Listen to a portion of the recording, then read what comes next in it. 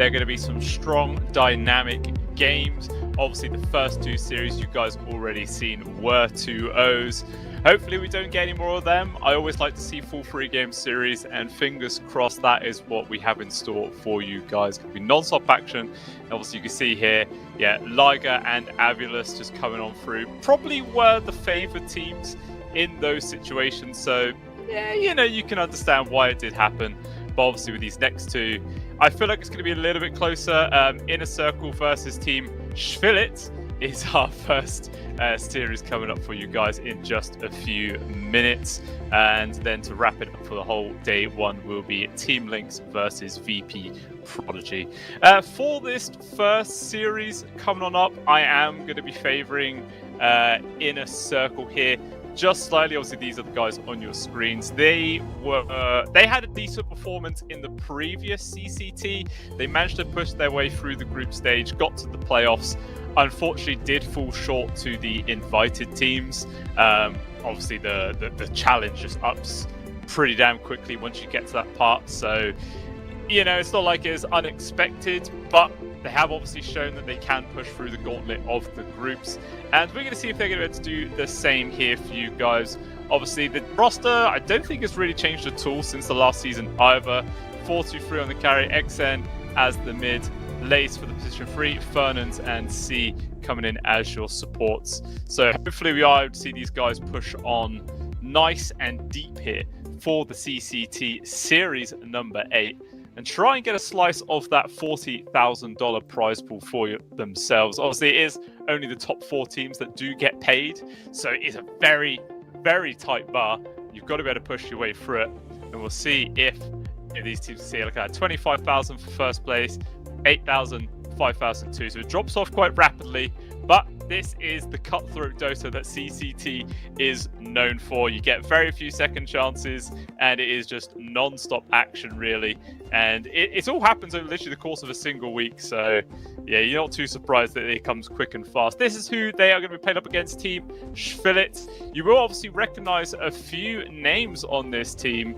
Zuzian as the carry. Einkrad been knocking around quite a few teams for a while now as a pretty stable mid laner, in my opinion. I've seen him in several different teams, so hopefully we're able to see him excel in this pretty fresh squad. Zarich as the 3, Kizko as the 4, and then Solo as the 5. And yeah, this team is extremely fresh. Like, it's not been around long or whatsoever. Unless my information is completely faulty, this could be their first actual, you know, appearance as this squad. And obviously everyone's going to know the position 5 man of Solo. This guy has been in the Dota 2 scene basically since its inception. He's just been knocking around so many different CIS teams, an extremely popular player back in the old classic VP days. So this is where he has settled now. Maybe with his experience and his sort of captaining, he can push this squad to reach great heights and potentially be able to push their way all the way through to the CCT. So this could be quite a clear telling for how this team's going to be able to perform in the future. You know, it's their debut tournament, and fingers crossed they do go far, because this is it is a very interesting arena to see them in first. Because like I was saying, it's always cutthroat games here. In the group stage, you have just a few chances to actually push the way through. You lose 2 series, you're just out before you get any chances to come forwards. And then if you do manage to get through the groups, you go straight up against those invited teams, which more often than not really do whittle down the numbers that you get here in the CCT in general. Obviously, you see just how this Group B is looking as the Team Lynx and VP.Prodigy will be the second series of the day. It would be kind of funny if Team Schvillet win or lose in the same way VP.Prodigy do in their place, then Solo plays up against the seedling team of his old organization. I don't know. Could be just like a funny twist of fate in that kind of manner. But we'll just have to wait and see what the CCT or the Dota 2 gods have in store for us. As the draft is already away, guys, we're just flying straight on into this one. And obviously, because there's like not much information really to work on for Team Schvillet, no idea what they've potentially been cooking up in their like scrims on the backside, what maybe they've wanted to play themselves, whether it's going to be like kind of standard 7.4 meta, or whether they're going to bring their own sort of flair to the Dota 2 scene. which I'm always happy to see. I love it when we get teams that, don't play like crazy heroes, but just have their own particular little niche, and they really can ride that to victory. So we'll find out if they have what it takes. Obviously, Inner Circle is going to be their opponent, and just the fact that Inner Circle, like I was saying earlier, they've been around for a bit longer. It's like a 5-man squads. They kind of work around each other a bit better. They had a decent performing in the last few CCTs, so I feel like this is a good first introduction for Team Spillet. And we'll just have to wait and see what actually ends up happening. So far, all the bans relatively standard. That very dominant Beastmaster just always has to get banned out, man. I swear, the last 5-6 games I've seen him in, he just wins. Like, he has a decent off lane or even mid, and then he just gets his ags, and then he just runs around. People just die, and it's like, okay, why didn't we stop or ban this Beastmaster sooner? But not going to be in this game. There goes the Dazzle, the Treant as well. I mean, going off of Team Inner Circle's top heroes, they do like their Tiny quite a lot. 22 games in 7.4 with a 59% win rate. So that's like, what, 13 wins out of 22, something like that. Not like insanely good odds, but it's pretty damn decent. Starting off with the Shadow Demon as well. I don't think you can ever really go wrong opening up with a Shadow Demon. He's got catch, he's got save, he's got a very, very annoying ultimate, which really does screw over a lot of heroes, just allows you to kite around them, which feels like forever in a team fight. And yeah, you can use him to great effect.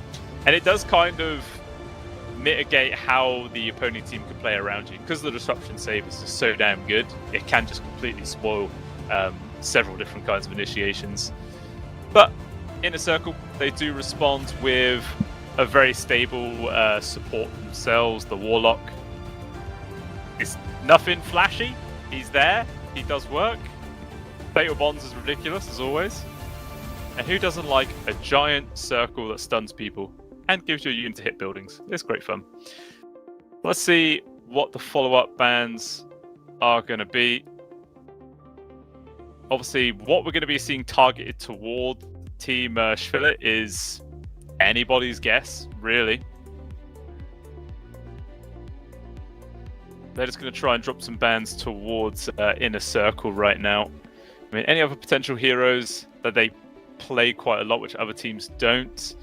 A fair amount of Hoodwink coming out from Inner Circle, which it's not like a pick you never see, but not a hero you see like really, really often. So it's quite interesting that was come out. It looks like they just completely ignore the Ringmaster. We have seen a lot of teams in recent history playing quite a lot of the Ringmaster himself, because kind of similar to the Shadow Demon in a way. He's got a pretty decent save. He's got good team fight as well. Quite annoying in the lane, just be able to harass with the impalement arts. So, but probably not going to be seeing that coming out. Not from Inner Circle at least. Maybe Team Spillet might go down that route. But you tend to see it as a 4. Shadow Demon is generally a 4 as well, so probably not going to see it happen. Instead, just a pure focus towards the off lane from Spillet. Mars and the Centaur both being taken out. So we could maybe see Inner Circle go for the tiny pickups that has been taken away from them. One more ban yet to come out. Actually going to be the Moeta that gets removed. And we're going for the Shadow Shaman here from Inner Circle. So starting off the draft with both of their supports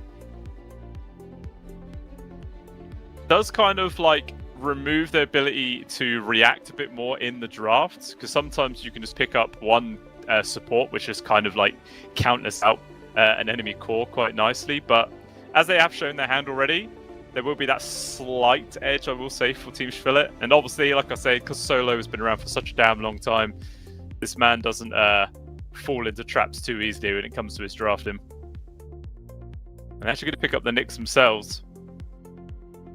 Very strong support against squishy supports, and Shadow Shaman and Warlock both are exactly those. Plenty of AoE abilities as well, which the Spike Carapace can trigger off of, which is always a nice little bonus.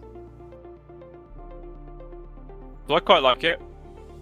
It does mean it's going to push this Shadow Demon over to a 5 roll, because you just would not have a position 5 Nyx. It's just... He's one of the worst supports in lane, and you really can't afford to have that with your carry, so it will be a Shadow Demon 5. Unless this is something particularly quirky and crazy, and it's going to be like, I don't know, one of these heroes as a core. I find that extremely unlikely, but you never know. Dota 2 is full of surprises, and I love to be surprised. It's great fun. Really thinking about this third pick. Chewed up huge amounts of their reserve time, and they're going to go in for the Wind Ranger. So potentially their carry. Sometimes teams have been willing to play the Wind Ranger as the position 3 as well. So we'll see which sort of direction are going to go with this one. The inner circle right now. Looking for their 3 and 4. They do have the overall last pick of the draft, which we'll see if they're going to save for their mid or their carry. I guess it kind of depends if they think this is this a Wind Ranger carry, in which case you want to grab your carry in these picks, and then leave your mid as the last pick to get the best sort of position in that lane setup. So offlaner and carry, I would assume. What do you want to pair up with this Shadow Demon?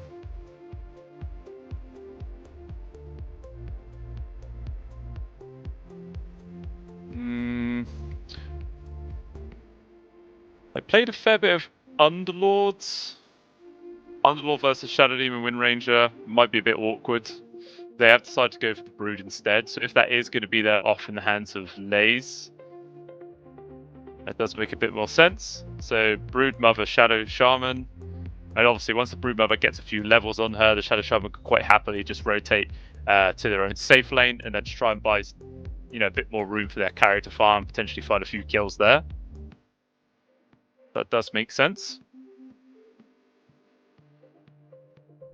And probably see quite a defensive carry, I'm assuming, as you've got it paired up with a Warlock, so you know you're not going to get aggressive. You may as well sit back and farm and just take the lane nice and chill. But they have gone for the Kunkka. So it looks like they are actually going to leave their mid their carry, sorry, as the last pick of the draft for themselves. Chucking their Kunkka in the mid position.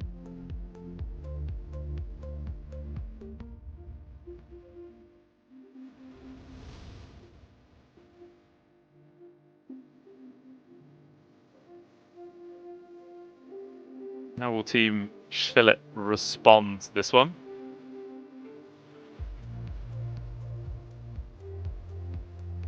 Only 10 seconds of reserve time. Gonna go for the Slardar actually. Which I'm not going to be too surprised if we actually see this as their mid. It's not a bad matchup versus a mid Kunkka at all. So they could 100% go down that route. Or if these last picks change the situation all too much, they could happily put in the Slardar in the off lane, play the winner and just carry and go for a different mid altogether. But as it stands, I wouldn't mind the Slardar against the Kunkka at all.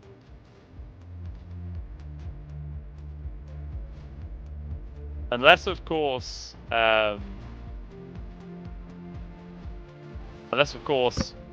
they can go for like a Huskar. You can chuck Huskar mid against the Kunkka and then put the Slardar into your off lane. Depends, it kind of gets banned out here from Inner Circle. So far it doesn't play up too badly with the lineup of IC at all, if they were to go down that route. But again, there would be the overall last pick of Inner Circle, so unless they'd be willing to play like, I don't know, Brood carry Kunkka off, something like that, and then go for a different mid laner altogether, to actually have a better time against that potential Huskar pick, I feel like it could be a pretty decent like gotcha last grab there. We'll see. They're really going to think about these bans.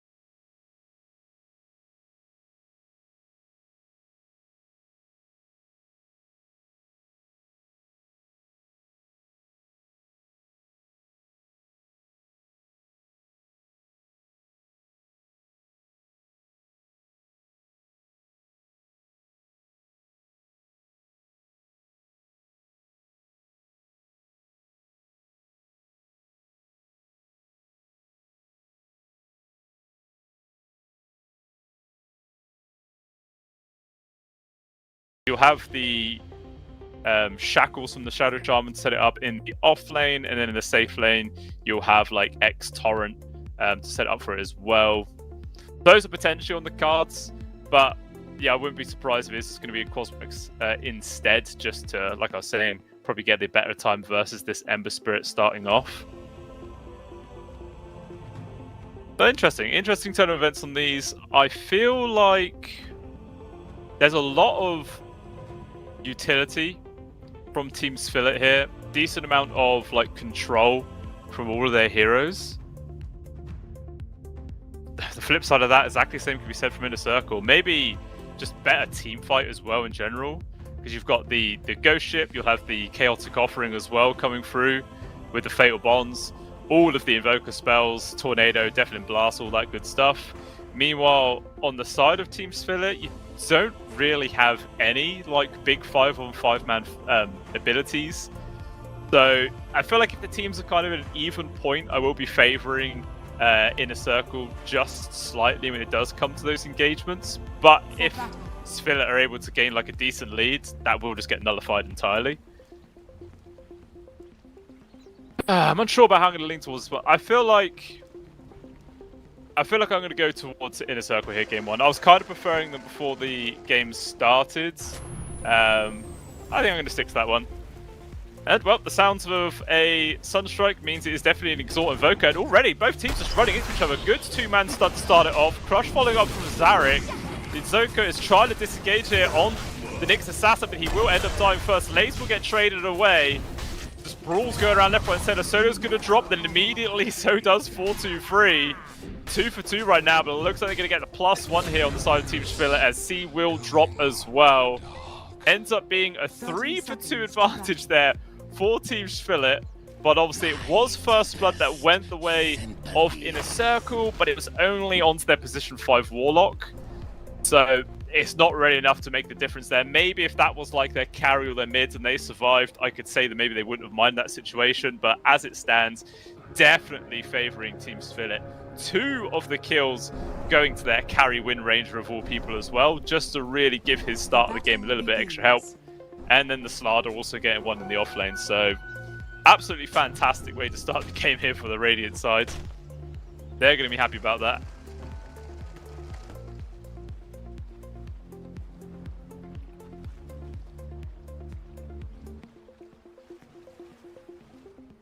And I absolutely love seeing level 1 fights. People have got, watched me cast before. You know how I feel about this. It's just so great. I was busy looking at like talents and stuff. Wanted to see the fact that they were just running into each other that damn early, but extremely happy they do so. And so, yeah, we'll see if they can find some kills with these Sunstrikes to start off with. Obviously, the first few levels, they're just going to be used to secure the range creeps, but eventually they're going to be looking to go for those kills as fast as they can. Probably wait until the off lanes or the side lanes are at least level 2, preferably level 3. Oh, maybe a little bit of danger here, Fernands. Immediately shackles on towards the Wind Ranger. Brick comes out, but Shackle Shot connects on towards the tree. They're going to try and get the trade on towards the Wind Ranger. They actually will die first. Turns into the sheep, but it's not going to be enough to save his life, but it doesn't really matter. It's worth a trade. Sunstrike comes on through, hits on towards Solo, and that will allow Lays to get the double kill afterwards. 4 for 4 on the scoreline already at just a minute and a half in. This is the perfect start to an action-packed game. I'm absolutely loving it.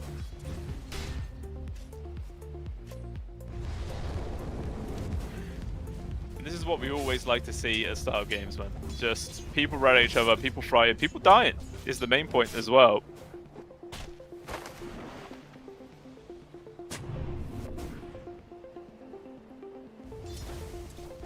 Here's this great read as well from Fernands to immediately go for that shackles and set up for Lays to come on through. And it is always very hard to trade against the Shadow Shaman as well. Like, his right-click damage is one of the best at the start of the game. Yosuke actually just gets a free carrier kill. And to be honest, so far Zarek's CS isn't too bad. The despite the fact that the Lynx Assassin, I don't think he's really been able to get too many creep drags around behind his tower or anything like that. Being held at bay from C quite effectively. But so far he does have the creeps pretty close to his tower. But he is going to start struggling soon.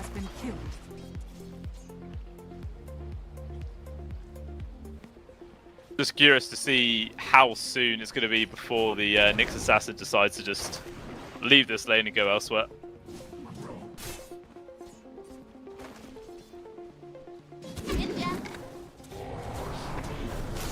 Three-minute Lotus spawns.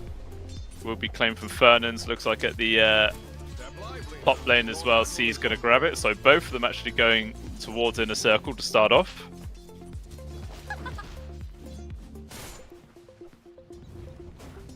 So far, how's this mid lane looking? 16-5 Darknia versus the 12-5 of XN. The slight lead here so far for the Ember Spirit.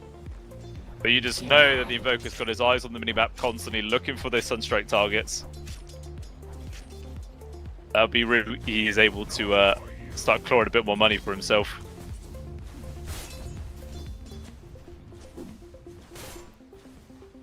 I've said it a million times before in the past, but they really need to remove nicknames, man, when you're in actual games. It does mess with me. Makes my life so much harder. Trying to remember everyone's names. It's too much. Yeah, you can see Nyx Assassin forced out the lane. And Zarek immediately just pushed back to his tower. Can't get close to these creeps. And this is kind of just turning into a free lane right now for 4-2-3.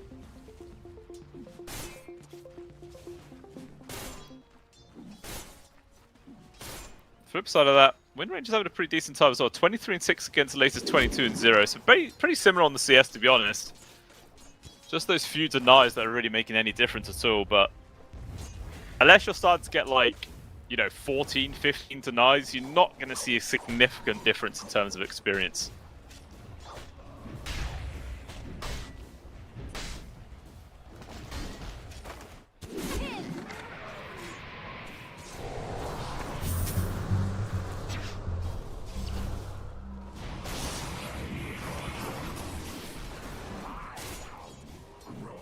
Pings.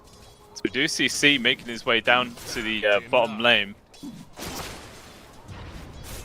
Warlock getting involved, but actually, Hisco comes through the twin gate as well.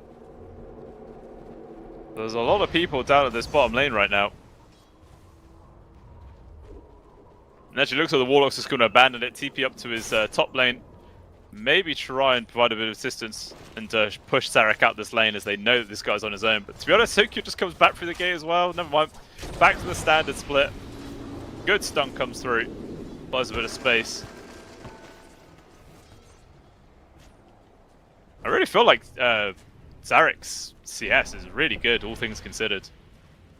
26 for 6 is not bad versus this lane. Not bad at all. We'll see what the fate has in store of us for these 6-minute runes. Looks like they're pretty much both secured for Team Spillet right now. Darknia will be able to get the bold up haste and actually just jump straight up towards the top rune. And they're going to be able to get this free kill on towards C. Taking some time to die, wants to deny himself to the neutrals. Not going to get it though. Nice attempt. And Darknia in this spot just to get a free bounty rune refill as well, so extra regen for him. He's happy.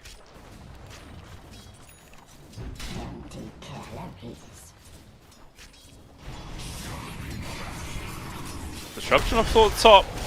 3 people on 4-2-3 right now. Broodmother in serious danger. Too many stuns. It will be going down. On the flip side of that, the exact same gank happened on the other side of the map onto the Wind Ranger. So both teams lose their carry in this situation.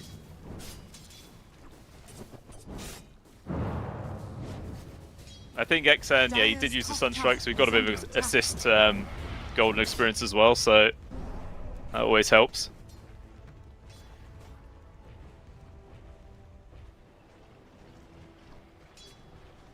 It does just show you that you can't really leave your carries alone for too long. You will die quite quickly in this game.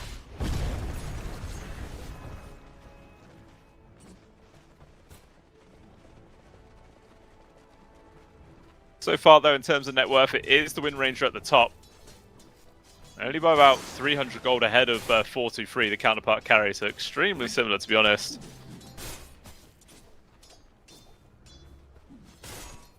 Nobody's been completely shut out this game. Like, Zarek is the only one who's trailing behind. But actually, when you compare him to Lays, it is actually quite bad. It's 1,000 gold difference between these two offlaners.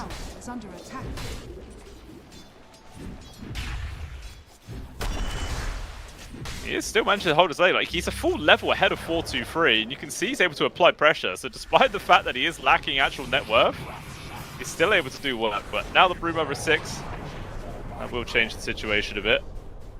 Several people rotating into this mid lane. They want to look for a kill to 10. Shackle to lead off into the Impale. The magic stick kill though probably keeps him alive, but a big dive actually coming through. Drops down the Meteor. Shackle actually on towards Darkly underneath the tower.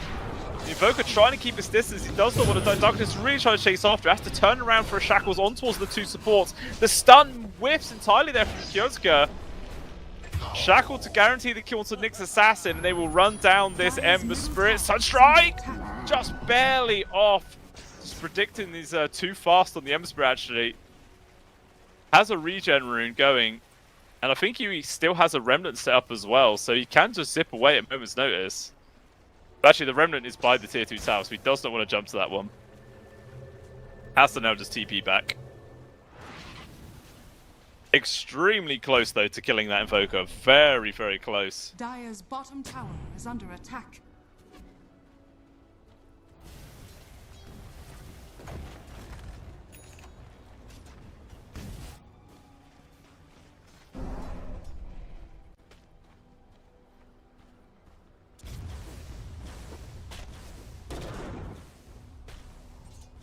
I'm surprised we've not seen more gank attempts on towards the Wind Ranger, to be honest with you. Like, X, Torrent, Hex, Shackles, with Sunstrike. Feels like there's all the tools in the world for Inner Circle to just constantly kill this Wind Ranger. This is not happening. Instead, I think the Shadow Demon running in towards the 2. Darknet is here, though. Sunstrike, Bow, all being dropped. They just want to remove the Shadow Demon from the equation straight away, and they will be successful. 4-2-3 even coming through, but a nice 2-man impale there from Kyosuke holds him at bay for a little bit of time. But it's not going to be able to save his life. Tidebringer hit from Lace finishes him off. The 2 people go down there for Team Spillet, and it looks like the tier 1 tower is in danger as well. 4 people from Inner Circle in the area with all the Spiderlings. Probably make quick work of this objective. Actually, Darkly is here. Gonna stand their ground, defend the tower. The Broom has already legged it to the other side of the map, so he's gonna be of no help. Sunstrike coming through, live off the mark, drops down the Golem as well. Lock it down to several heroes, but the Wind Ranger just runs down Lays, takes out Kunkka. Darkly actually dies there from C. Fatal Bond's doing too much work, and the tower goes down. There's an off-laner for a mid and a tower. I don't think that's an exchange that Inner Circle mind too bad, to be honest.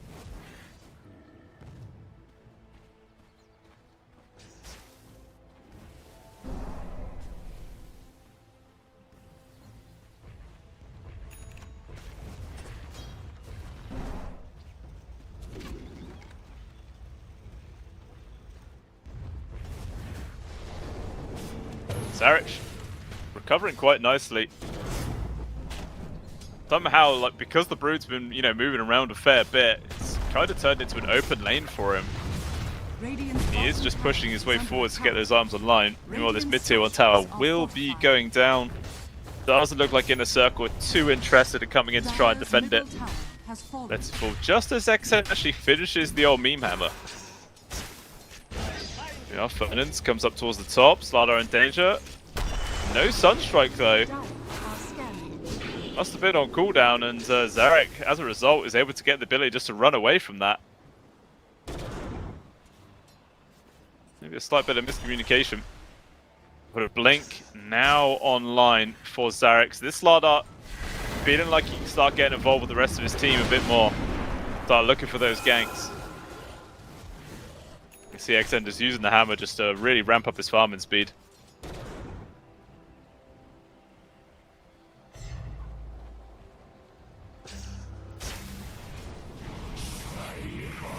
Disruption on towards the Broods. Darkness here, Shackle not actually going to land on towards the Brood itself. Kiosko just runs past the tower with his ulti activated. Gets the stun and the hit though, and 4-2-3 gets obliterated. They trade on towards Solo, but so far it's a good trade for Schwille. If they can get out losing anybody else, they will be happy, and that is going to be the case. A surgical strike to remove the enemy carry is a big win.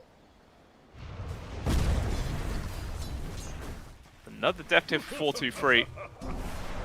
And as a result, it's actually allowed the Wind Ranger now to overtake the Brood in terms of farm. And a quick gank now, moving on towards the Invoker. Non-stop action from Schwille. 2 big targets taken down within the space of like 30 seconds. Derek using this freshly picked up Blink for good effect. Tower is under attack. And immediately, they do a 3-man smoke straight afterwards, start charging up towards the top side of the map. Where so far it's only Fern and Tierce, not exactly the highest priority kill. I'm sure they have liked to have found the Broodmother, but 4-2-3 actually TP down to the bottom lane. Set up here. Looks like Lace is going to go for the Twin Gate and take up the top lane instead.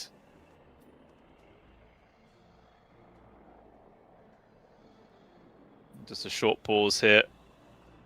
Waiting for XN to rejoin.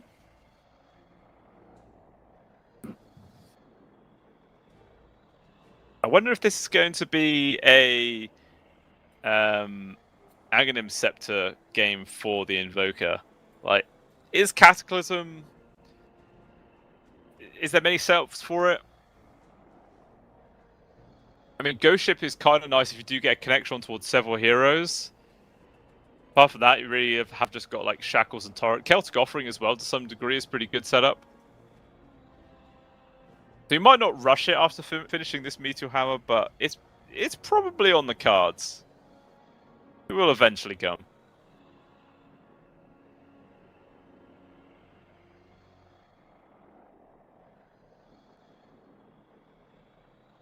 What items have we got building? 43 on the Brood, still working towards the Manta, but it's like 2.2k away from that one. Wind Ranger, pretty fresh Maelstrom completed, so going to ramp up the farming speed of her a bit. And wants to go right in for the Mjolnir as well, but basically the same, like 2.3 thousand gold away from having that item completed. So the Brood and Wind Ranger probably have very similar item times in that regard.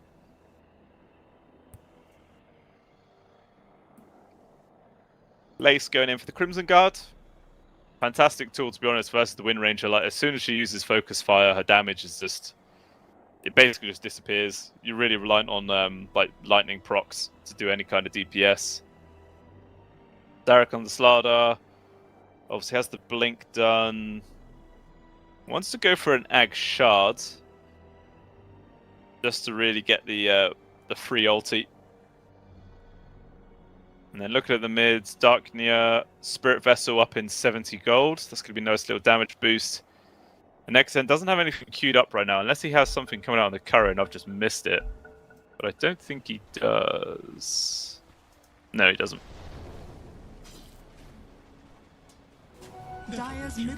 Not sure what he spent his money on.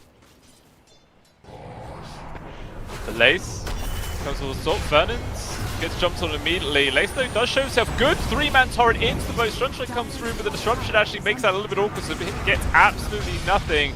SC now drops down the kill to go for so many AoE stuns, but still unable to actually get many kills off this. Kiosko will drop first. Derek locked down. In comes 4-2-3 to finish off the Slardar. And Solo trying to run away.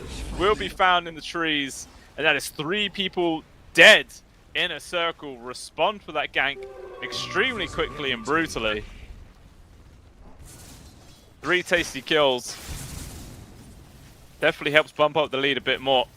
Radiant's top tower. I feel like this is the first time we're actually seeing like a solid gold advantage in this game. Only 1k at 14 minutes. It's basically nothing, but it is something.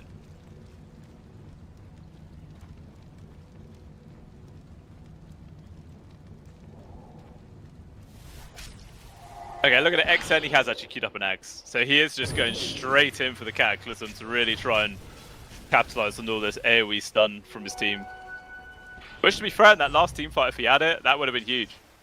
A 3-man boat into 3-man golem with a Cataclysm. It would have been even cleaner. Dire are scanning.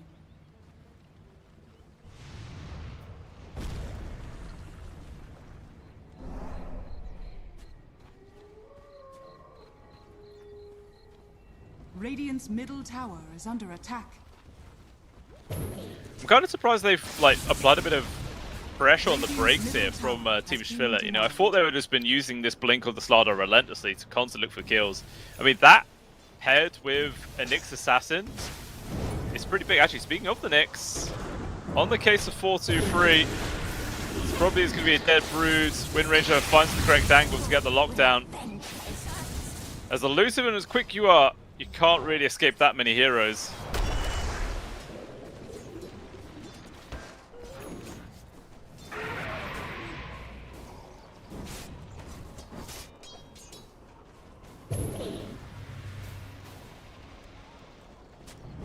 Just trying to regain control of their own safe lane here.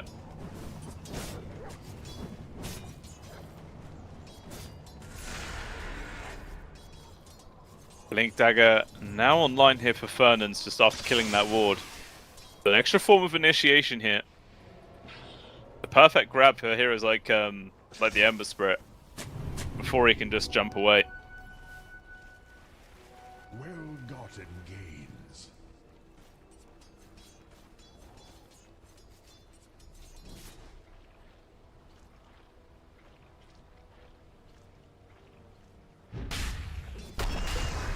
So they're going to group up with Zarek here. The two supports. You want to go for a kill actually. It's taking too long killing these golems. They're just going to kind of leave him.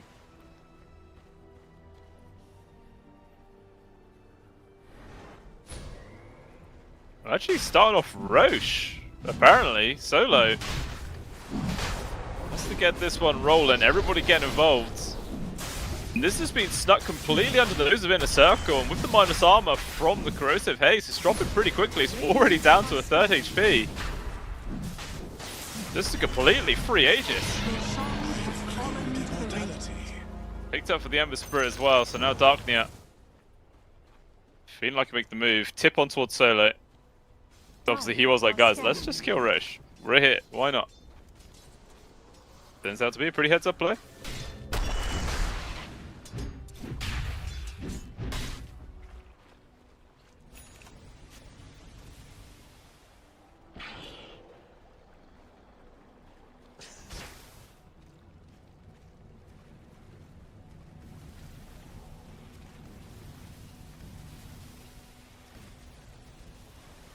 Like Darknia and Solo running after somebody by this bottom tier 2. Fernandes was here, he drops down the snakes, but he blinks out there before any sort of reaction comes on through.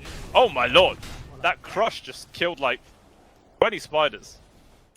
And then they farm up all the wards as well. There's actually quite a lot of gold just handed to Team Schwiller there. Like probably about 400 or 500 gold.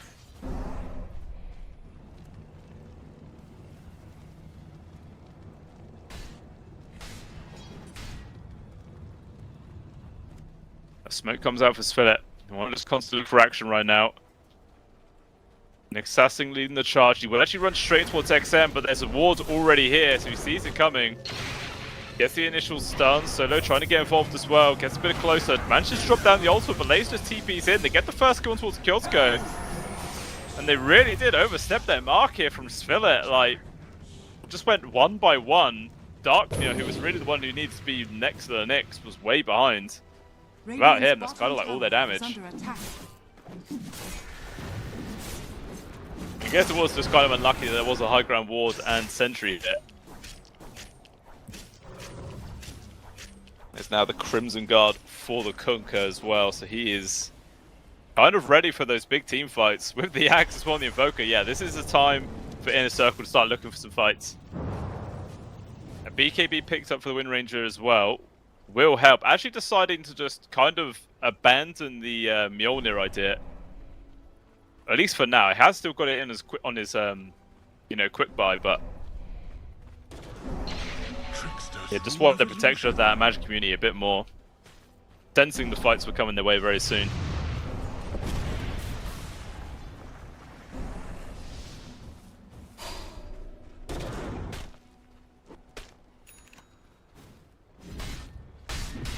Minute Tormentor.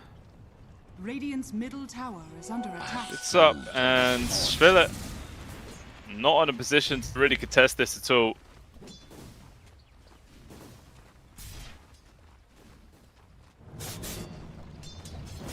This will be a freebie going to the hands of Inner Circle right now. Who gets the free shards? Da-da-da! Burnins. That's okay. Dials are scanning. It's pretty good.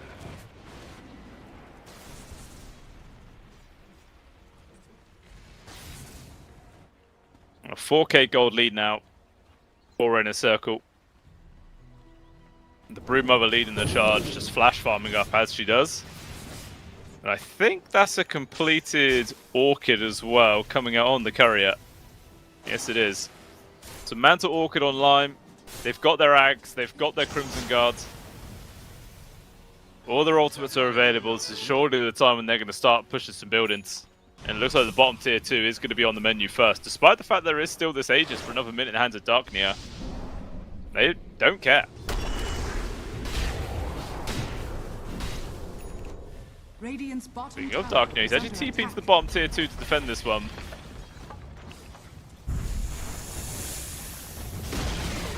Up and down the snakes, finish off the tower. And it looks like they're just going to disengage as well. Sensing that Spillet were coming on in, and they are correct. Especially as Darknia just completely abandoned the wards and just charging past. They know they're being hunted right now. Underneath an Observer ward in the lane. The 2 supports have been found. Quick jump forwards. This will be a dead Shadow Shaman. They're going to jump straight past it. They're going off towards SC. Actually, Furnace is still alive. They didn't finish him off. He just blinks going for the TP, but he will be found from Kyosko. He's going to die eventually. Celtic off and drop from SE, but to no avail. He still dies too. And he's just going to feed away the Golem kill here. That's a free extra 100 gold towards the win ranger. They managed to take down the tier 2, but it cost them 2 supports, 2 big ultis, a fair bit of gold bounty as well, and they're going to lose their own tier 1. Not really the big move I'm sure they're after. Team Spillet does respond quite nicely.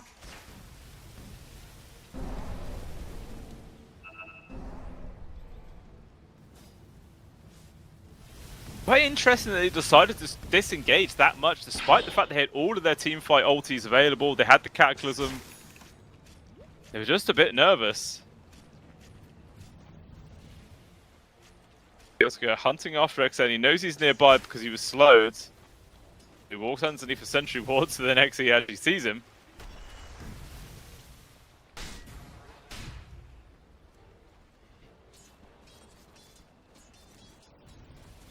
But they're all once again grouped up in the mid. No Celtic offer though for a minute and a half. It's a really big spell for them to try and fight it out. That's a fantastic setup for both the boat and the Cataclysm.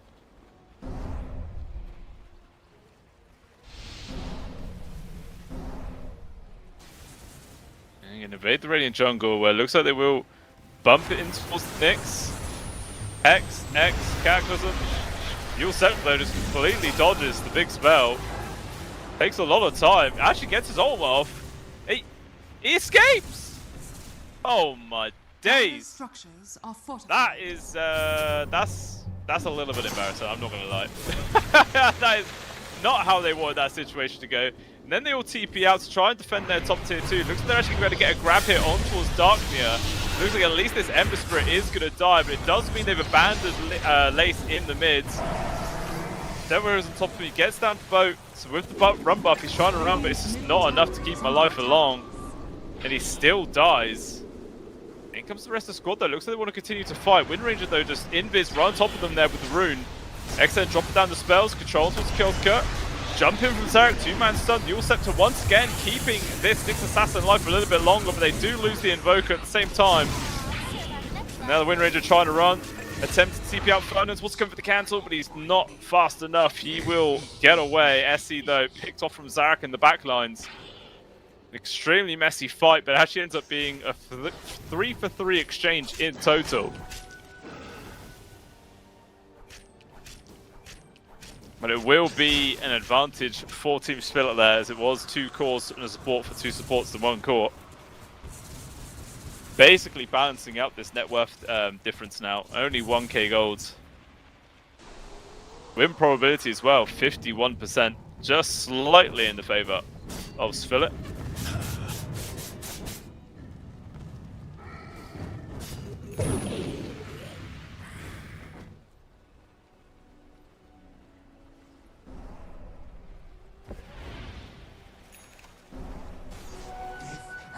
There's Bloodthorn here for 4-2-3 now, and once again, looks like Inner Circle grouping up to go for another smoke move here.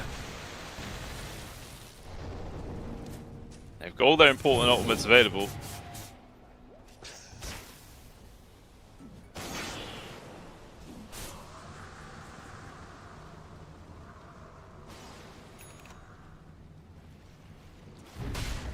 They have a gem? How do they see that? Yeah, they do have a gem on Lace. Both teams know Roshan could be up, and they're gathering up around it. Zervoor's bounce. Actually run past to start off on towards the Ember Spirit though. Option to ignore it. Lace is literally walking around underneath from Zervoor, but taking his time killing it.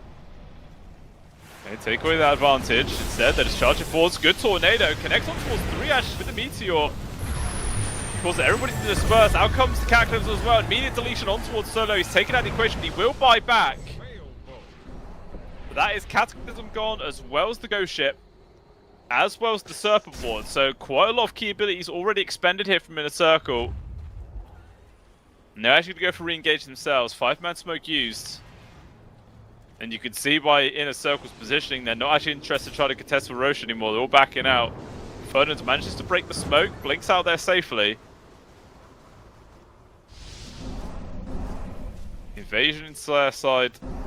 Not going to cost them any lives. They're huddling by their tier 2. They might try and reset and contest this Roche. Radiant's middle tower is Not like Spillet pushing straight into the pit though. They are taking their time.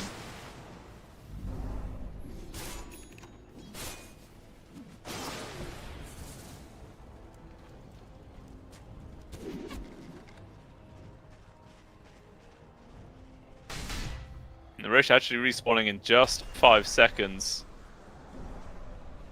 No team's really in a position to scout it out straight away though, so there will remain a mystery for now. They know it's potentially there. Ooh. Lace nearly got jumped on. They do decide against it.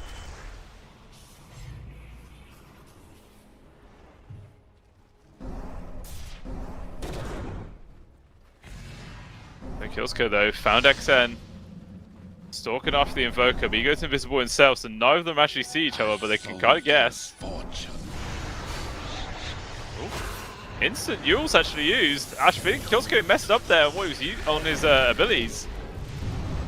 Wards do trap in the Nyx, but he just kills one and walks away, so both teams just kind of throwing spells at each other, but not getting too involved. Now it looks like they're going to start onto Roche here. Solo once again, first one into the pit, saying, come on guys, get this one down. There are quite a few people from Inner Circle nearby to try and stop this. It was scouted out.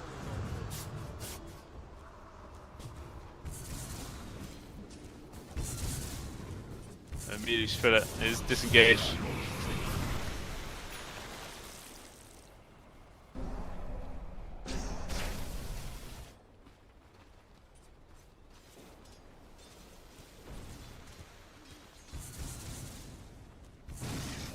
Both teams know it's quite an important tech in Roche. It will kind of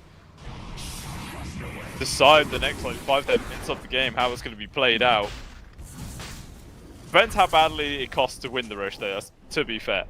If you have to lose like 4 heroes just to get it, you're not going to be as imposing. But a fight might be forced actually for the next Tormentor, which is up in like 50 seconds. Radiant are scanning. You see they're coming. They want to try and focus on that one here from Inner Circle. Might be a sneaky move if Team Spillet decide to like go in towards the Roche pit as they move in for the Tormentor. Actually, down the bot lane, they have managed to find the Invoker. The sneaky plays of the pesky Nyx Assassin gets the free kill. No Invoker for 50 seconds. Does throw a slight spanner in the works here for Inner Circle, but it looks like they might still try and stick around and take down this Tormentor instead. Radiant's Will top they? I tower don't know, they're is all under attack. splitting up quite a lot. I think they're nervous. They definitely feel it.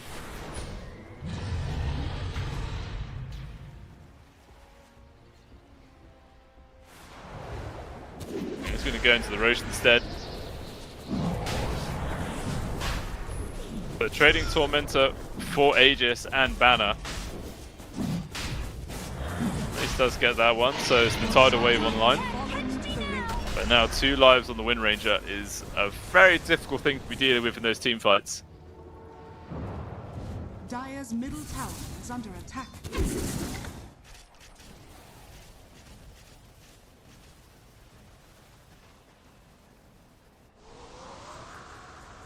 Radiant's top tower is under attack. Radiant structures are fortified. Big glyph to keep the creeps alive. You knew it was coming. Radiant's top tower. Actually use the glyph just to push off the tier 2.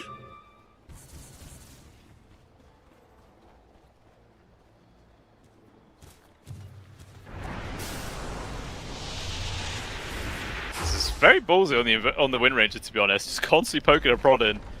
Only has 2 behind him, Solo and Sarah. So to be fair, you got the save of the disruption, you got the quick jump in from the Slardar if you need. And actually just that on its own is enough just to slowly siege that tier 2, and that is gone.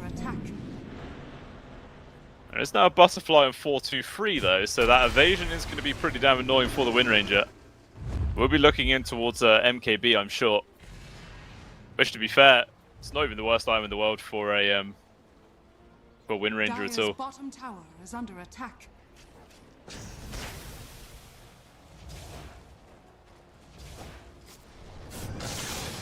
Seals go. Charging forwards, does get found, immediately hexed up. Out comes the Cataclysm. We'll just immediately remove the Nyx Assassin. Potentially they're going to try and charge for more. Wind Ranger try and run away. Has the BKB available if they need it, but with the use of the Focus Fire, force them to disengage. Very unsure about how they want to engage this one from Inner Circle. Disruption will keep him safe for a bit longer. Nicely timed Tornado though. Immediately grabs him as soon as he drops on towards the floor. They're just trying to remove this Aegis from as far away as they possibly can. Not trying to overcommit.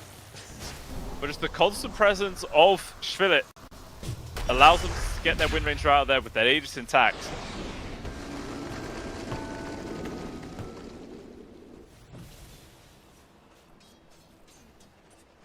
You could really see they just did not want to fight full on into that Aegis there. Obviously, already expending the Cataclysm was a big one just to get rid of the Nyx Assassin.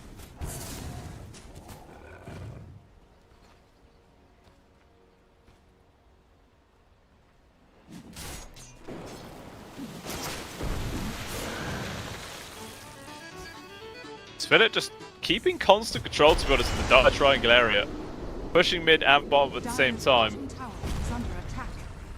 They do just have like that slight bit of extra map presence as a result.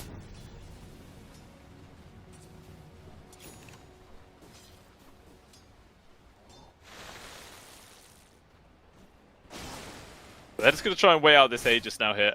Still another 2 minutes left, so Schvillet will be seeing them making a move to try and capitalize on this while they have it. That is the big question. There is a Daedalus online for the Wind Ranger in about 400 gold, so not long at all.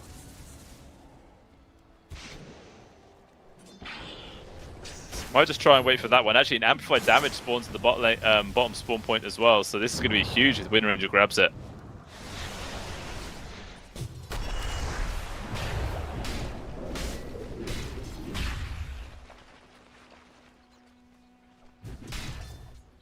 Just gives over towards Darknear instead.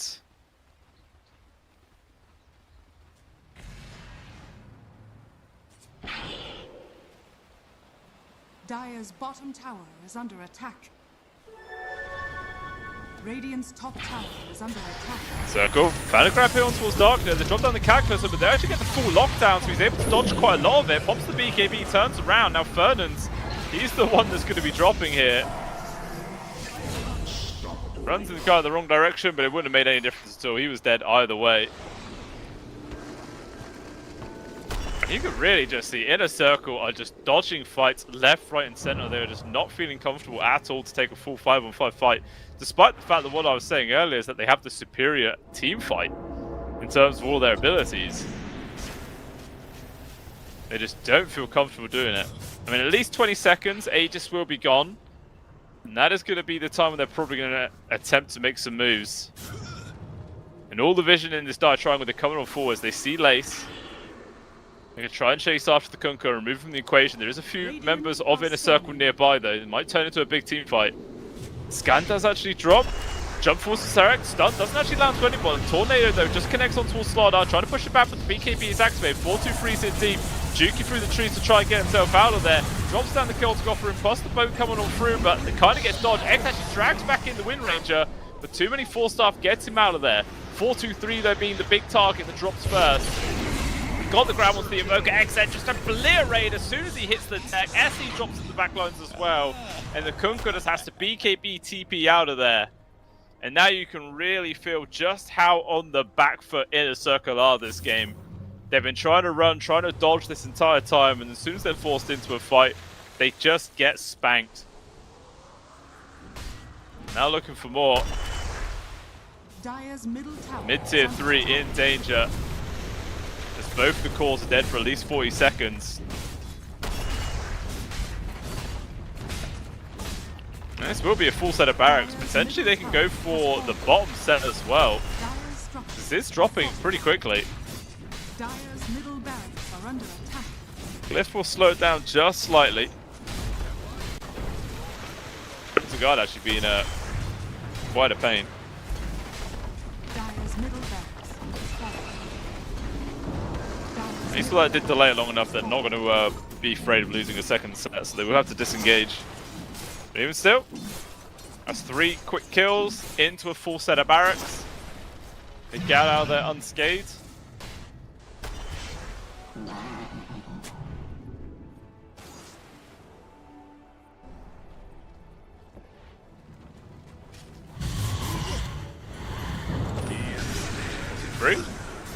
Runs into us darkly and forces him to jump out. He actually goes straight into the face of Lace right now. He's just getting pummeled in by Zarek. He's trying to run there, both getting dropped.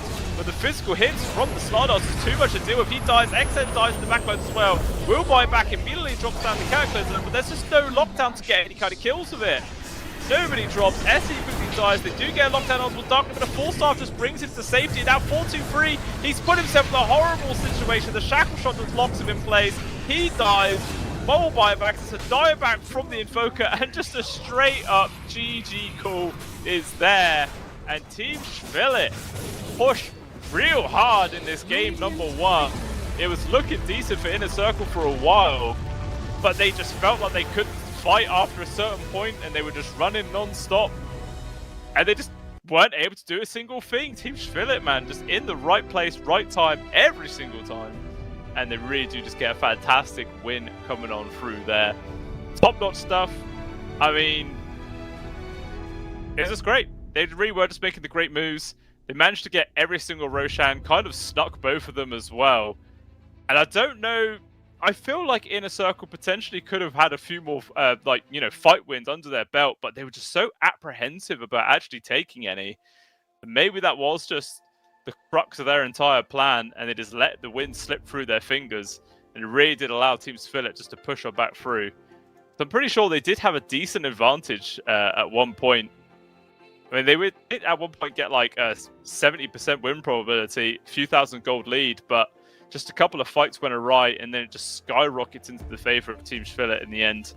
And that was all they could do in game number 1. So they are now just 1 game away from getting this as a 2-0 victory, giving themselves that first victory here for the CCT Series number 8. But it is going to be up to Inner Circle. See if they can bounce back in game number 2 and give the tournament its first 3-game series. Only time will tell, guys. We're going to jump over to a short break, and we shall return to see what's going to happen next. I'll see you soon.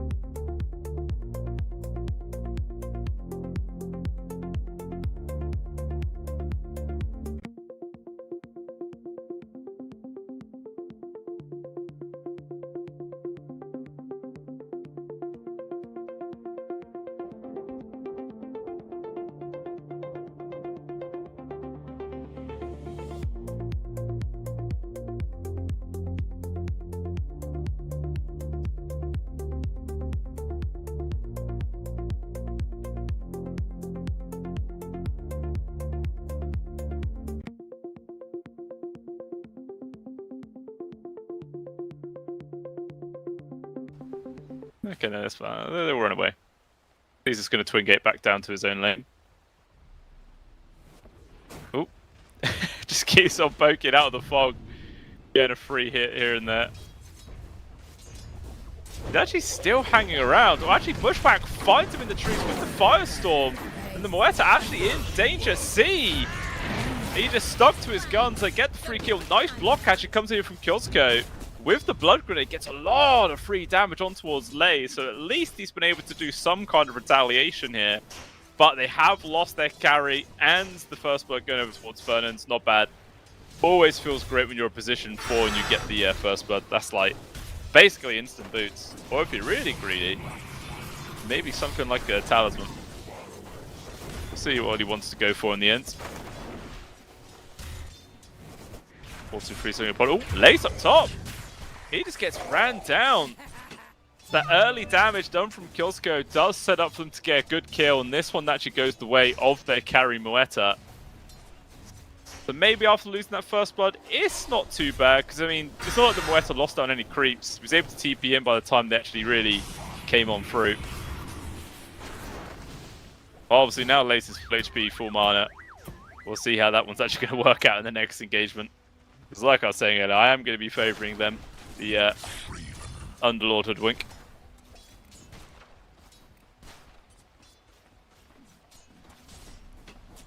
So far, looks like Zarek at the bot's doing really well. Okay, lockdown towards the top. Moeta, get out, takes a lot of damage. Constant roots on towards Kyozko.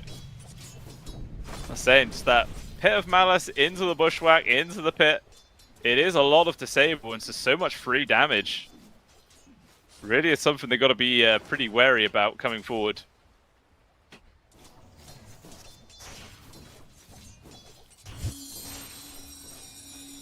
Mid looking very even in terms of CS as well. 12-4 against the 11-2. Kind of how you would expect it. Oh, Remnant a little bit short. Oof. Right, again, takes so much damage this time around. Kyozko, he's trapped in there, standing his ground, and actually Fernand just pops his head through the trees to finish off the Moeta underneath the tower, and they might just dive up to Kyozko. The Bushwhack once again is going to connect, and those right clicks from Lays that do a ridiculous amount of damage brings him down as well. This top lane is just pure carnage. 3 for 1 though here, 4 in a circle to start off. Might have to start getting some rotations in from like solo perhaps to help balance this one out.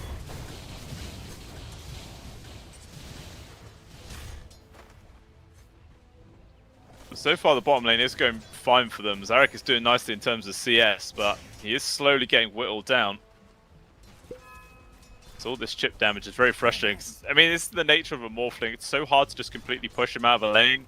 You just Agi-morph all the way up when you're low, pop your stick, and you're basically full HP, full mana again, and it's just like, unless you can burst him, it's not impossible to force him out of the lane. But another fight at the top, trying to make a move on towards Lace, standing his ground, up against towards the two of them. Looks like Lace will die. In comes C for the backstab, and he gets the retaliation kill on towards the Moeta. Now, Kyozko's trying to run. Blood Grenade will connect. See if he can get a deny on towards the neutrals. Not going to happen. Acorn shot finishes him off. So a 2-for-1 exchange, once again favouring in a circle up here. This Moeta is struggling. TP on cooldown as well, so he has to wait for that to come off before he can come back to his lane.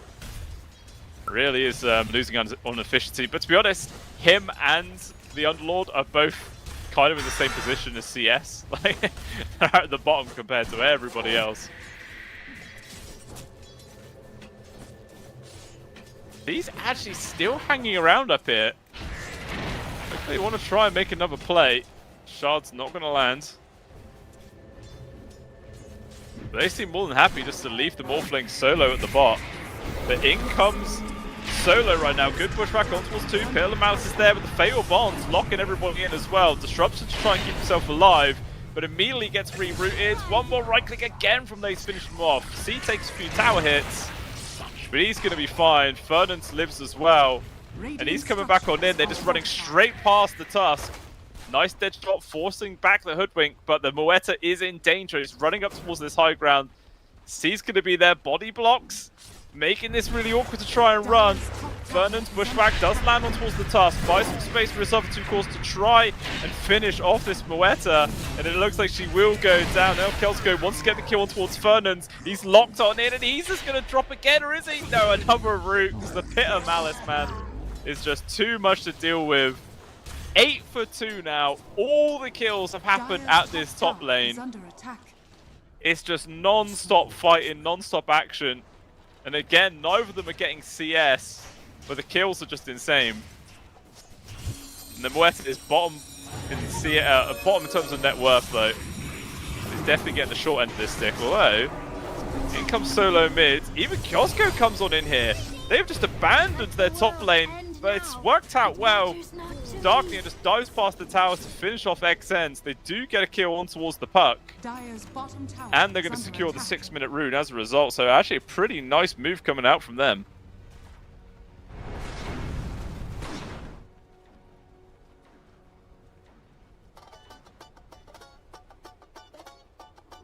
Zarich is still doing fine at the bot as well. You know, even in this 1v1 against the Morphling, he's not really being threatened too much. Putting only 1 point into reactive armor as well. Actually just putting lots into Whirling Death. Try and get as much of that like instant pure damage as possible. And, you know, if the Morphling is caught out, you can just one-shot him. They're going to fight after this 7-minute Wisdom Rune. Solo. Disruption already used. 4-2-3. Yeah, he's actually just going to decide to turn around. He's not willing to stick around and risk it just for a little bit of extra XP. Dire's middle tower So it will just be one apiece going away to either side there.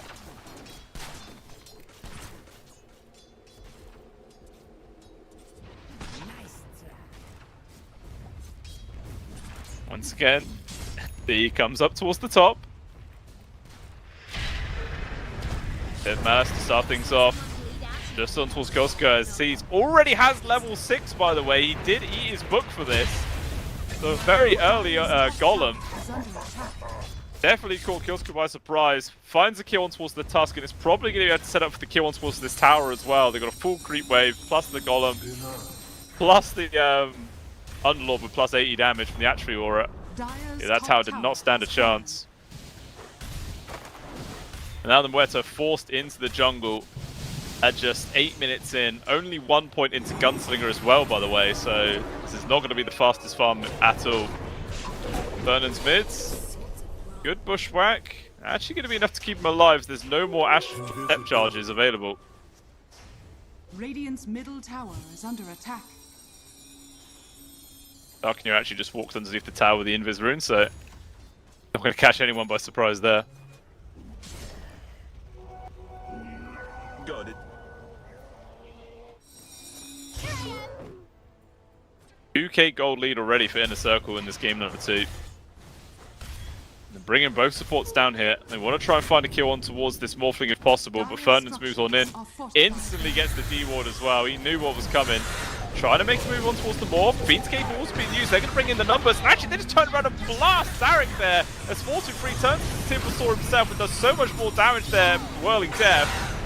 Dono's not going to live too long. 4-2-3 with a double. Kyosko now trying to run. It looks like XN should be able to finish him off. Wants to get the deny on towards the Ancients. It ain't going to work. 3 people dead. Bumping up their lead to now 3,000 gold advantage. This game going so much better right now for Inner Circle compared to game number 1. Every lane just working out well.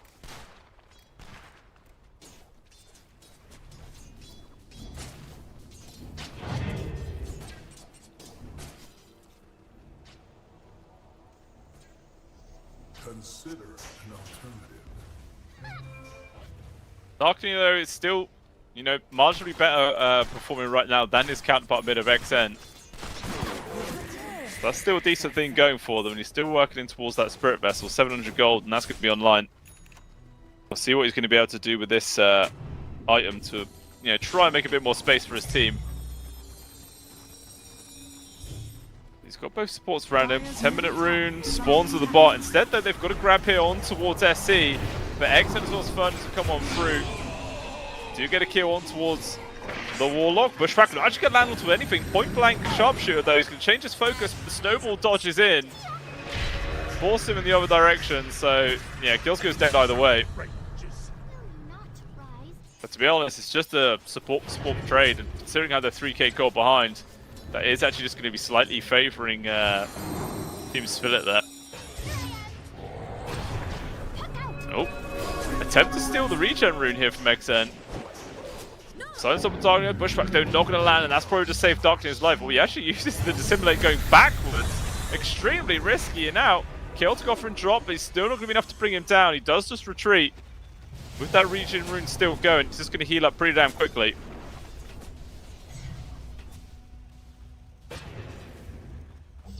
Dire's middle tower is under 4-2-3 is in the mid lane as well with this golem. This is going to be another tower going the way of Inner Circle, just slowly shrinking this map bit by bit. Dire's middle tower has fallen. Radiant's bottom tower is under attack.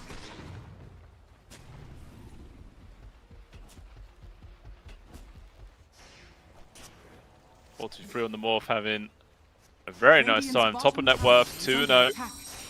Already has his Vlads online.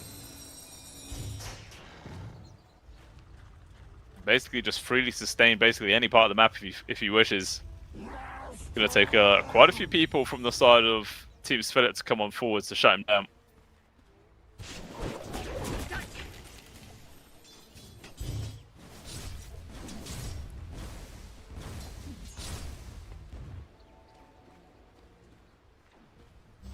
Moeta though, just desperately trying to recover his own farmer there at the top.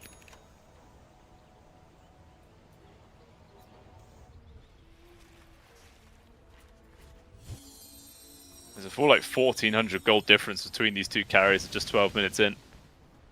It is a large margin. The Underlord only slightly behind his own carry. Having a pretty damn good game himself. I think he has pipe completed in like 200 gold as well. There is a lot of magic damage coming out from Spillet at this stage of the game as well, so this is going to be a huge item.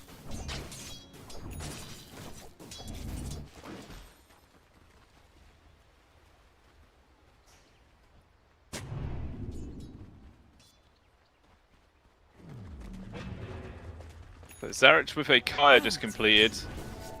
Making a few Ancient stacks as well. As a triple on the Ancients, double on the camp. And it looks like he's going to go straight up and start farming that. Give himself a nice little cash injection.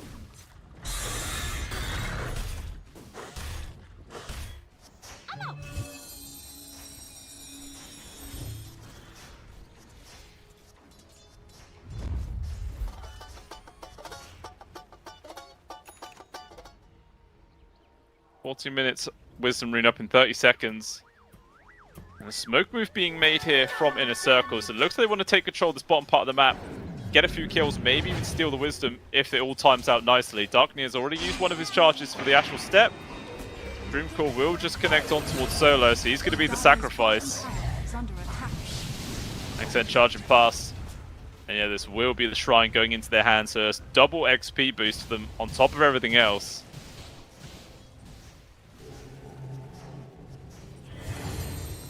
Radiant's courier has been killed. Sitting in a very comfortable position. Dire's bottom tower is under attack. I want to take down this tier 1 tower as well. There are still a few members of Spillet nearby, so it looks like they want to try and defend this. Can't get the lockdown on towards the puck though. Solo starting off with the disruption immediately on towards 4-2-3. Out comes the gold by a bit of space. Charge forwards. Furnace gets deleted. Too much pure damage coming forward. With a 3-man pit of Malice. Lasers locking them all down. Zarek in forward retreat with Darknia. He still has an Astral Step, so he should be fine. Zarek taking so much damage from 4-2-3, turning into the Timbersaw himself. Waveform off towards the side. Not going to find him. Still considering diving past for more, but there's just too many enemies in the area, so they will let that one go. Going to try and finish off this tower at the very least, but actually, Moeta gets to the deny right in front of their faces. 4-2-3 charges through the middle of them. Respawn actually comes through from Killscope. They're bringing the numbers. Good sharp block on towards Lace, but he's going to stand his ground, turns around with the pit, locking them all in. Dreamcall as well, focusing on so many different players as Moeta gets locked down from Bushwhack. He just gets deleted instead. So much magic damage just posted straight through the ulti. Dies way too quick. Radiant's top Another Tusk, snowball backwards. Is he going to be able to save him? Another pick comes up forwards with Firestorm. And he just ticks down. 17 for 5, 4k gold lead right now for Inner Circle. All the tier 1 towers gone as well. They've just got so much momentum into their favor right now. This is getting pretty damn scary already here from Team Spillet.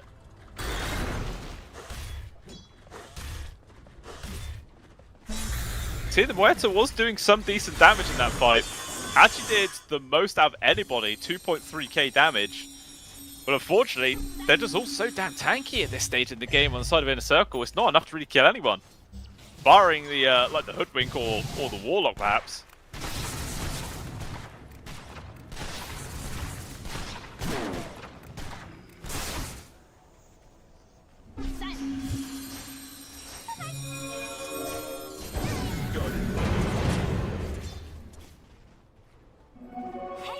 Let's go. Manages to find an Observer Ward. Oh, he can't even kill it before he dies. That's very sad. This ends up being another free kill. Meanwhile, Fiend's Gate from Lace just jumps straight past the tower and he's managed to find the Muerta. Manages to pop the ulti, but that just doesn't make any difference. There's more than enough magic damage going around from these guys. Radiant's bottom tower is under attack. And then with all these little imps that come on out, this is going to be a tier 2 dropping at just 17 minutes in. Dire's top tower. The map's just shrinking so quickly here for Team Spillet.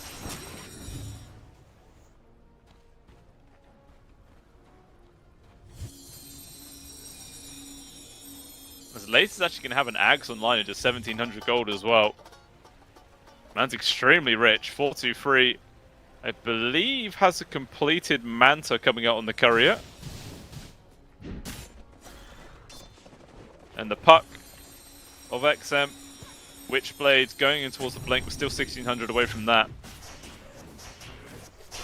You might wish to retract your last move.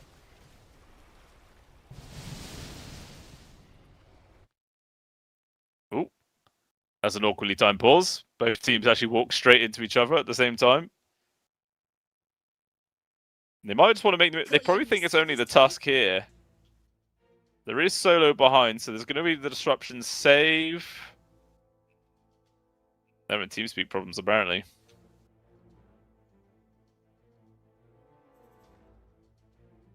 It is kind of funny as well. With the whole Discord age verification things going on, TeamSpeak's actually seen its largest rise in, like, usage in, like, a decade. Because no one wants to do it. It is actually kind of hilarious. It's back. I remember like peak TeamSpeak back in the day. Goddamn. That was probably back in my Counter-Strike days. Good lord. That's old. I'm an old man. Fun times, eh? Absolutely fun times. But Muerta... still like 1100 gold away from this Mjolnir. And that will really be it to their name.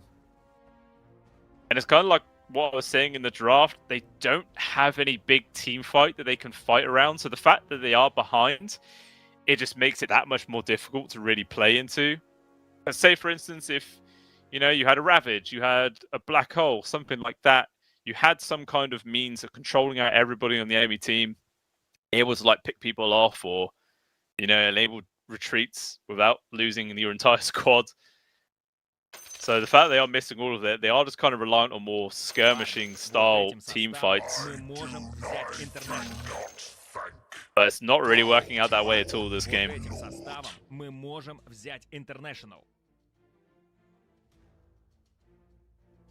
I'm kind of surprised though the net worth lead hasn't grown more than 4k. I mean, it has just been a slow, steady climb this entire game. But in terms of the momentum, it feels like it should be more. I mean, they are actually currently sitting at an 87% win probability right now for the side of Inner Circle. Which is pretty damn good.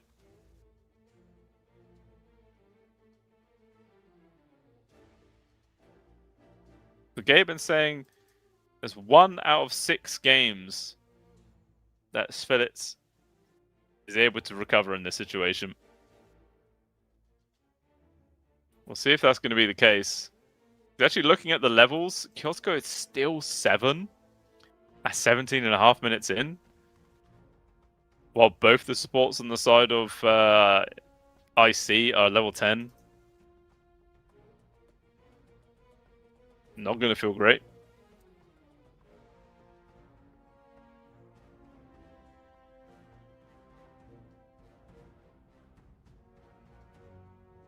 Taking a while to sort out their TeamSpeak problems.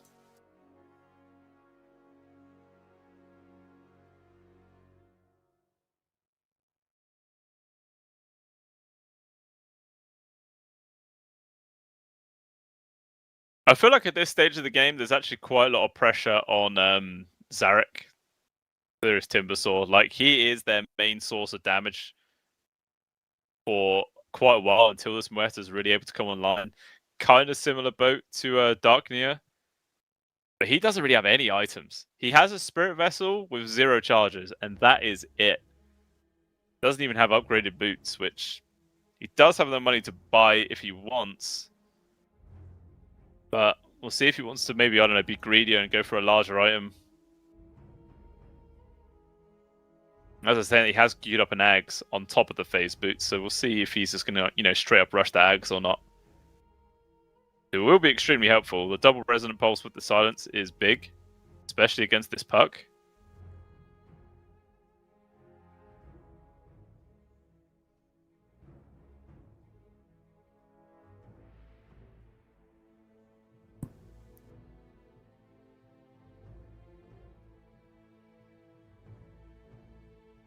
See on the Warlock still going in for a 4-staff, basically the full recipe away.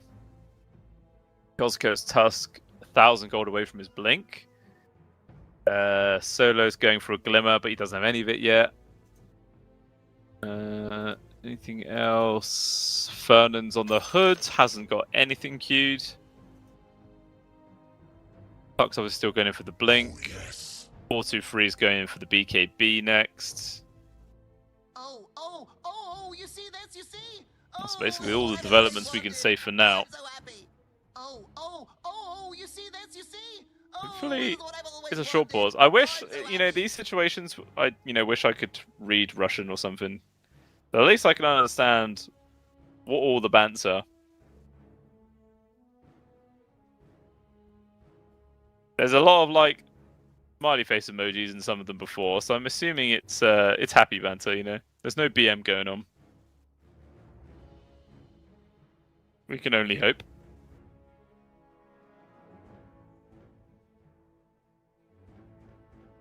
Who was it who paused? I can't actually remember now. I think it was Svillet. Obviously, you do only have a preset amount of pause time available, and they have already used a fair chunk of it.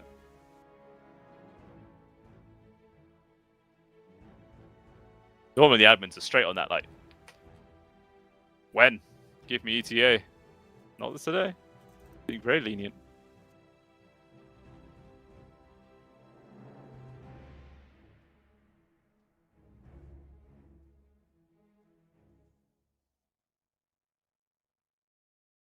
It's funny, like, I feel like, yeah, the reason the net worth lead isn't as big as it probably should be, it's actually all XN on this puck. Even though he's only died once, he's actually the bottom farmed of all the cores. I guess he's just not really been in a situation to find much CS. I mean, that being said, his CS, he's only 14 behind the Morphling. And he's 2-1-2. But somehow this equates to his net worth being 3,000 different. Which is pretty damn big. Unless, like, all of his CS are just, like, the ghosts or something like that, just small camp creeps. But I find that hard to believe.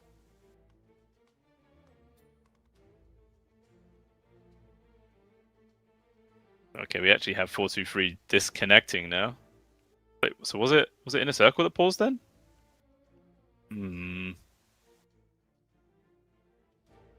My memory has very limited capacity. I can't be expected to remember such minor things. I'm sure the lovely chat will probably remember for me. Well, I can't remember.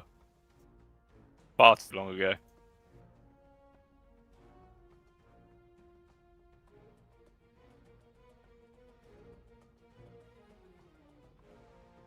Is this fight actually going to happen as well? You know, the one we're looking at right now. I feel like Fernand's and Exxon are probably going to try, purely because they do have that observer wards just underneath the tier 2 tower. And obviously they can see that there is nobody coming from that sort of north direction that they have to worry about. So it's only someone who's going to be coming from the middle tier 2, which in this situation is Darknia. But I feel like they're in a spot where they're just going to disengage. Like, they just don't have that much information to work with right now for Team Spillet. Like, all their observer wards are very defensive. All they can see is this puck. The whole rest of the map is completely dark to them. Like, you just don't know how many people are going to be there. I mean, I suppose they see Lace at the bot. And to be fair, his Fiend's Gate is on cooldown, but maybe they don't know that. Maybe they'd assume it's up. Depends if there's anybody, like, you know, really keeping track of these cooldowns, but I highly doubt that.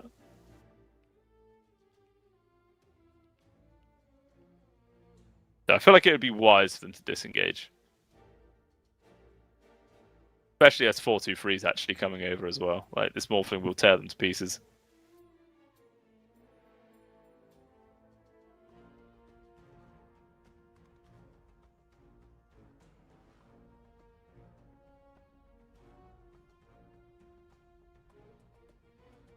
And yeah, what are they doing? Like, reinstalling TeamSpeak or something? This is crazy.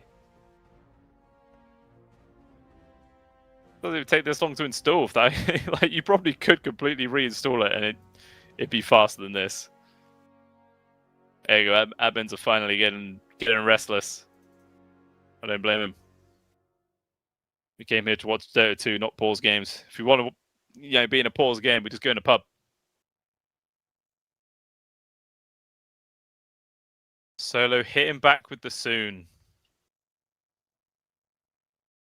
The most empty reassurance you can possibly have in the world. When's it gonna happen? Soon. Okay. Thanks for the update, buddy. Yeah, that means a lot.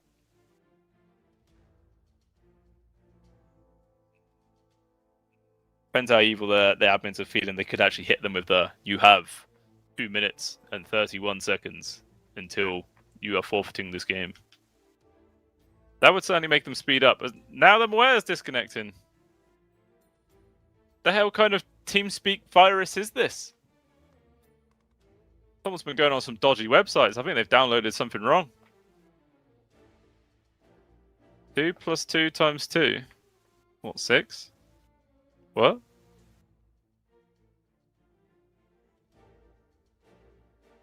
I don't know. Is this meant to be like a quick maths question or something? 52?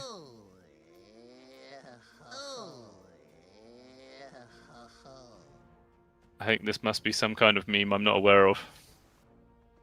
Everyone knows 6-7 though. Get out of here with that brain rot trash, Fernands. Don't infect the game.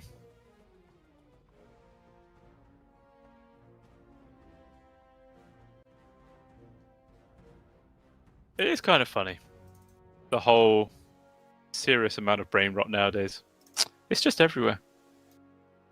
Infects people left, right, and center. Scary, if you ask me. Absolutely terrifying.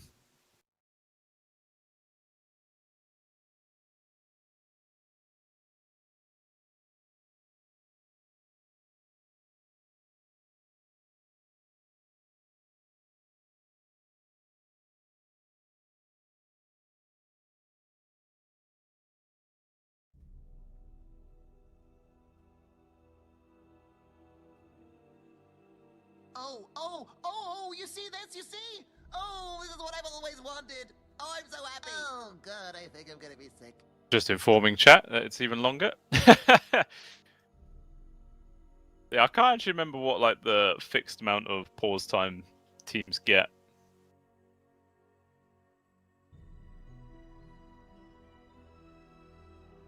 think it's like 10 minutes? Must be 10 minutes. But I mean, if chat's asking how long until it goes, and chat's like, what, 5-6 minutes behind, and obviously it's been paused long enough for them to get mad, it's probably getting close to 10 minutes now, pause time.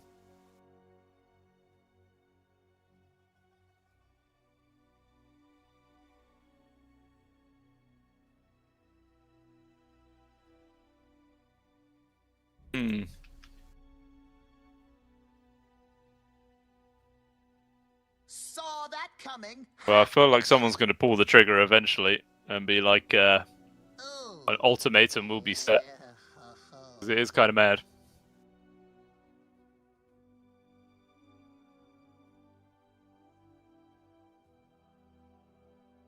There me so many talking points I have. And they've already been exhausted. Terrible. Absolutely terrible.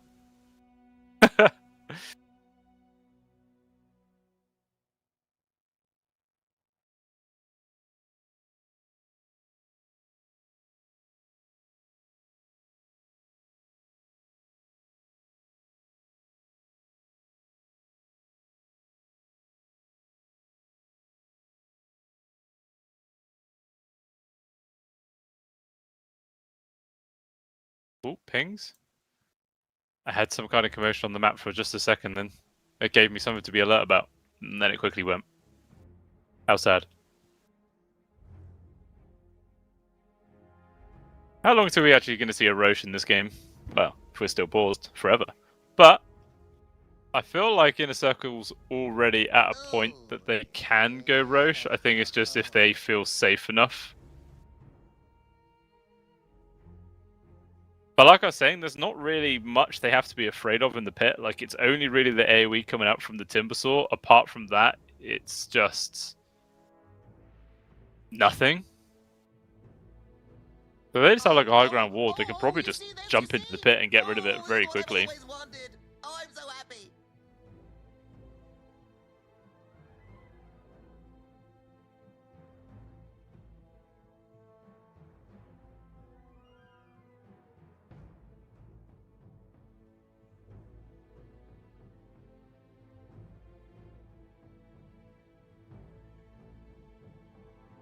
Dum da dum dum dum. My god, we're all going crazy, guys. We're all going crazy. This is when, like, better times when at least I had a co-cast so I could bounce them off something and chat about some other kind of nonsense. But this is just torture for everyone. My god. Oh, okay, he's back. But that doesn't mean... I mean, it was initially meant to be a TeamSpeak issue, right? So... Cause I am. Ha! I almost trust you. I almost trust you.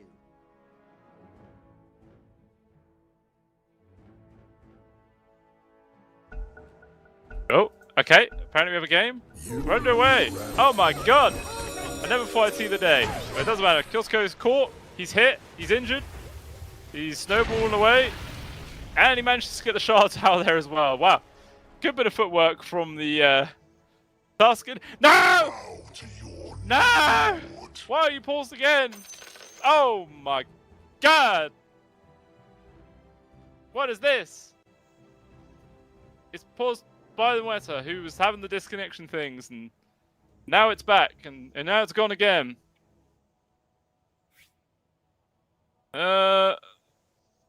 Okay, everyone's dropping faces. Let's see what the excuse is going to be this time round. Settings. What settings could they possibly be? Not like Dota 2 settings would have changed. Man's loaded the wrong script or some crap. Maybe he actually did uninstall TeamSpeak and then reinstall it, and now his, I don't know, push to talk button's wrong, or his sensitivity's wrong.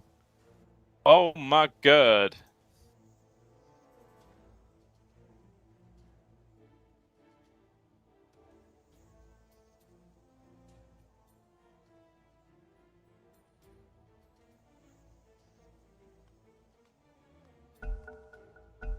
Okay, we're back again. He's changed the sensitivity, so his microphone is no longer blasting his teammates' voices, or his ears, sorry. Radiant are scanning.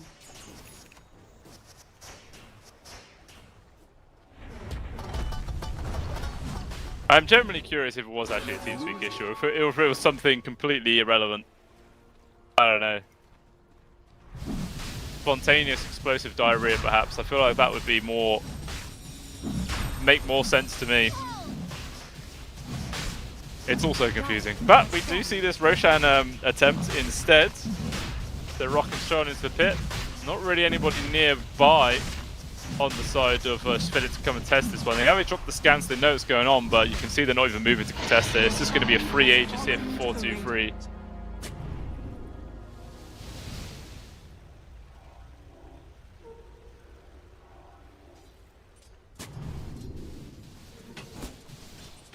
Several members of Spillet just lurking above 4-2-3 right now, but obviously he's the one with the Aegis. It's gonna be a hard kill to go for. Okay, he actually waveforms into the creeps. He just finds the Muerta. Deadshot to force him back. Furnace drops down the bushwhack, connects perfectly. They're gonna try and follow through. 4-2-3 turns into the Muerta himself, chains off the spell perfectly right now. He's in full retreat, trying to TP out the trees. That is not gonna work at all. He will die. And now they manage to find the grab into the backblends. Lace turns on up. With that freshly picked up Aegis, secured the kill on towards Gilsko as everybody else does manage to retreat. And there's the start season in Tier 3 tower. Up here, jumping on in. Pushback though, will land. They're just constantly dropping the spells to keep their distance right now. 4-2-3. Was confident to stick quite aggressively into their face, but it looks like that will call an end to the aggression. They're going to decide to fall back.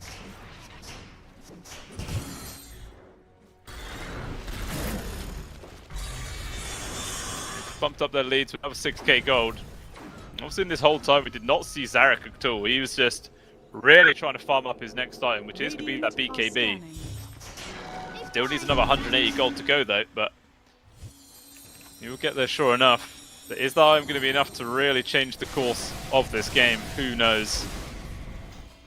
As free shard has just been picked up. A boomerang here for Fernandes.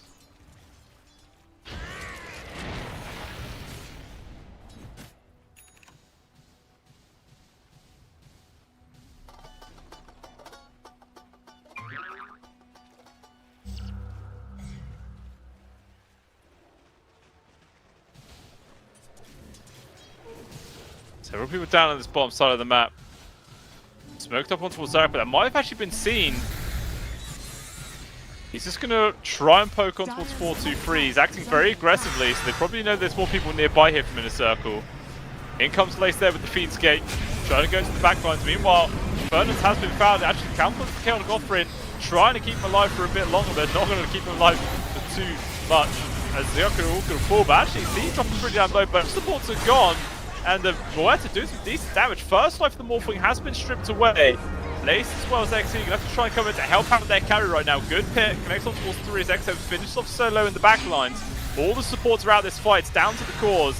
Zarek finally popping his BKB, doing some good damage on towards the Underlord, poking him down. Darkness getting extremely low and he's trying to run his 4-3 with this finish off, and he will. Waveform forward, straight up TPing out here as well.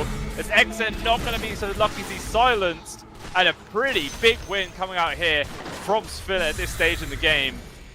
That was against the Aegis Morph. They take down several heroes, obviously the Underlord being a huge one. And that's a 2.2k gold swing in their favor. Like 3,000 or 3,500 experience as well.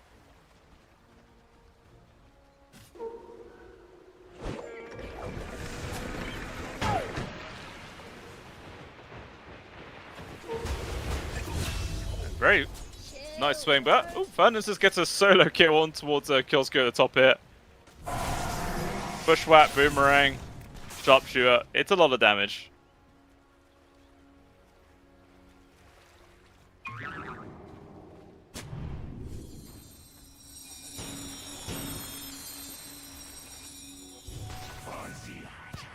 I feel like maybe that's going to shake Inner Circle just a little bit, to be honest with you. I don't think they were quite ready to lose the fight in that degree. I mean, they did all kind of come in one at a time. It wasn't all 5 of them were there to start it off. It was very piecemeal. Well, quick jump on towards the Void Spirit. Bushwhack was dodged, but he can't dodge that sharpshooter. Still connects, get extremely low, but the silence lasts too damn long. Darknia does die. Very nice pick off there from Inner Circle.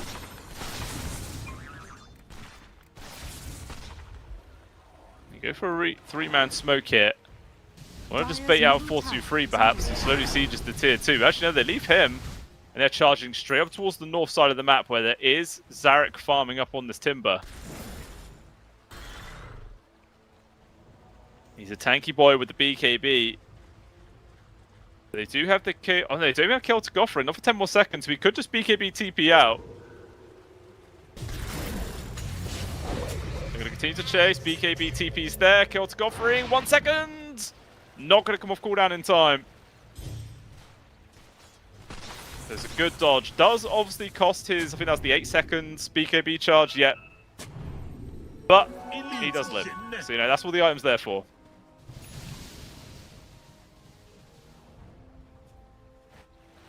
Radiant are scanning.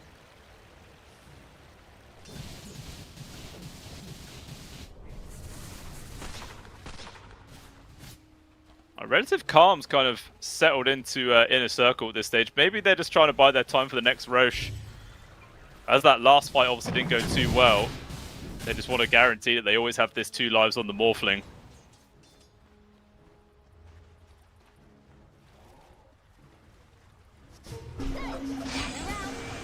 So they just run straight towards Darknia again. Such huge amounts of magic damage from these two. Just deletes anybody they find.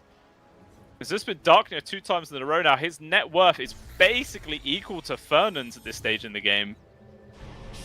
Which I don't have to tell you guys, for any mid laner, that is horrible. Horrible. Still trying to build his Ags. 1,400 gold away. So really at this stage of the game, he still actually only has a Spirit Vessel. Meanwhile, Fernand's has actually now got a Spirit Vessel and Guardian Greaves. And he just does ridiculous amounts of damage. So the Squirrel's putting in the work. It really is. Lots of people moving down to this bottom tier 1. They were underneath the Observer wards. Inner Circle knows what's going on. Quick jump in. They grab both the support. Silences are with the pit. Kyoko quickly dies, as well as Solo. Easy peasy lemon squeezy. 2 kills just like that. Radiant structures are fortified. Dire's middle tower is under attack.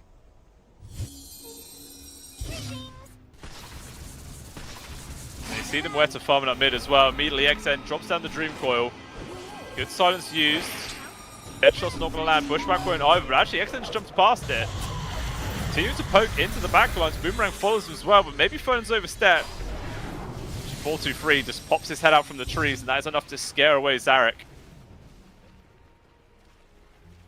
Radiant are scanning. Just constantly keep control of this dire triangle area now.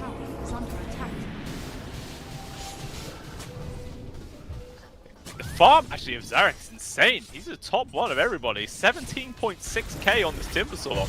Man is absolutely huge. Oh, he just charges into the dodge. No, finds C. Does huge amount of damage, but the pushback locks on towards 2 of them. Costco dies straight away. Drops down the kill to Goffrin to buy a bit of space. The Solo getting picked off here from 4-2-3 as well as XM. Buys some time for his teammates to try and run away. Bushwhack connects on towards Zarek. He's the richest man, but is he the strongest? That's the question. It looks like he's able to run. Meanwhile, the Muerta has to pop the BKB herself. TP, though, is on cooldown. And I think that's just them dead. You can't live. You're gone. Bye-bye. 11k gold lead now. Bomb tier 2 will be going down. They might decide to push this high ground as well, as there is no Muerta for 40 seconds. But I mean, Roshan could be up any second now for all they know. It is still at least 1 minute and 40 seconds away, but let's see how you know, how they're going to play it. And they're just going to go high ground. Why not? Okay, quick jump forward, punch up, and 4-3 is dead. The Blink Dagger surprise from Costco. Absolutely colossal turn of events, taking down the Morphling just like that. And that was kind of like just the two of them making this move their own. There was no support. Literally nobody behind the Morphling to help him out in that situation, and that was just massive. That's an 8-kill streak as well that went over towards Zarek, the richest person. Although, speaking of, he has been caught. This ridiculous magic damage he's talking about just puts him down to a quarter HP in the matter of a second. They do run away, though, as the reinforcements coming on in from the rest of Shvillet here.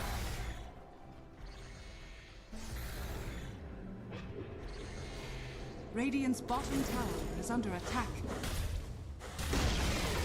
Radiant's Bottom tier 1. Finally gone at 28 minutes of the game. The first tier 1, by the way, that Shvillet has been able to take down the tool this game. That really does just kind of show you how much pressure is just being applied non-stop by Inner Circle. We're now only 15 seconds away from Roche. Caesar's going AFK in the pit, so they're going to scout it out straight away here from Inner Circle. Question is, even if Shvillet knows is going on, can they contest it?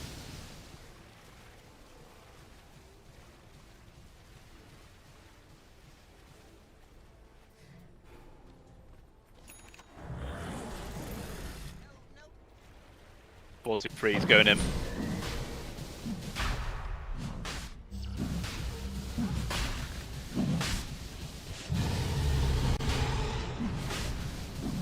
Roche Roar comes on out.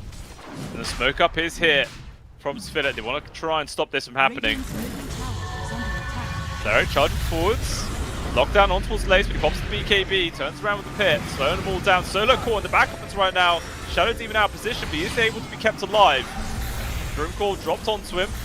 Beast is forcing himself back more and more.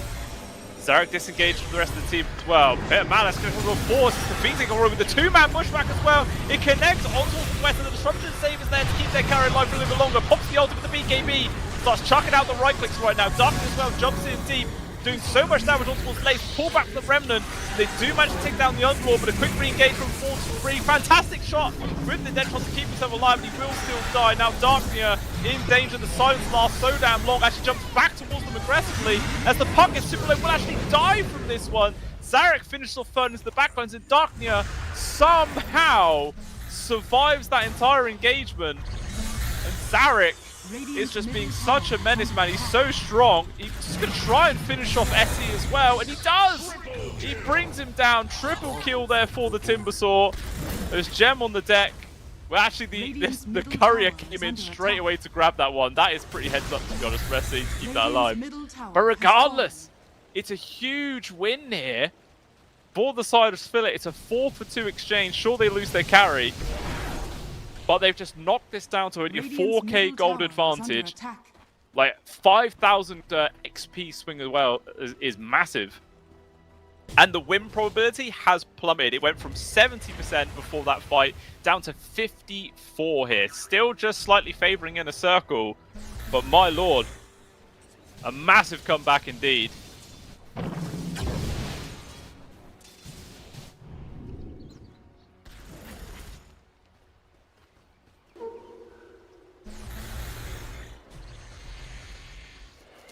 I mean, there is a large portion of this is from how Zarek's been able to play. Like, somehow, despite the fact that they've been like non-stop ran at, he has kept like the top network position for a long time. He's just a disgustingly strong, tanky body that just gets thrown into the face of Inner Circle again and again. They just can't seem to really deal with him, and he's bought so much time now for his other cores to actually recover that they are heroes again.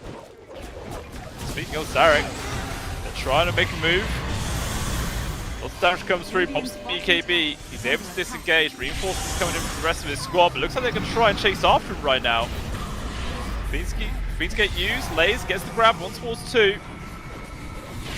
Disruption was used there from Solo, but obviously just lands straight back into the pit, so he's just endlessly locked down. He will lose his life. Everybody else disengages though. It was right outside the pits. This is going to be a Roshan going into the hands of Inner Circle, unless Shvillet decides a bold move to try and contest this one, and it looks like they will. Buyback comes in from Solo. They do not want to let this go into the hands for free. I'm not opposed to taking the occasional bounty. BKB just picked up from Darkner as well, so the Void Spirit's going to feel a little bit safer now, getting stuck into the enemy lines. All those pesky stuns and silences aren't going to be that much of a nuisance for them. Doing this 5-man smoke, they want to wrap all the way around.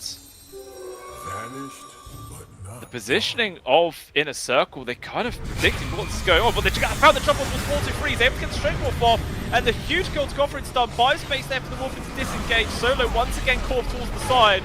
Looks like he will fall eventually. Darkner as well takes a lot of damage. He's able to disengage though. The Muerta caught behind. Getting extremely low. X-Head, he's found the grab one towards Darkner, but the snowball is going to be there from the Tusk to keep him alive for a little bit longer, but still no save for the Muerta. He will die. The Puck is also able to finish off Darkner on the side. Just when it was looking so well there for the Dire side, it's just crumbled to pieces. 4 dead. 3 with no buybacks, right outside the enemy base as well. So this is going to be a high ground push. 1 to 2 barracks going to be falling here. Okay. Fiend's Gate, they found Zarek. Only the 2 of them right now trying to focus on towards the Timbersaw, but they know they can't kill him. Just really a waste of time. Radiant's top tower is under attack. Dire's bottom tower is under attack. Bottom tier 3 will fall. Dire's bottom tower has fallen. He'll start working on towards the barracks. Still 20 seconds before the Void Spirit is up. Dire's bottom Maybe they can defend their middle set of barracks. The tier 3 is extremely low. Actually, they're just full on disengaging now. They want to try and secure Roche. barracks are under attack.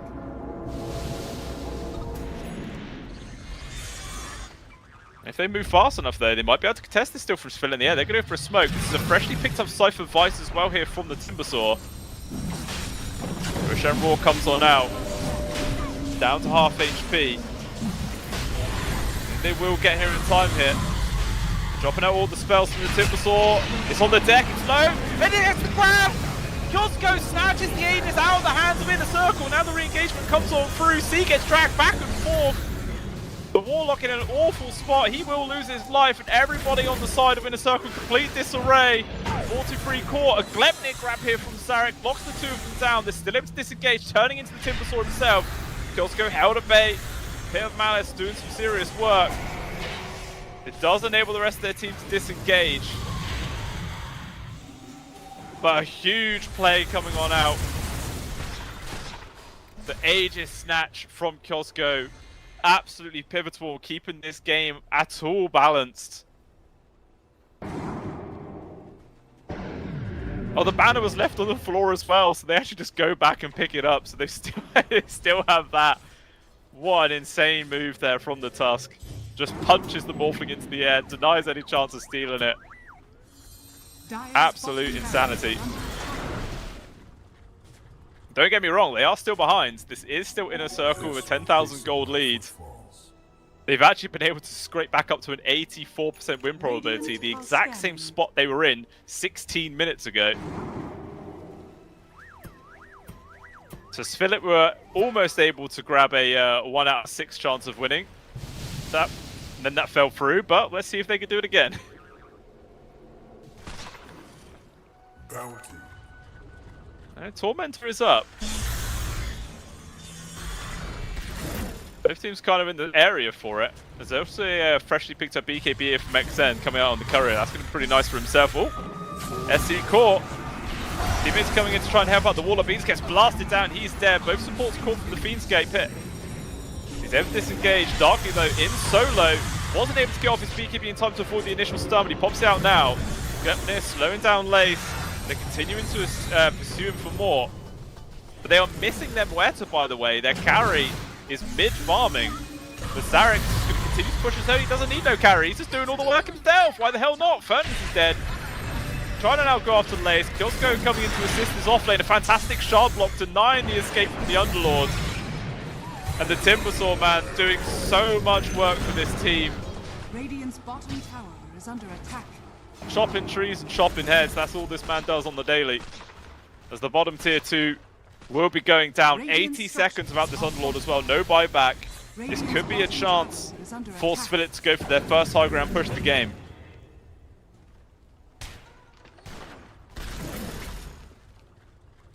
Their tower push isn't the Radiant's best. bottom tower has They will fallen. get the job done. Thing is, can they predict that there is no buyback on the Underlords? It's risky. Doesn't know they're going to force the issue. Instead, they're going to go for the middle tier 2 instead. Just try and open up more high grounds and make that next siege just a little bit more likely to happen. Radiant's middle tower is under attack. Also, the Tormentor is still up as well, and they are missing, Radiant's middle tower I think, has 4 out of 5 of their shards. They could go for that. It has actually been pinged.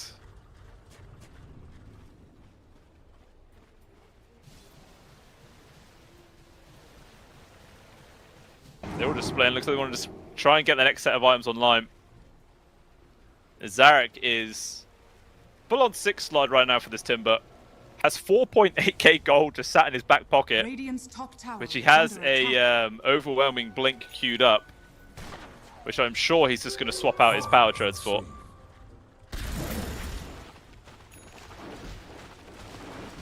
He's now Butterfly though online for 43. Very, very nice item for a Morphling. Lots more stats to work with, lots more damage. Also an Ags just picked up for C, so you've got the double golem.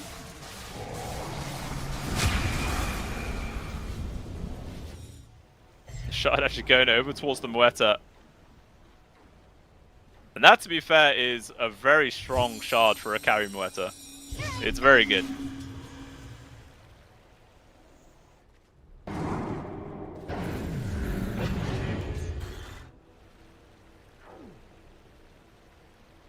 Now the game has been balanced out to a less than 1k gold lead. 39 for 19 at 39.5 minutes into the game. Zarek just straight up buying out for the overwhelming blink as well. He's not saving up for buyback. He's like, guys, I'm just not dying.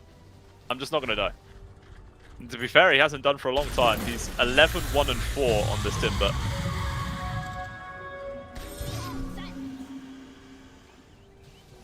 Got it. Still another like 3 minutes before the next Roshan, so that's not really a viable objective for either team just to wait for.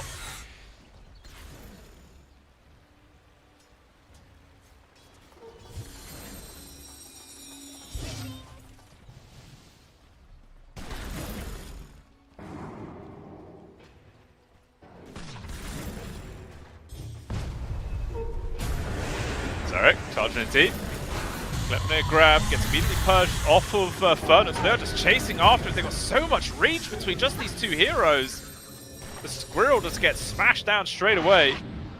Everybody else on the side of Inner Circle just has to TP the hell out of there. That's way too risky to stick around for.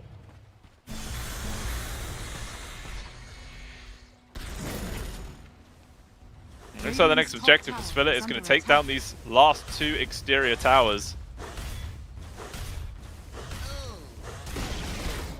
Radiant's top tower has fallen. Everyone else on the side of Inner Circle just trying to gain what space they can. As it really does feel like this game's been flipped entirely on its head.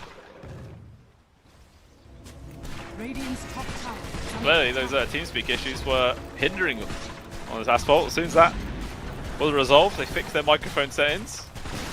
Magic Radiant's top blue. tower has fallen.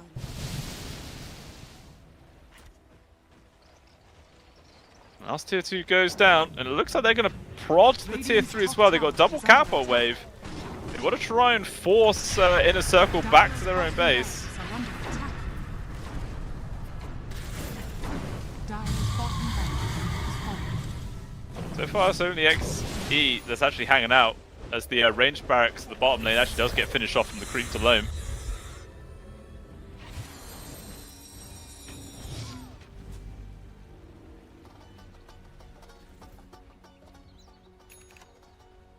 Darkling are swapping out for the bots. Is he going to be? He will be the main rat protection. That's I was being tailed there from quite a few members of Inner Circle, but they don't make the jump. And very cautiously, Daedalus though online here. Damage output of this Muerta has just gone through the roof. Wonder if they're going to bother going for an MKB to try and combat this butterfly or not. Does actually have one queued. It'll take a few minutes to get there though.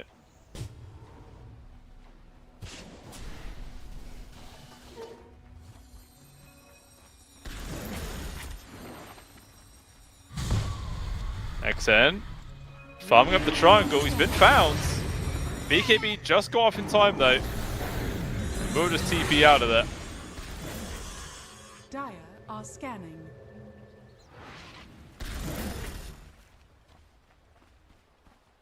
Oh, Dark Neo, he's found SE. Dire's top tower. There's a gem as well in the hands of the Void Spirit, so there is no escape for this Warlock. Just walked into the tusk, he gets uppercut in the face. Dead for a minute.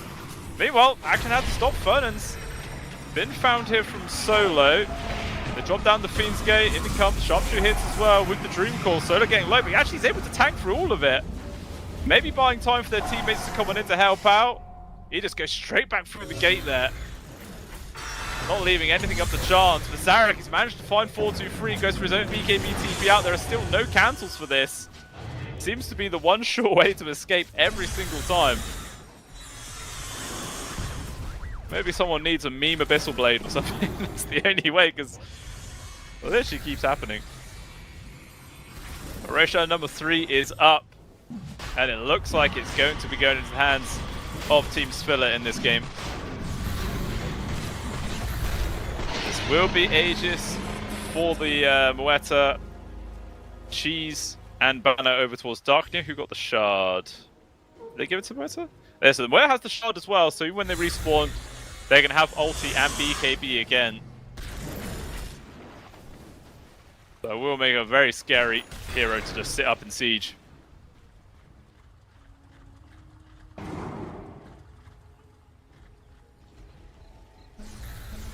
going to be forced back to their base. There is still both XN as well as Fernand's out on the map. But the push is coming to their own high ground this time. It actually jumped straight in from Zarek. He's got the grab to start off on towards the Underlord, finding SE as well. Just applying so much pressure at the backlines. Chaotic Offering dropped. Dream Call, every single spell they're dumping it on towards the Timbersaur's face. He's extremely tanky, but the pushback pulling back with the disruption there to avoid it last second. Huge play from Solo to keep this offering alive. Now the re-engagement comes through for the rest of the squad. They're focusing on towards Lace. He's gone for 100 seconds. He does have buyback. He may very well be forced to use it soon. They're trying to finish it off, but Zarek actually does come down. They burst through him. He loses his life. Solo too. The first life for the Moeta. They gunned out Darknir. The DPS, it just comes out of nowhere. Now the second life for the Moeta was BKB TPs, but that's not going to work. 4-2-3 just gets the DPS out of absolutely nowhere and tears them to pieces. My god, he did 7.6 thousand damage that fight on his own in the space of just like 10 seconds, I swear. And now there's breathing room here for Inner Circle to try and get some work done on the map themselves. There are 3 buybacks available, but Zarek is not one of them. The Timbersaw really has been the main pivotal thing that they've been able to fight around from Spiller every single time. And without him, this could be their undoing in game number 2. 4-2-3 with amplified damage as well, just focusing on towards the buildings. He does actually run away. They're like, guys, the Timbersaw has a ball back. Maybe he doesn't have one. This is our best chance. Let's go. And they will move back on in. Creeps are just slowly hitting onto the buildings. Nobody's really jumping in to deal with it right now. 4-2-3 with this amplified damage. Still for another like 10 seconds. The buildings do not last long. 2 full sets gone. Just the top remains. 20 seconds without the Timbersaw. They will make the move. Actually gets the pullback. Instant follow-up silence control. The disruption though actually comes through. A little bit awkward. Destroys it a bit. Moeta takes a lot of damage. Pops the refresher right now. And the ulti BKB expended. The Timbersaw has respawned.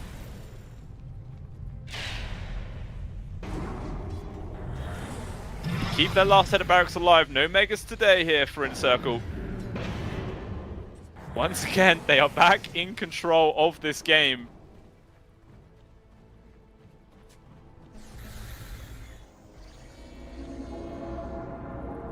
feel like now they know 4-2-3 has to be their first target. This Morphling cannot be allowed to live.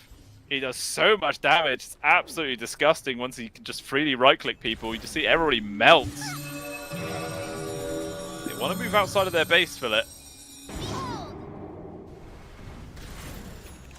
It's a dangerous place to move into. High ground wards, all the control was here for the side of Inner Circle.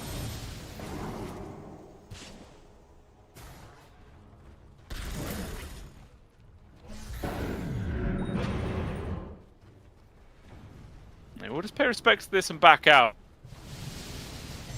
And all that last Roshan advantage is basically gone. All that remains is the cheese. And the banner, but, you know, who really cares about banner 48 minutes in? They continue to play quite aggressive in Inner Circle. Not allowing any breathing room. This smoke, they're going to try and wrap around towards the top sides. Maybe catch somebody unaware that's trying to push outside the base. But they are full-on turtling right now on the side of Spillet. Not leaving anything to chance.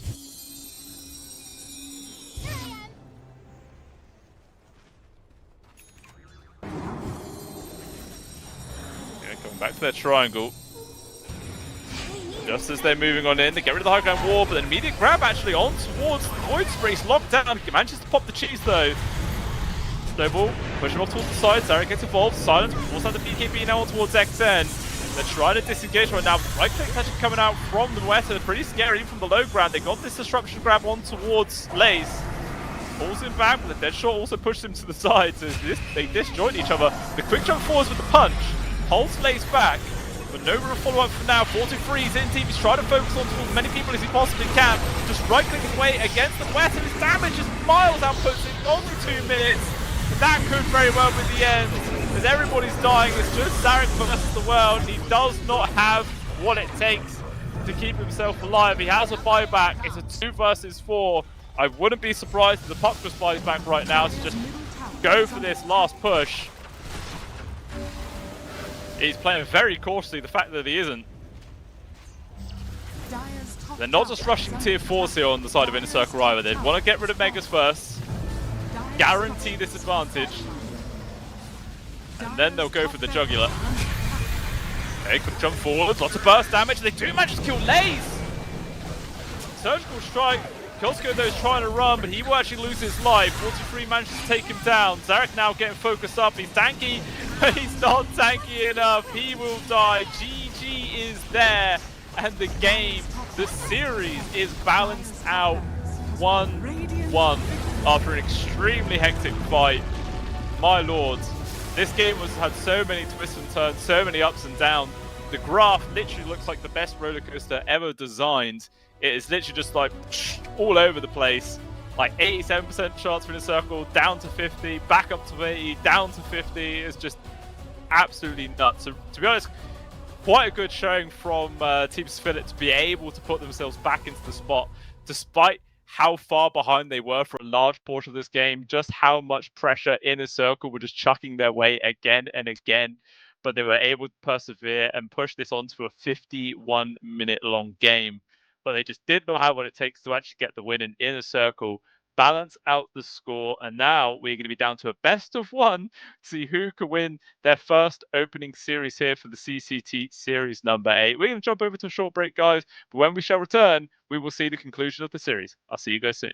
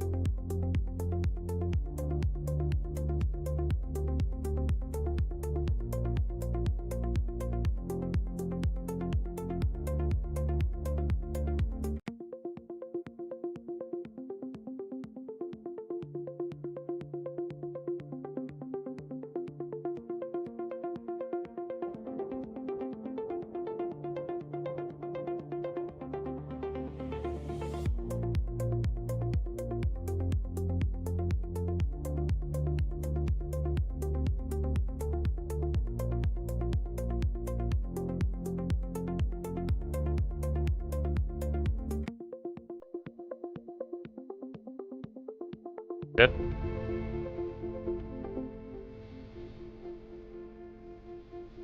I feel like it plays well into the carry cares later on in the game as well.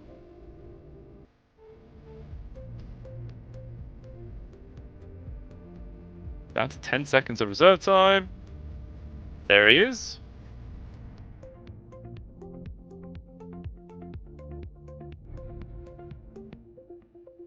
Viper taken out. Again, pretty similar ban we've seen every single like last phase bans. Everyone always gets rid of the Viper.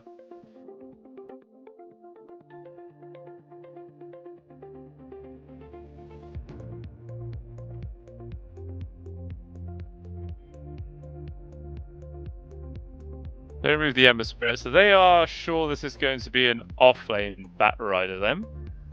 Coming out for Team Split here. Obviously, it can change that way. It's not locked in as a off-lane or mid-lane Bat whatsoever. But that's just what they're afraid of the most.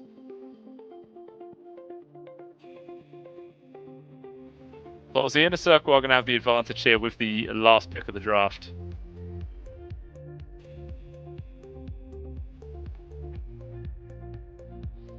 And they've still got tons of reserve time as well. Not that they really care about reserve time. They've barely touched it in their other games, to be honest with you. They do just take hardly any like thinking time at all. They're like, yeah, we'll play this. Yeah, we'll ban this. Go, go, go. Max speed.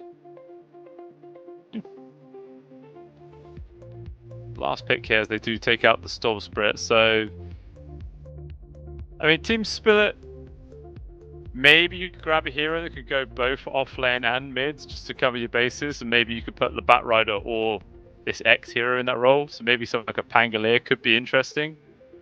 You know, the Mars Arena doesn't hinder it. But they are going to go for the Lesh. I mean,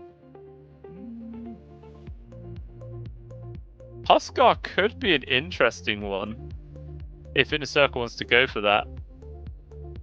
But the magic damage reduction is pretty good. But I mean, getting hunted by the Lynx Assassin can be kind of rough when you're low HP. Just get bursted down. The physical damage in the Ursa is can be overwhelming later on in the game as well. So yeah, maybe the Huskar is a bit too risky.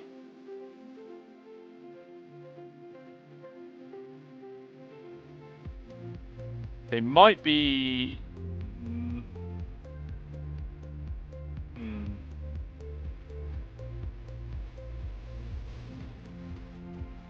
Invoker's not too bad if they were to go down that route. Good way of kiting out the Ursa once he pops his ulti. He's just getting stuck on top of people. Tornado is pretty good at catching out the Bat Rider. Hoodwink. Okay, so it's tiny mid then?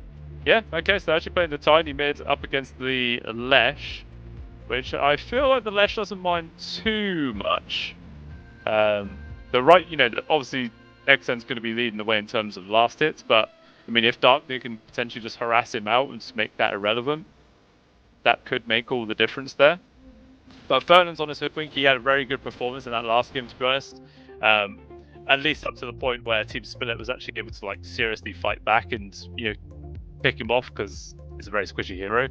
But yeah, at one stage he actually had better net worth than Darknir on the Void Spirit, so he definitely can perform quite well on this hero. But looking at these drafts, I mean, at least both teams actually have really good team fight this time round. In the previous games, it's like one team has good team fight, the other team has no team fight at all. But it is a bit more balanced now. Warlock on one side, Miles on the other. But lane-wise, I feel like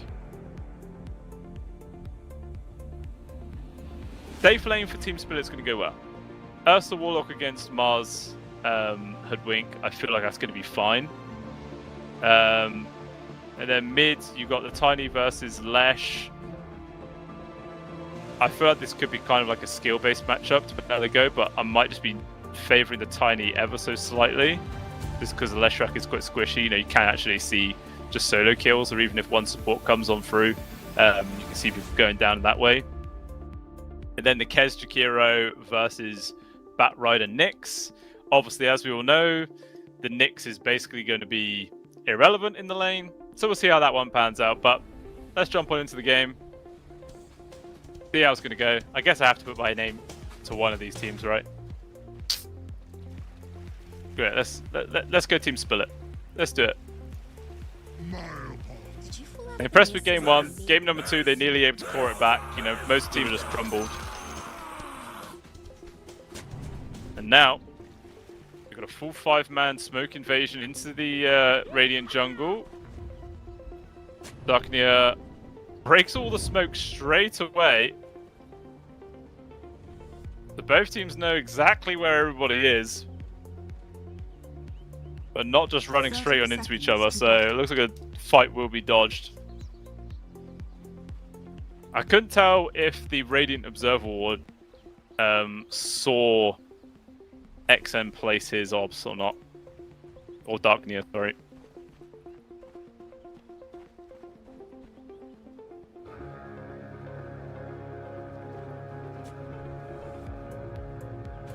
Oh yeah, they get the free Observer Ward there. The battle begins. But it will just be 2 for 2 on the bounties.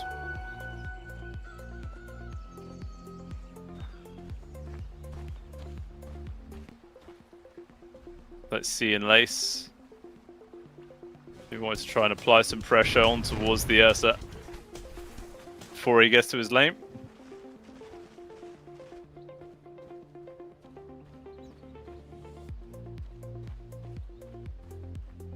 Actually has to TP back to his tier 1 tower as well. And I command.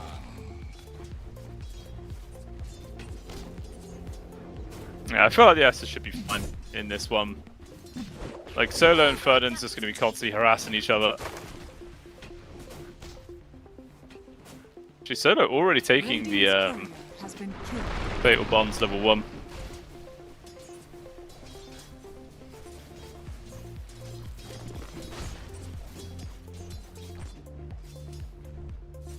So far, mid already going quite well for XNE. 4-1 against the 1-0. Obviously, there is like a whole creep wave and a bit here still for Darkness to try to farm up. So it'll balance out a bit.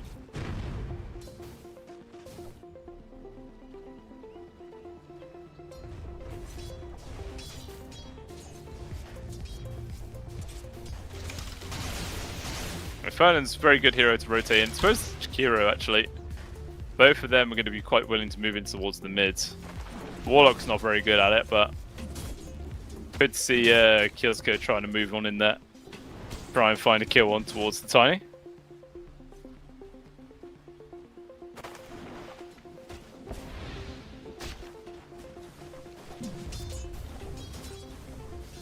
He is doing the normal support things, having to drag the creeps all the way behind the tower.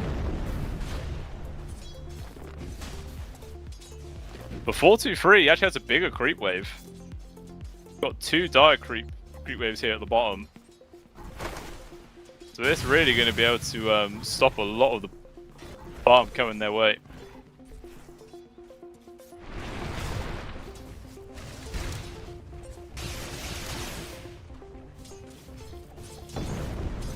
And continue to just apply a lot of pressure in this mid. At least Darkness has been able to secure some CS now.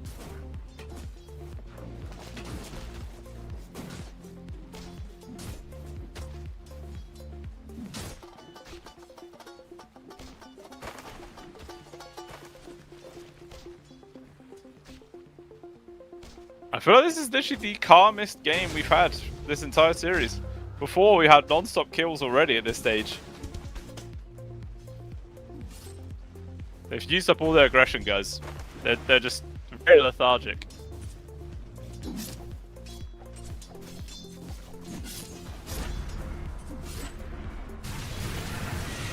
But Zarek definitely struggling a bit more in this game. Only 6-3 on the CS at 3.25 minutes in. But again, you know, it's just the nature of having a support Nyx.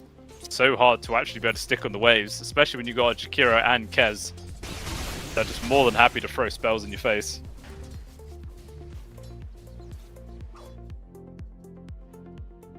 We do have a pause for Inner Circle. Mic issues. So we had TeamSpeak issues, now just mic issues. Comms are not good in this series. Comms are really suffering quite a lot. Not entirely sure why, but oh well. Hopefully this one gets resolved a lot faster than the TeamSpeak problems we had the previous game, because that was like over 10 minutes of pausing. It's absolutely crazy. We'll give him a moment, you know. I won't start flaming too fast. I'll be respectful, guys. Until I'm not. And you'll know when. You'll know when.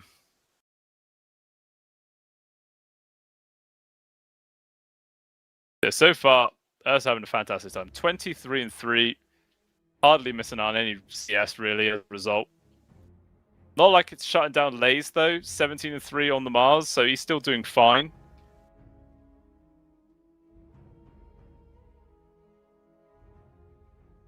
Maybe once Fernandes as well as Lays are able to hit their level 3, they can try and make a move, get aggressive. They'll have like the 2 points into Bushwhack, 2 points Rebuke. Actually, Fernandes is very close to his level 3. He's like 30 experience away.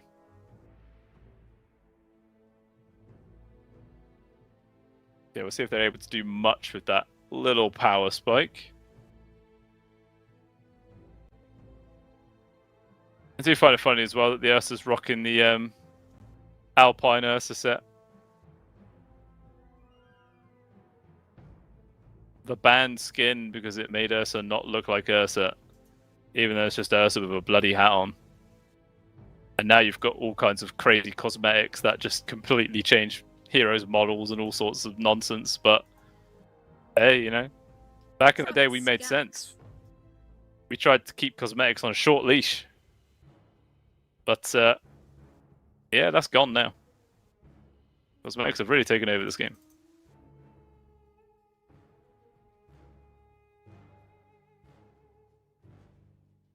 Yeah, the mid's actually extremely even.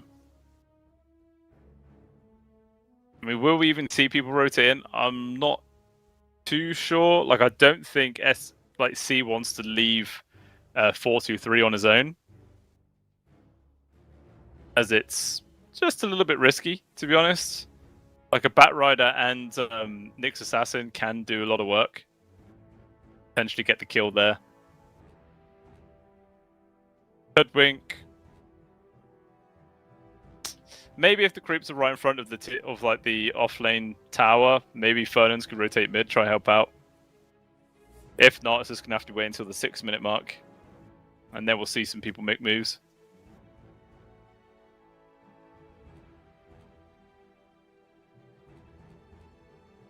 Obviously, we know that Solo ain't going to be rotating.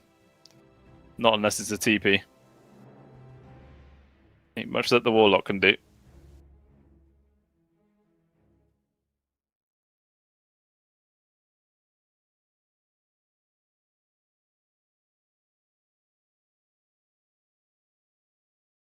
And it looks like we might be facing another ridiculous pause time. Because of mic issues. God damn, people. Oh, okay. He's back.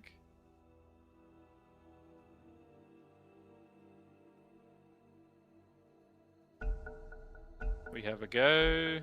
Lovely jubbly. Okay, that wasn't too bad. That wasn't too bad, but no more, please, guys. My sanity hangs by a thread. A tenuous thread, that is. Feels good. Continuing to just snipe couriers right now. Like, going to drag these creeps, but just finding freebies here and there.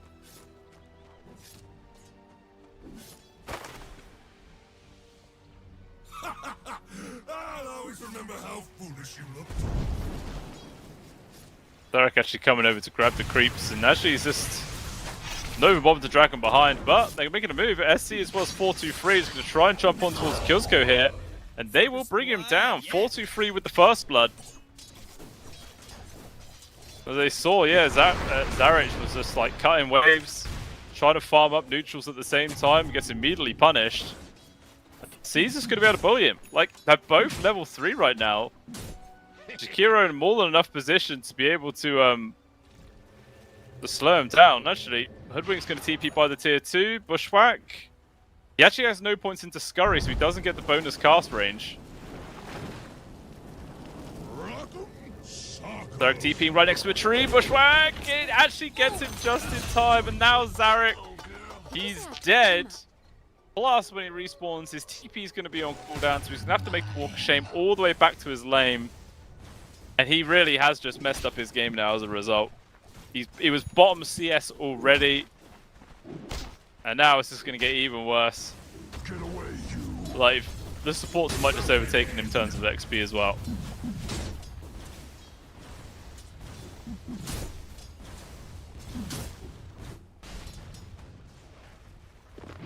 Now, 6-minute rune soon. You can already see both supports from Inner Circle have moved in the mid to try and secure this one for their mid laners. Maybe they want to actually dive darkly underneath the tower. SC going to start up. Avalanche. Bushwhack. All the control, all the damage. Burnant gets the kill, and this will guarantee the 6-minute rune for them. I mean, or will it? Both the supports actually from Team Spiller are still coming over. And yeah, Killsco's there. He actually snatches away, so no free refill from XNE.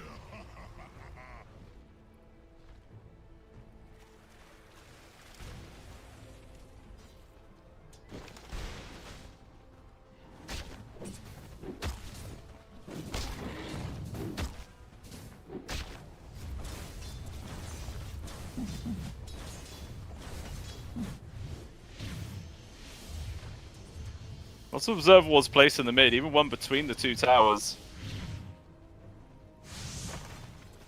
Giving lots of information away here to the side of Inner Circle as you see SE just pushing out Killsco with ease.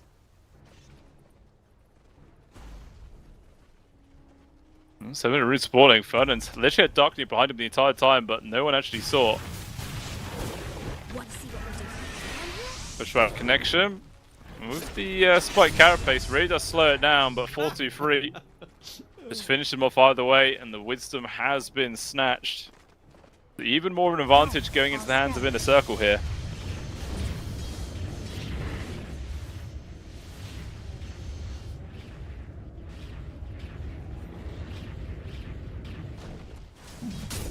Not really amounting to like a net worth advantage or anything, but just in terms of like momentum, definitely feels like they are in a bit more control. But so far, zero pressure to come over towards this Ursa, who is just free farming. Top of CS, but still behind by a few hundred gold of 4-2-3, who obviously has 2 kills to his name, one being the first blood. But move on towards the mid, Darknea. Lots of heroes on top of him once again. Healed up quite a lot. Shadow Web plus the stick charges keep him alive. In comes Swords from Frito to help finish him off, and he will go down. Killing spree is his way, but he's just in far too deep. Ursa gets involved. He's just going to try and disengage right now. The Raven's Veil, man. He just runs out of there, jumps over towards the tree, and he's going to be fine. Meanwhile, in comes their teammates. Arena is going to catch on towards all 3 of them as well. Solo and Killsco both died. Ursa's trying to retreat, going to turn around to get the kill towards 4-2-3. One stun to hold him back, but a final right click into the back of the Kez brings him down. XNE tossing him back. Avalanche in 3 seconds time. They have a spear available with the Bushwhack. They take down the Ursa. In comes Darknea to try and get some kind of rebuttal, but it's not going to be enough.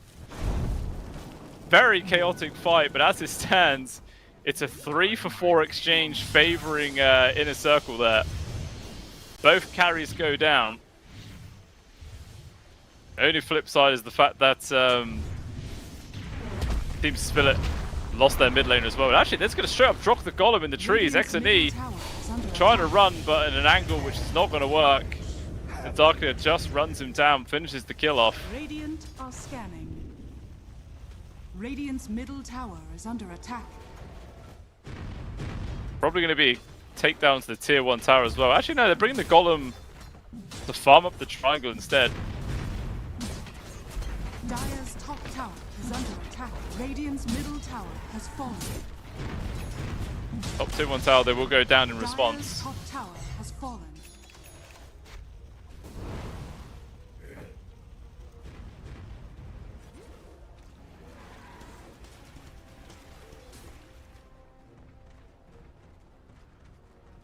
Radiant are scanning. Dire's bottom tower is under attack. 4-3, even after dying that last fight, still holding on to the top farm net worth position.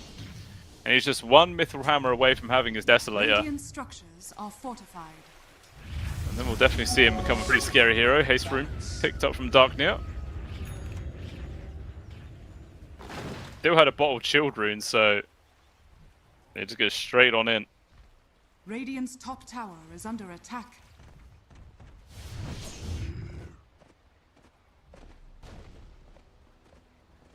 Radiant's bottom tower is under attack. So he's still like 2,000 gold away from his blink 10 minutes in.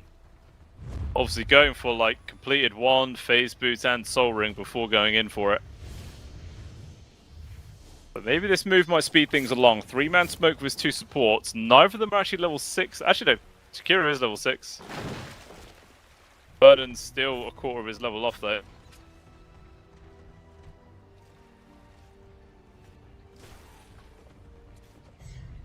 Not going to find anyone at the bottom tier 1. Moving into the triangle where everyone's literally just vacated the area. Dire's bottom tower is under attack. Don't know, they might just walk straight back into him. This is too easy control. Okay, take some time. Wants a very slow punch in the back there from X10 to finish him off. Maybe a little helps though in trying to get up towards this blink dagger timing.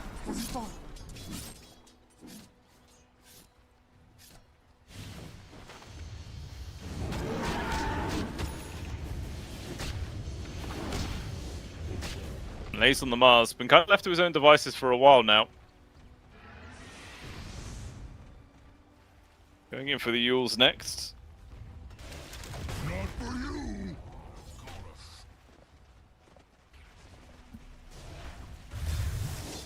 Several people gathering mid.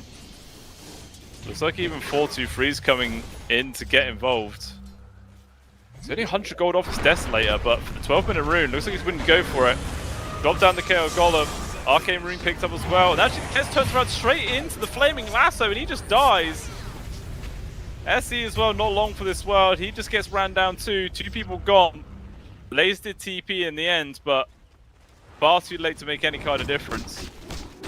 That's weird, like 4-2-3 was really close to grabbing the Arcane Rune, turned around, and then decided to re-engage again and just puts himself in a very awkward spot. As a result, there is Butterfly online for the Ursa. There is a Blink for the Lesh as well, coming out on the Courier. Radiant's bottom tower is under attack. 4-2-3. Being stalked there. The TP's coming in from the supports on the side of Inner Circle. Looks like it was enough to scare him away. Gold and sweet.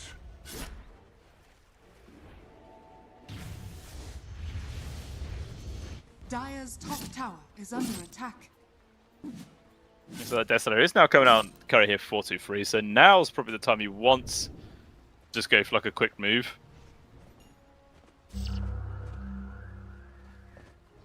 But whether they get that or not, who knows. Flaming Lasso is back online, still another like 80 seconds though before the chaotic offering.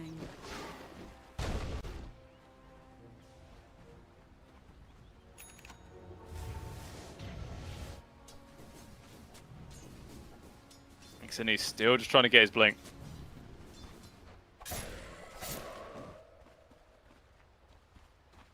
One creep away, and then he wants to make a move, probably. Especially with the rest of his squad. Gilsko. Looking like he wants to steal 14-minute wisdom. He will see Lace. So that's going to be enough to just make him run away. Meanwhile, another fight for the bottom rune, and again, it spawned bottom like every single time. And every time, it's always Team Spiller that is able to secure it. As the Inner Circle cannot get close enough. And there is an amplified damage bottled up for Darknear as well.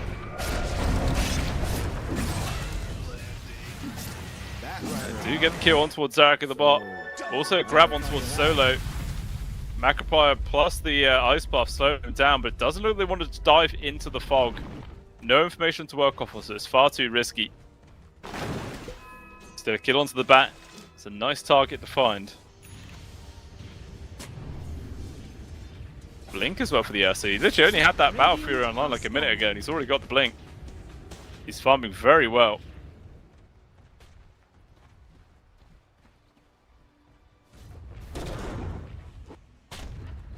Doesn't look like they're going to get able to get a blink reveal for XNE this time round. But I feel like at 15 minutes in, you're probably just going to assume that the Tiny has his blink, right?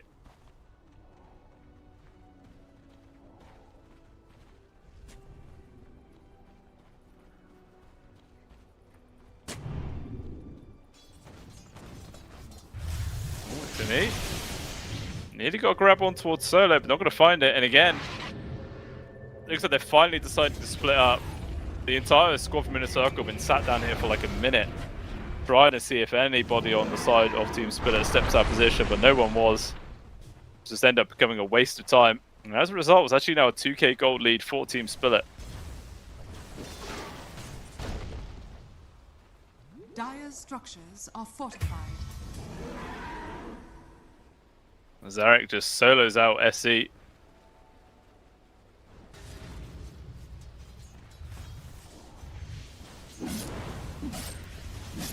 Darknet looks like he's just farming up the Radiant Triangle, which does get scanned out.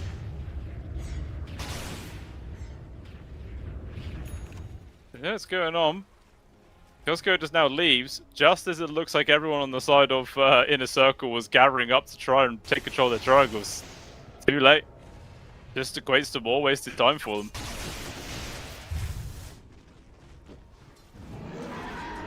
And now Lace may be in danger. He's hiding in the trees. Kiosko coming from behind, sees him. They will start things off. Initial stun is there. Will use to buy some time, but little time it is. They even just commit the Golem there from Solo to guarantee he dies. Should be able to use this Golem to finish off the tier 1 tower.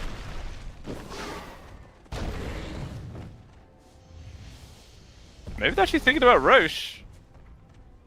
Looks like they are. They probably know this is going on. High ground wall does see the Golem move into the pit, but without the mask for 10 seconds, there's nothing they can do about it. Well, they got the grab back on towards Zarek. Maybe trying to force them outside of the pit. Looks like they will get the free kill on towards the Batrider. Fernand's is the sacrifice, but it's a call for a support, and the Mars has now respawned. And that was actually enough. They have to disengage here from Team Split. They're not willing to stick in the pit up against the arena. And that was all ready for XNE, just finding that free grab on towards Zarek.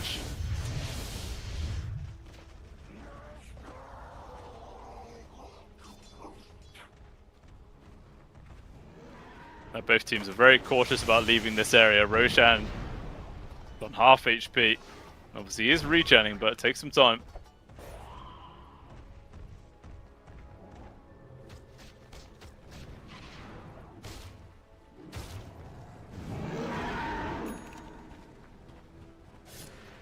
Iron from the Lesh as well.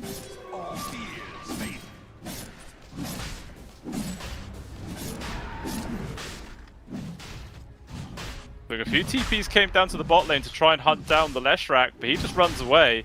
And now that's given an opportunity here for the Ursa just to go finish off Roche.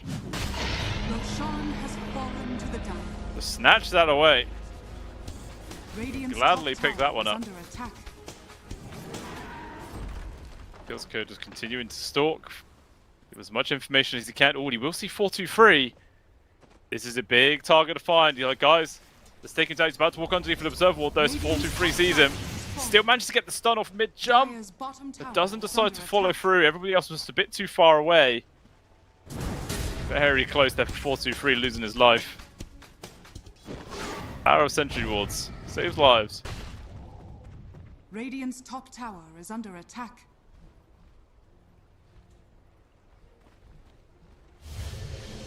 Twin getting through the bottom part as well. Darknia trying to go for kill towards Fernand's. Quick use of the sharpshooter.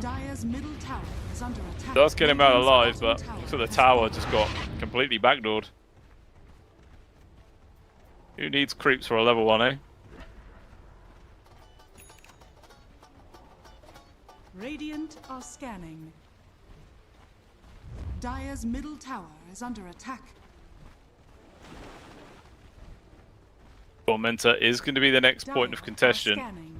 They're already smoked up and in position here from inner circle, and the Ursa just walks straight into the middle of it. All the control in the world. He's able to get off the ultimate. Finally, reinforcements come through the gate. There is going to be the arena drop. Knocks down on towards the battle rider, taking some good damage. He's still able to walk himself away. The Ursa's ulti has run out. He's still trying to get stuck on top of people. 4-2-3, charging forwards. The Flaming Lasso cancels out Kez's ulti, and the Ursa's going to try and stand his ground. He still is able to get it off after the fact. Takes him out. 4-2-3, just able to finish off the Bat Rider, but he's able to escape with minimal HP right now. SC's getting extremely low, but the Ursa is desperate to finish off a higher priority target. Can't finish off the Kez, but wants to settle for Fernan's, but Bushwhack keeps him at bay. So at the end of the day, it is a 2-for-2, but the Aegis onto the Ursa means that Team Spillet can still go for the Tormentor after this fight and not be forced to disengage.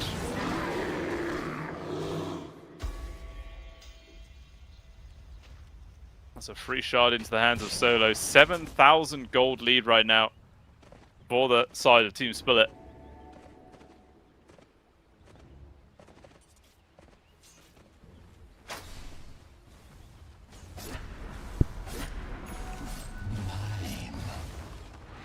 BKB for the Ursa as well. Definitely allow him to avoid all that insane amounts of lockdown he was experiencing in that previous fight.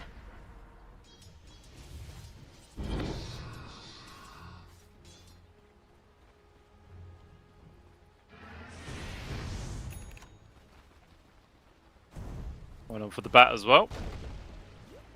So 4-2-3 after completing his man style. He's also trying to go in for the BKB, but still about 2,500 gold away from that one. Lace on the Mars. Blink Yules. Wants his shard. 600 gold. The Tiny trying to get for a BKB of his own. So all pretty similar items coming out from everybody.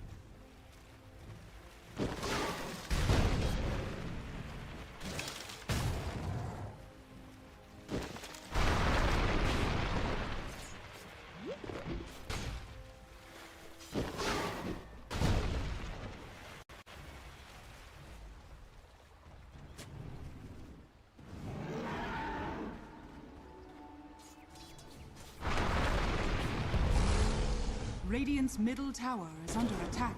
So he got the grab onto his XNE. Fantastic stun from Kilsko there. Denies the retreat for the Ursa. Or for the Tiny, sorry. But never mind, he's actually still able to walk away despite the fact there was 4 enemies coming after him. He's like, yeah, okay. Leave me alone.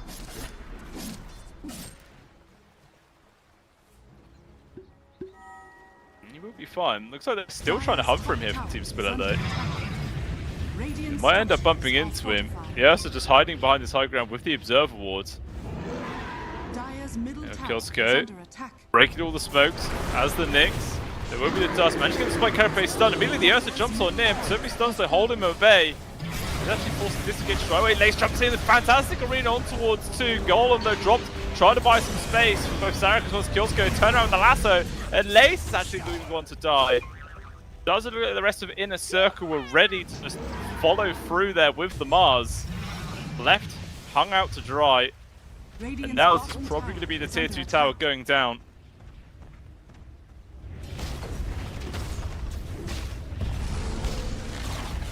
Radiant's bottom tower has fallen. Creeps by the middle tier 2 as well. Actually, the wave's just been cut mid by 4-2-3, so I'm going to be able to try and take down another tier 2. Quick thinking there from the old Kez.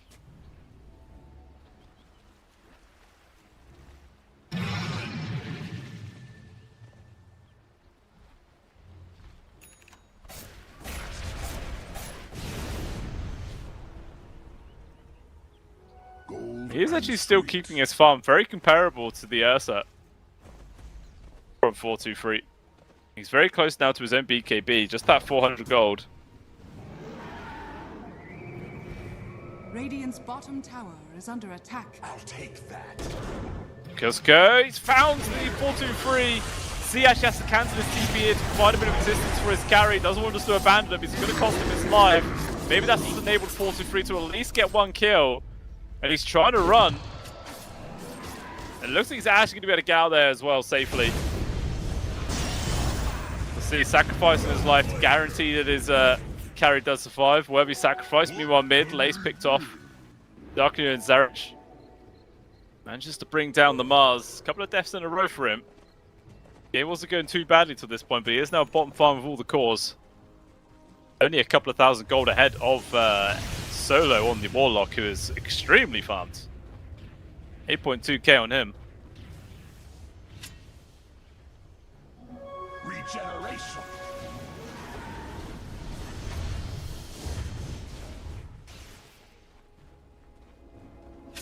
Lead is continuing to grow. 11,000 now, 25.5 minutes in. The graph is continuing to climb. 87% chance right now for Team Spillet. But hey, I mean, we saw in last game it was this exact same position for Inner Circle. And Spillet was able to claw it back to like a 50-50. Obviously, they still lost at the end, but what's possible now? Kills Ko. Found the grab on towards the Tiny while Leshrac just finished off Ferdinand. And this is 2 free kills. So there's going to mass TP mid. They want to push down this middle tier 2 by the looks. Just continue to get something off of these kills.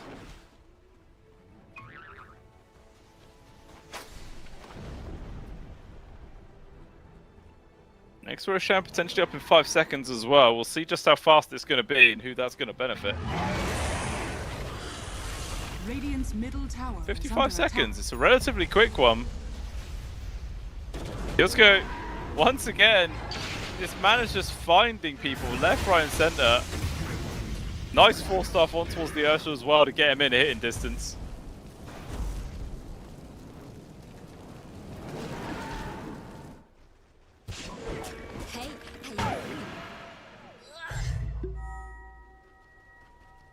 Pinging out of the pit.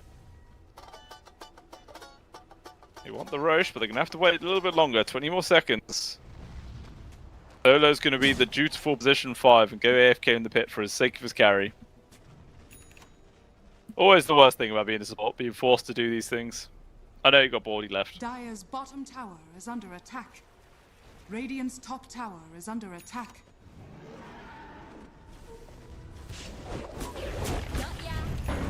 Lucky though, for the freshly completed Bloodstone.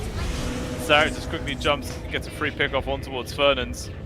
Mass TP back to the tier 2 as well, where Lace have been found once again by Kilsko. This damn Nyx assassin man is just finding people left, right, and center. Looks like the rest of Inner Circle's moving outside of the base, trying to capitalize on these few numbers. They're not actually able to lock anybody down. Instead, maybe they want to go for an engagement on towards SC. They just drop the Golem. As the Nyx assassin TP's in, 43 pops the BKB. Has to just run away though with the first 9-second usage. If they check Roche, this would just be a completely free one here for the side of Team Spillet. At least the tier 2, which looks like it's going to be the case, as the Golem is still active. Radiant's top tower has fallen. Radiant's middle tower is under attack. So it has been scouted out from Zarich. Radiant's middle tower has fallen. Middle tier 2 goes as well. Plus now it's going to be the Aegis on top of that. Top tower is under Every high attack. ground exposed. This is an extremely difficult position to be in right now for Inner Circle.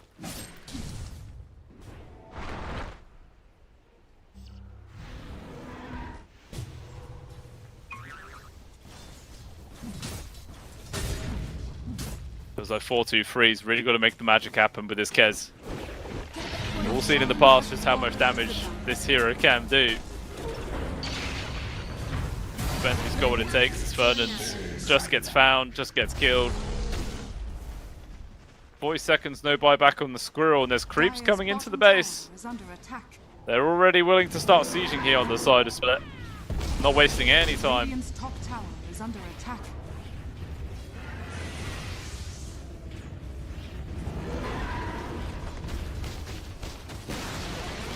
Tier 3 gone. has fallen. Oh, jump forwards from Zarek to try and get the flame last. Weeds gets lost back instead. Still manages to get the last swap in time before he ends up dropping it down. He's actually going to be able to survive this one. We'll 4-2-3, just disengaging with the parry as the Ursa trapped inside the arena. Darkbeard can't finish off, but Kyosuke will. Mindflame gets the grab there. Buyback as well to Chikiro. Nice force stuff to dodge the spear actually. Taking so long just to kill this Lynx assassin. Eventually he does die. I'm not gonna lie, probably could have seen the rest of Team Spillet just re-engage there to defend the Lynx assassin and probably got more kills.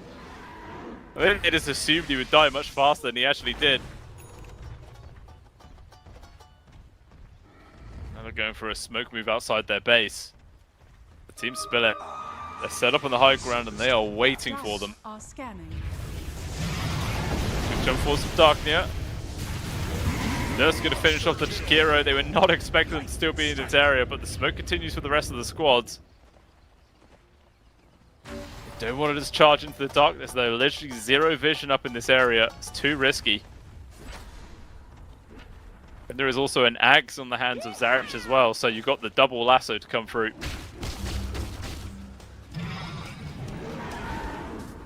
Bounty.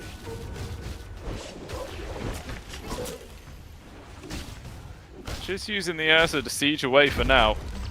Radiant's top barracks has fallen. Radiant structures are fortified. Finally used. As the Lynx assassin has rejoined his team. 1-2-3. Already used the Raptor Dance actually. A short cooldown at least, but still 3 objectives secured, full set of barracks gone. And they just disengage, still have the Aegis for 2.5 minutes as well, so plenty of time for Team Spirit to just reset and then go for another push. Looks like they've actually got their eyes set on the second Tormentor of the game. Radiant are scanning.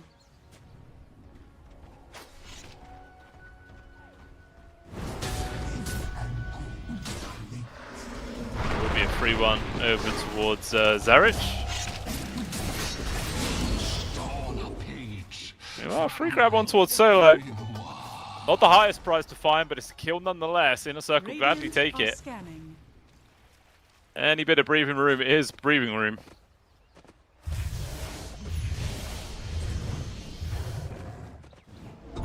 They're able to out of this, regain control of their own triangle for now. And secure a little bit of extra farm. Meanwhile, their entire jungle has just been taken over by the side of Team Spillet.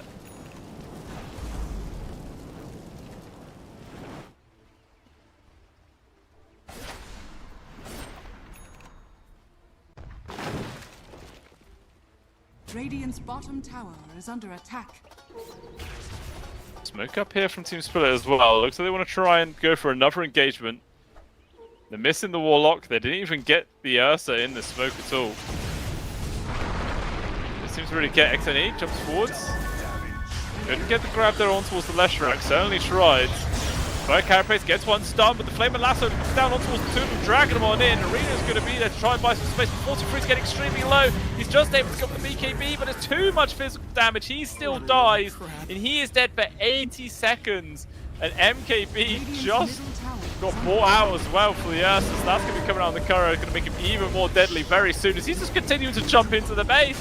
Finishes off Fernand, and they just straight up tap out of this game.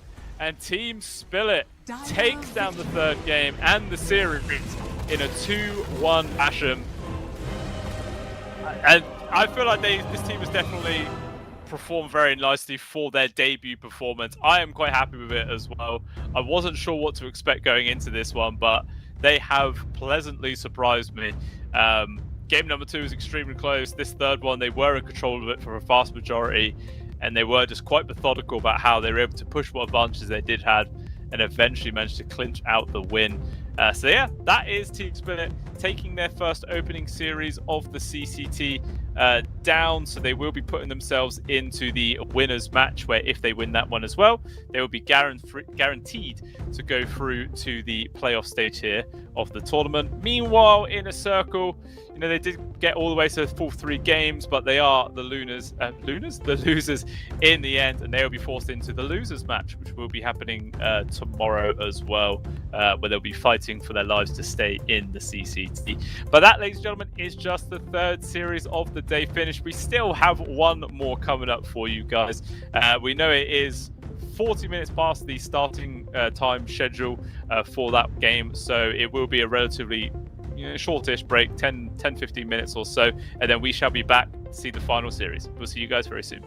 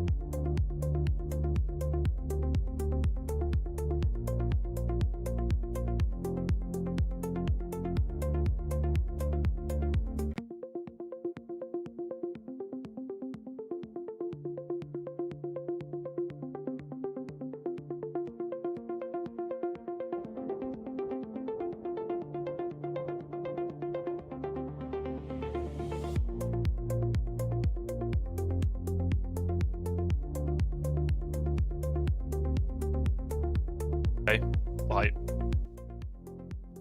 if both of these two teams highly prioritize it, I don't see why we wouldn't see this one come on out. They both have a love of Timbersaw, so I wouldn't be surprised if we see him come out too. One thing that VP.Prodigy are playing, which maybe not a lot of other teams are, is actually the Bounty Hunter. So that could be quite fun and interesting if we see him come on out. So they managed to pick up the TA instead. Always a solid carry. Potentially you could put it in the mid if the carry matchup doesn't really work out to your liking.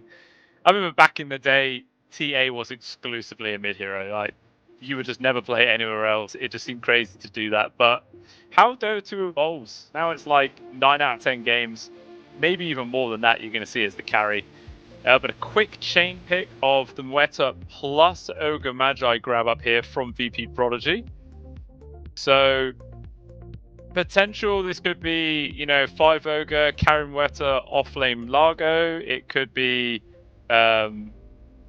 support Largo, support Ogre, carry Mweta. Like, there's a few different ways they could play this one. So they have still kind of left their draft a little bit open here. Maybe that's going to keep Team Lynx guessing just for a little bit longer. They're looking for their 3rd and 4th pick themselves.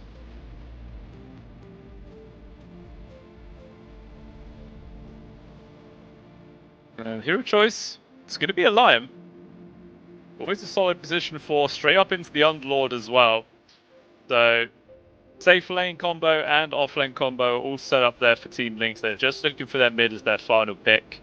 VP.Prodigy, maybe they're going to settle right now if they want this to be a support or a core Largo.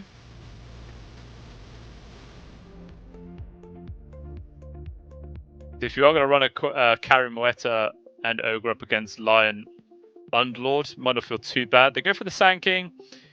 Again, kind of similar to the TA, you know, would always exclusively be a offlane hero, but to be honest, nowadays, very, very likely it's just going to be the mid instead. But considering how there is a Largo, there is... yeah, you have mid Sand King, offlane Largo, in which case you don't really want to be leaving a support as your last pick, but they didn't have overall last pick of the draft, right? So this could be for Mweta with the offlane Largo, and they're looking for a carry themselves.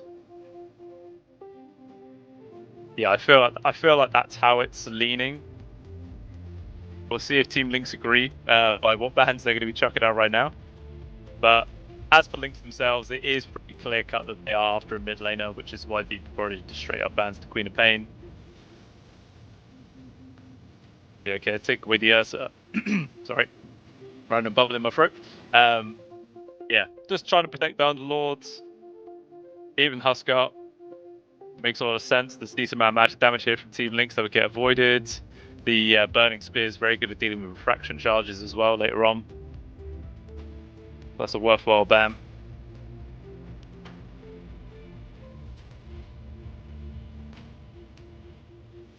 The Shadow Fiend is gone. It's not going to be seeing that.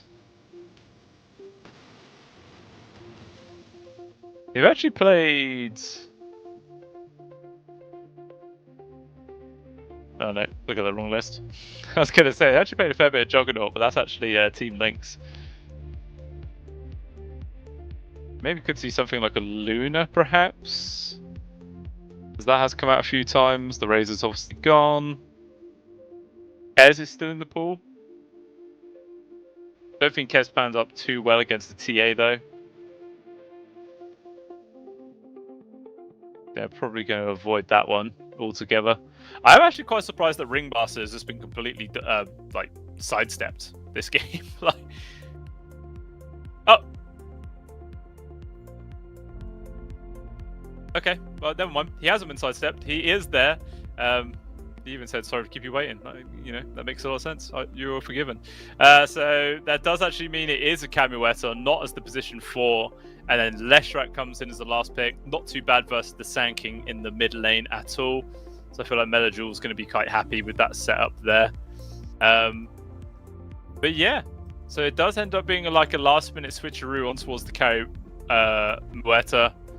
Team Lynx did double down, thinking it was the carry as the last pick, but maybe their bans just cemented the Muerta as the carry. You know, like if they didn't ban the Ursa, for instance, I feel like VP.Prodigy would have been more than happy just to pick that up and throw that into their safe lane, and just had a really fun time. That makes sense. Now look at these lineups. I think I'm going to be leaning towards Team Lynx here. Like, I'm only slightly swayed by my curse of Largo. Yeah, only slightly, but enough that I feel like I'm going to be favouring Team Lynx. I mean, not even that just being said, but you know, the Tree Protector is just a really solid support in this stage. You've got tons of control from the Lion, Underlord, just going to be a ridiculously tanky body, while you've got the TA and the Leshrac doing all the damage you could possibly want. And yeah, VP.Prodigy, they don't actually have too many stuns either. They got like the Burrow Strike from the Sand King and Fire Blast from the Yoga Magi. And that's basically it. I mean, a Dead Shot is a fear, but it's kind of a skill shot, so it's not reliable. The Largo Frog Dance, what the hell is it called? Honestly, can't remember. Frog Stomp. Frog Dance. They're basically dancing, let's be honest, right? You know, it's basically like a continuous amount of mini stuns, so... Yeah, I definitely feel like I'm going to be leaning towards Team Lynx in game number 1, but let's jump on in, find out if I'm going to be correct at all. I can't actually remember what I'm on for predictions today. I think I'm 2 for 1. Yeah, that sounds about right. I think I'm, yeah, two correct, 1 wrong. So... this will either mean I'm going to draw, or I'm setting myself up for success. It very rarely happens. Very rare indeed.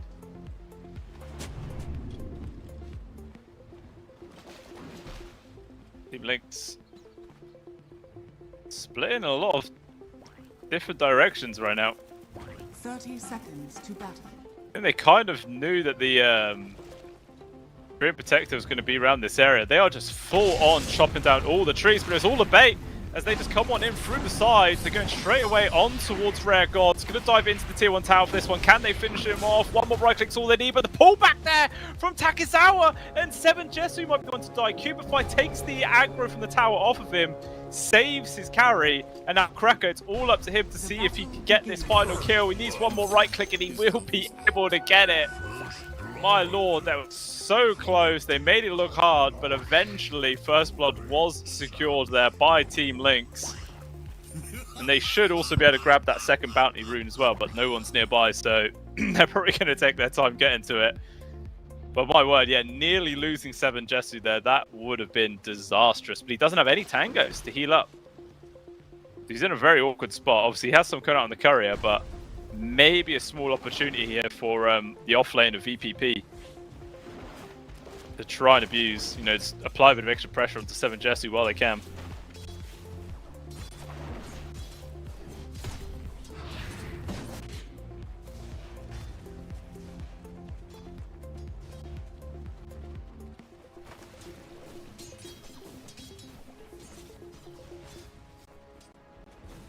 Put down this bot lane. I feel like VPP are going to be fine with it. Janta's going to be able to just constantly, you know, put his body in there, harass away. Gets the 2 points into Ignite and then just easily harasses people out.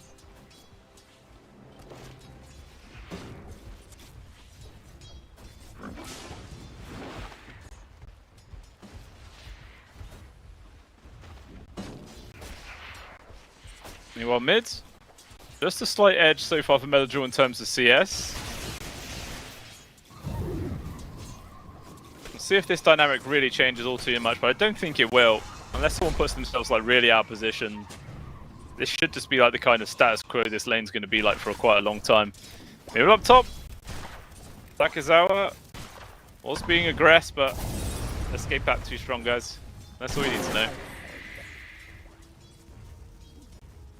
Not today.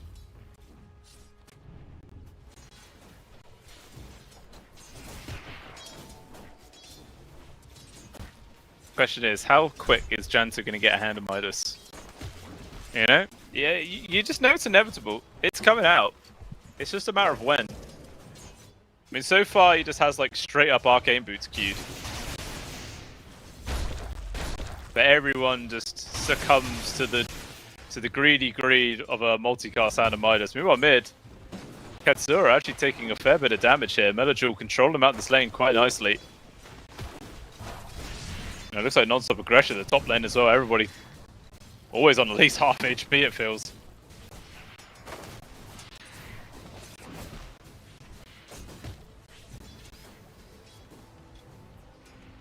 And God's continuing to poke. Cracker Radiant's bottom and tower just is under attack. being kept at arm's length. Yeah, hard to trade there, Janta. Vladek hurts a fair bit more.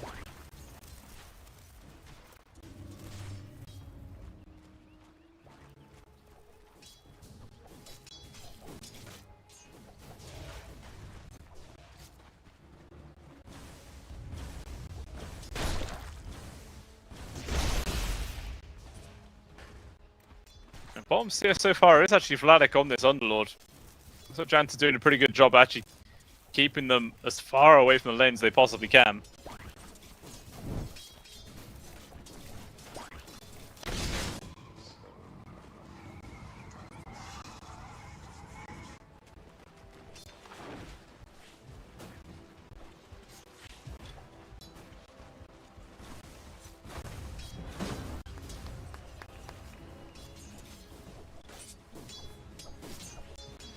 No one really able to get at all aggressive after that like initial skirmish by the tier 1 tower where the Cracker just had to chase down rare gods.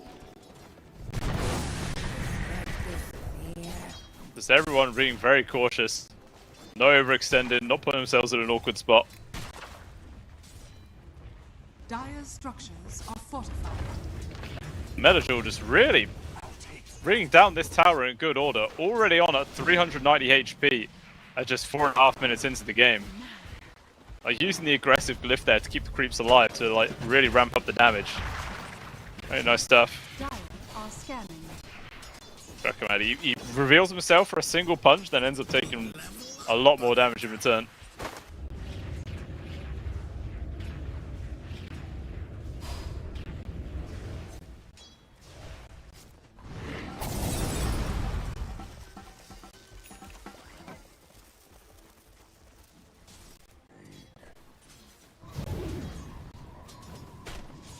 Keep fight. Continuously stacking up the triangle area. Actually, one of the camps does get blocked out there by the Ogre at the last second. It doesn't stop the ancient stack. And actually, Cubify TP's up to the top tier 1. They want to make a move onto attack Azawa. Stun just about connect. He's close to the tower right now. Frog Stomp buying a bit of time. They're still going to pursue underneath the tower. TP coming in from one support, but it's not going to be there fast enough. Red Gods take a little bit too long to get there. Actually, Impalement Arts doing some good damage, nearly brings him down. I like how Cubify was trying to keep him alive there with the old reverse mana drain. Run from this place.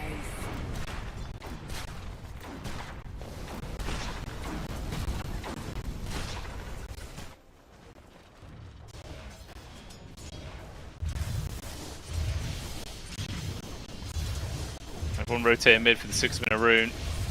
Katsura trying to set up for the top one. Actually, already prepping out the ultimate. Just going to turn around, go straight away on towards Melajul. In comes the supports to try and keep the mid lane alive. It's not going to work. He will still die. The damage from the Sankey too much. Tame the Beast connects on towards 2. And everybody who comes on in ends up dying there. Katsura reigns supreme. Gets the double kill from himself with Red Gods helping out on towards Cracker.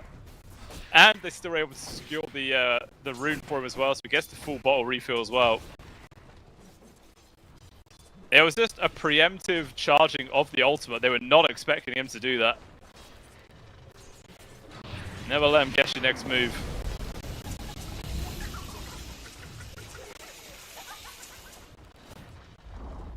Radiant's middle tower has been denied. Despite that turn of events though, it is still the tower to go down. Melajul gets it 7 minutes into the game. Speaking of 7 minutes. Here's the Wisdom Shrines. Cracker, yeah, he's just not going to be able to steal this one.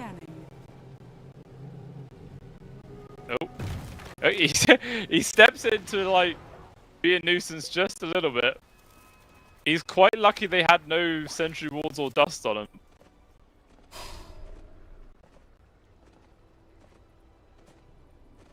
Well, so in Jesu looks like he's in danger. Janta comes in the rotation here. There's nothing they can really do to keep him alive. Eventually, the TA does go down. So they want to try and go for Cracker as well.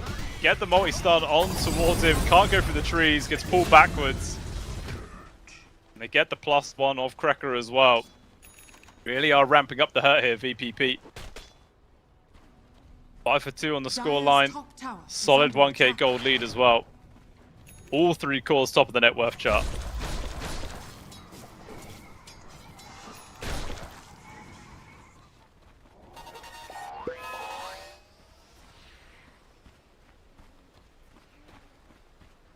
Dire's bottom tower is under attack.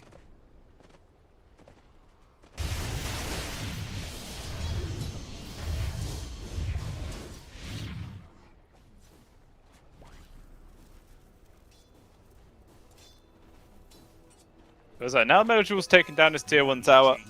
Radiant's What he's going to do with these next few rotations is going to be like the big decider maker hit. He's going straight in for that Kaya. Maybe once he has that online, then he's going to be feeling a little bit more willing to start getting involved with the rest of his team.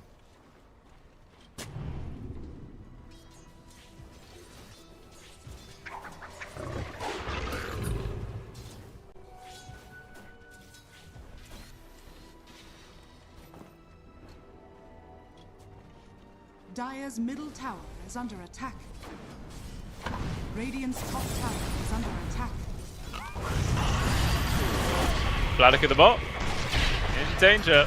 Sun comes through with the ulti uses there off the Muerta, but a nice 2-man stun from Cubify buys some space. Janta steps a bit too far forward and he will go down. Vladik even gets the redeeming last hit there. That's to really shut them down in his face. He is still going to be forced to run all the way back to base, however, so still done some good damage to him.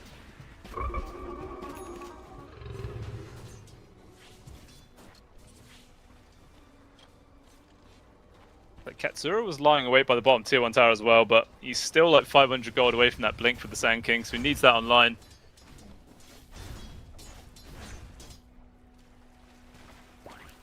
Dire are scanning. 2-man smoke as well. Dire are scanning. See where they go. Both scans connect around the same area. 10-minute rune spawns, and Cubify just straight up denies it. He's not risking anything at this stage.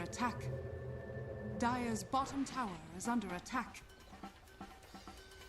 Chantouch gets away with a very ambitious Watcher takedown, if that's what you can call it. Very greedy spot, but he doesn't get punished, so lucky for him.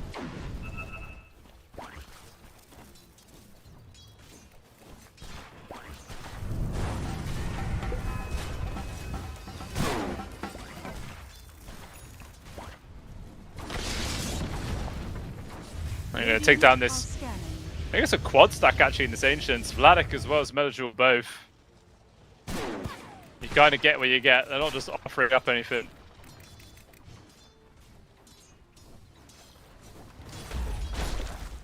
I think actually Vladik got a majority of that as well.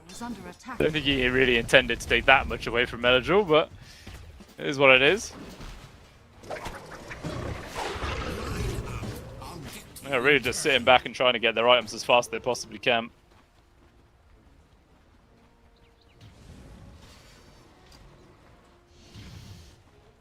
Seven Jesu, 1 Mithril Hammer away from his Desolator.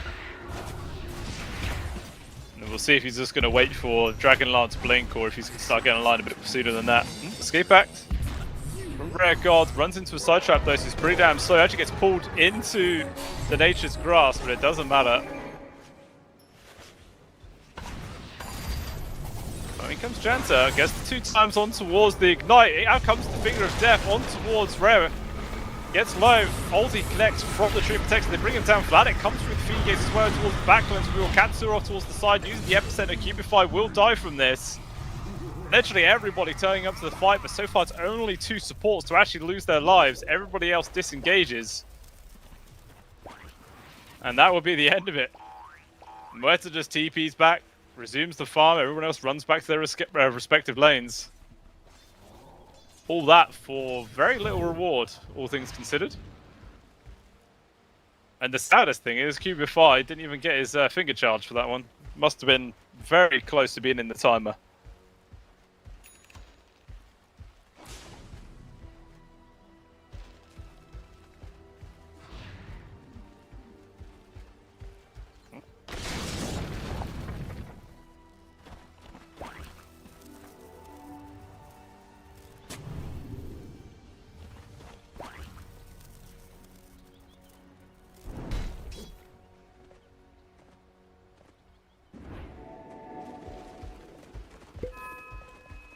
Non-stop stacks being made from both sides. Just all sat there ready and waiting to be farmed up. Little flurry vibes come through. Maelstrom and Kaya. Dire's bottom tower is under attack. That's the biggest one being the Maelstrom for QT. That Maelstrom's really going to ramp up his farmer speed, and with the Bloodlust, just casually farming up a triple stack here on the Ancients.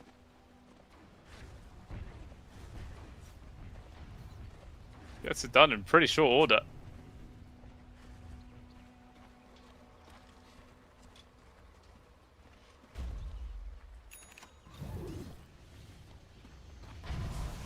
As a result, just taking over the top chart ahead of Sesason, who I believe has his Desolator coming out on the Courier. Dire are scanning. Gets an Invis rune as well, but he's underneath a Sentry ward, or Observer ward for that, so it's not going to catch anybody by surprise. Dire's top tower is Not that under he's going to attack. use it for that, just going to go back to farming, I'm assuming.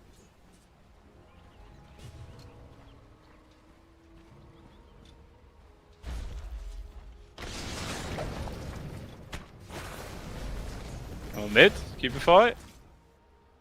He's going to be alright.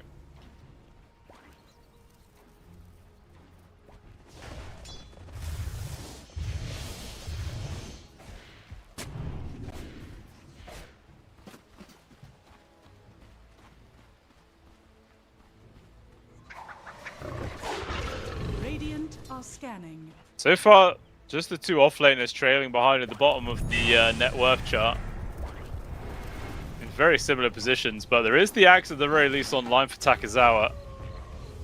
So you got the two song playingness, which is nice.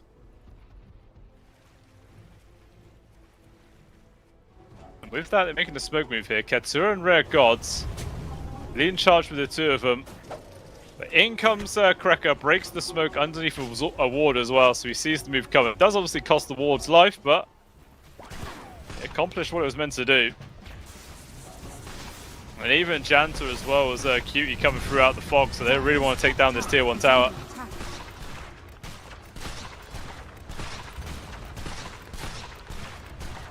Dire's structures are fortified. Dire's top tower is under attack.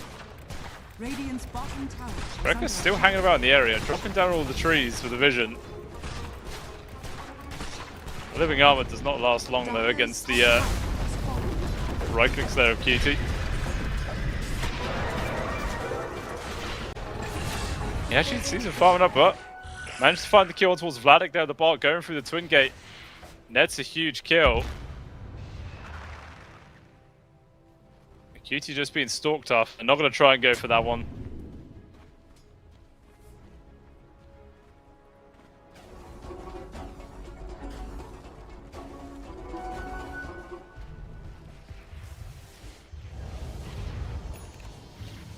Radiant's middle Oh, tower Katsura. is under attack. Lynx is the face of Metatron, has no ulti. There's not much mana left for Metatron either, so he can't really do too much damage here.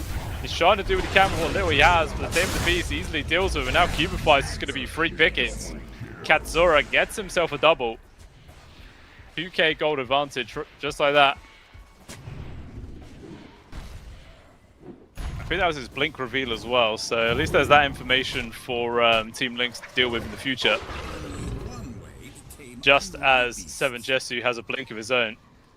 Dire's So now bottom Desolator tower blink. is under attack. It's a very strong timing. Really want to start pairing up with Cubify or Dire's middle Vladek. tower is under attack.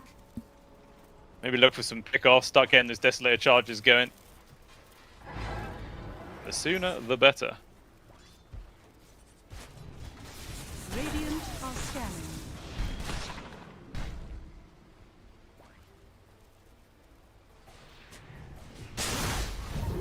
And Jesu jumps on here for Katsura, Deadshot, pulling him off towards the sides.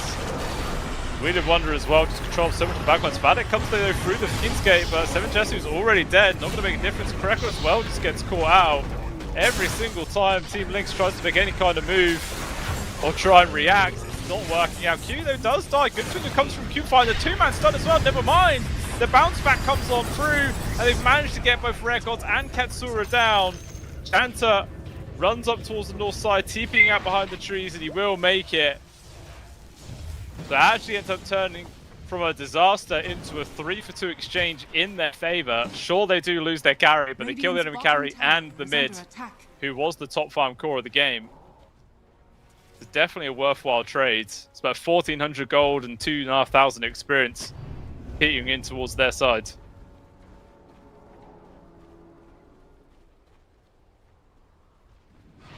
It's just a great 2-man stuff from Cubify, man. That spike's so much better than it used to be, I swear. There's just gonna get Roche. I really want to get an Aegis into the hands of this TA. Died a few times now. Roche enough HP gets scouted out, but a nice 2-man Pit of Malice. Vladek continues to charge forwards. Metatron poking from down on the low grounds. Vladek is pretty damn tanky, not able to be brought down just yet. Falls back to the safety of his side of the river. Roche on half HP, and you can see that it's actually too interested in fighting. Vladek just TP'd away to resume his farm, and he has the twin Fiend Gate, so he can just get involved at a moment's notice if needs be. And that needs might be coming their way. As a charge forwards from Katsura on towards 7 Jesu, trying to get this fight started off. He's waiting for the best opportunity to make the move. Cracker caught off towards the side. He's dead. They found 7 Jesu still, and the TA just dies. So Vladek just abandons the area, leaves his teammates to their own devices, and costs the life of their own carry. Not the turn of events they wanted, and now this is going to be the 20-minute Tormentor as well going into the hands of VPP.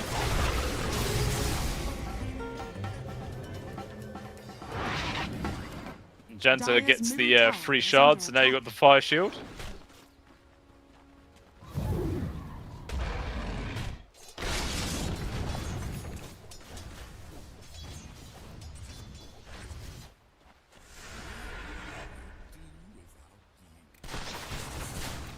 I always feel like fire shield's one of those abilities where you never really notice it doing things.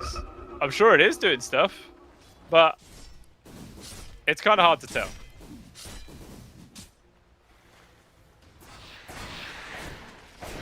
Radiant are scanning.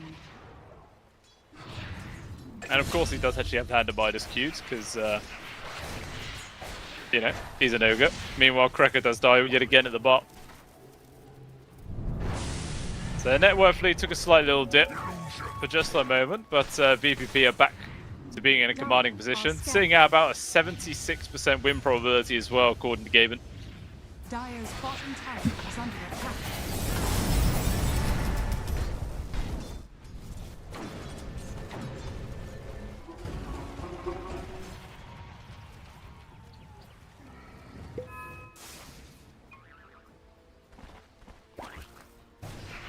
Radiant's middle tower Katsura as is well, under attack. closing in towards that Ags. About 1,600 gold away. The Shadow Blade just picked up for the Moeta. Radiant's top tower is under attack. Dire's middle tower is under attack. And Janta is just like full-on babysitting QE this game. He's just following, making sure Bloodlust as well as Fire Shield are just 24/7 up on his carry.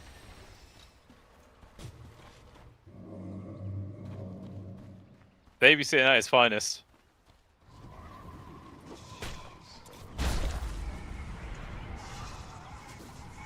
I'm going for a 4-man smoke hit. They can't really make their mind up which direction they want to go. Looks like they will start heading towards the mid, where I think they just saw Cracker. It's not really the target they would like. Very low priority target. Meanwhile, there's actually a 2-man smoke coming out from Lynx as well. And they might end up be facing a bit of trouble here. As VP are just coming straight at him. Lynx up in towards the fog. We're going to get the grab. Lockdown on towards the left right, doing tons of damage. He's controlled, silent, stunned. He's just dead. Keep fights well, dives the backlines from Katsura. And Vladek has to use his 9-second BKB charge just to go through his gate and run. Really struggling to find many openings here in this game. Epicenter used, got the grab on towards Cracker. Katsura will finish him off. Records actually with the kill secured. Brings him down himself, and this is going to be now Roshan going into the hands of VP.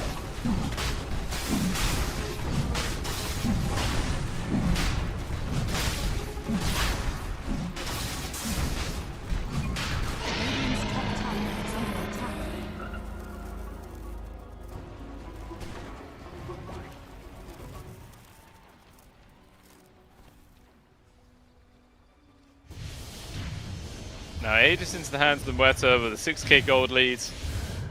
Definitely in a commanding position right now. Oh, and the big thing, the hand of Midas online for the Janta. I've got to watch him. I'm watching him like a hawk. The first Midas usage is the most telling about if this item's going to be worthwhile. He's going mid. He's going to use it. It could be a ×3. It's a ×2. Alright, it's not bad. It's not bad. It's money.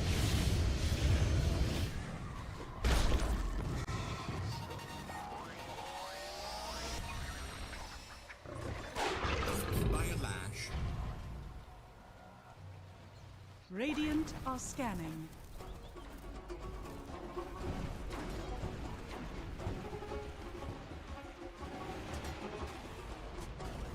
Somehow the farm of Melajul has completely Dire's fallen bottom through the tower floor. is under attack. Like he was in a really commanding position at one point, but his bottom farm core, full 1,000 gold behind the second poorest. He's still trying to work in towards that BKB, which is about 600 gold away. So not too long. He desperately needs it. There's just way too much control coming out from the side of VP. Especially just the amount of magic damage as well, which we'll just completely avoid. It's a massive pickup this game. Radiant's top tower is under attack. I mean, it's very rare you see a game where BKB is just not good. It's just like, you know, I'm going to say 49 out of 50 games, your carry should probably get a BKB, you know, something like that. But this is definitely not one of those. It's a game where he needs it. It's vital. Radiant's top tower is under attack. Dire's structures are fortified. Radiant structures are fortified. Dire's bottom tower is under attack. You just continuing to just bully down these buildings, man.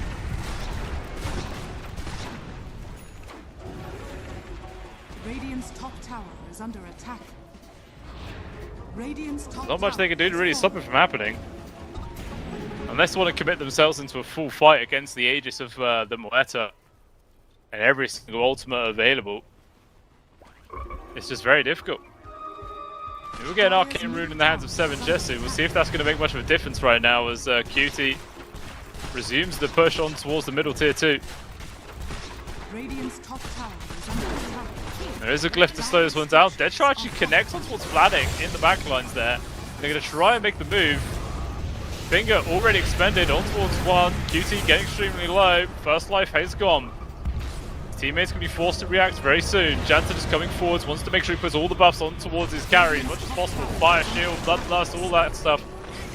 Dumped onto his face. Trying to get a burst light connection on towards 7 Jessu. BKB's blinked into the face of QT right now. The Muerta getting extremely low, will actually be brought down. The ulti for the Sand King's over. Janta's already dead. Katsura not looking long for this world. He's actually able to get the burst strike up to the high ground, trying to TP away. There's no cancel. He will live. As a result, It's a 3-for-0 exchange going into the favor of Team Lynx. They were behind by a fair margin. They had obviously the Aegis into the winner's hand, but it means absolutely nothing. 2,993 damage from the Lash and 2,900 from the TA. Both of these guys just doing so much work. And it's all BKBs as well. You pop a BKB and you can quite easily get stuck into the face of VPP. There's literally nothing to stop you.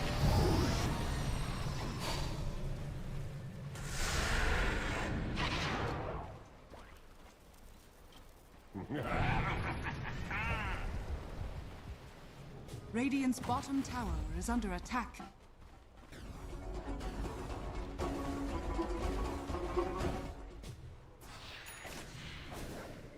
Another multicast for Jantis and a minus. And he celebrated with buying a gem. That's fair enough. We all have our ways of celebrating, that's something. QT's still trying to build his own BKB.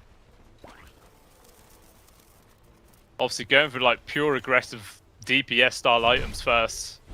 Which has worked up till this point, but the BKB is definitely going to be the next step forwards for him. Regeneration.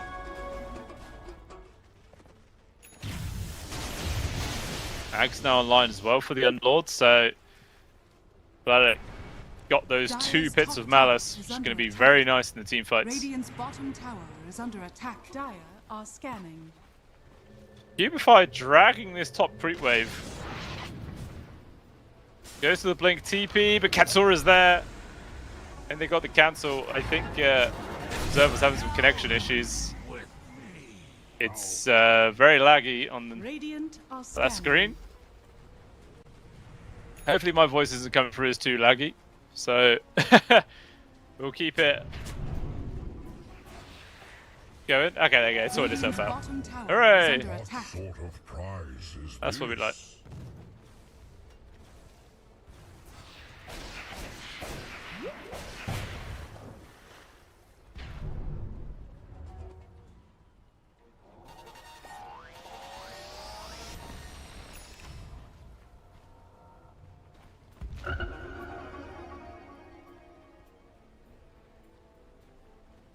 Radiant's bottom tower is under attack.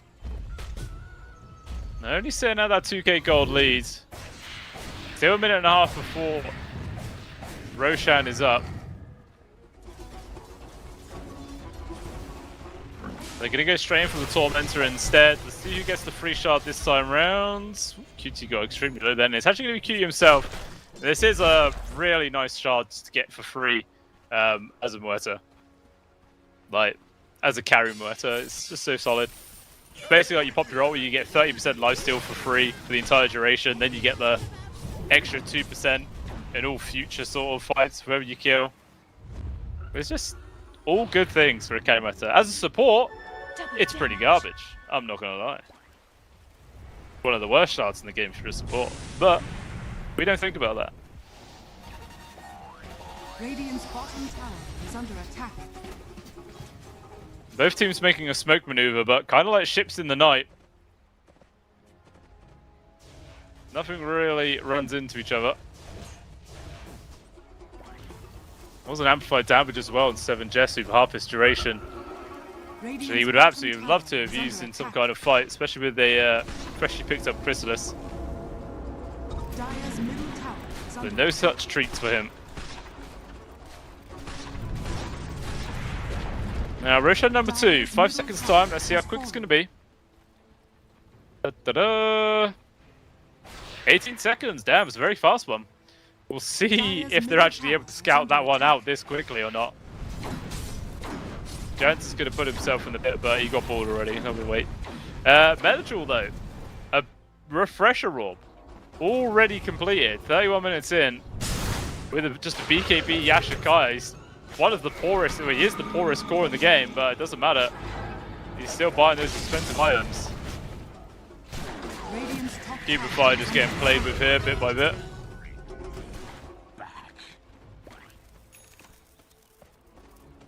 Radiant are scanning.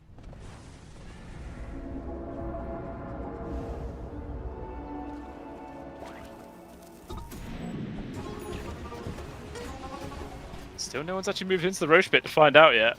Cracker might try and put down one of the old Blessings. eyes of the forest. But it's actually on cooldown still for another 40 seconds, but he would like to put one in.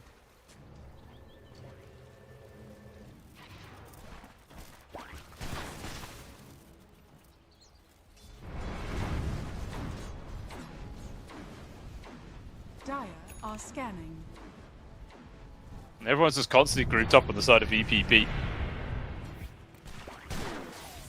They can smell a fight's coming. They just don't know where. Okay, they will now scour Roche there because of the impalement arts. They know it's up. They probably don't feel too comfortable going for this with so many people alive on the side of Team Lynx.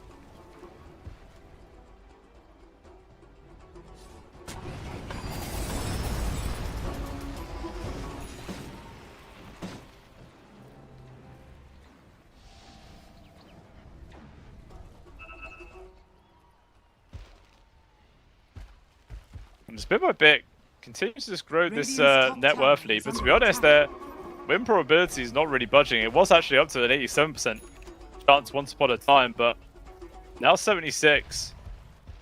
So maybe losing their, real strong window of opportunity as Lynx just continuing to get stronger and stronger alongside them. Hype actually picked up there for Janton. Nice pick up there for the Yoga. Guess Alago didn't want it, so someone had to buy one. And we do have the 5-man move. Suhi they're able to find with this. Ooh, Belajul. He stepped too far out of them trees, he was a dead man for sure. Good enough for him, he doesn't go that far.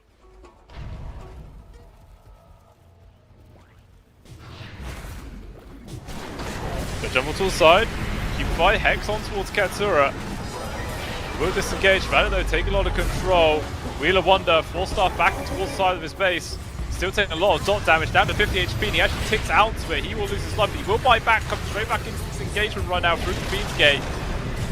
Lockdown as well, on towards Takazawa's. BKB's popped, so he's able to just walk outside of all the control. Krekel loses life towards the north side as well as Rare Gods. Katsura just Burrow strike straight forwards into the face of 7. Jesu, all the AoE damage in the world, gets him and Cubified dead. And now Vladek, who fought back for this one, he cannot afford to die, as he's going to be gone for an extreme long time. And a fantastic dead shot there from QT. Catches him just at the maximum range. Rare God steals the kill, but who gives a crap? They're getting the work done.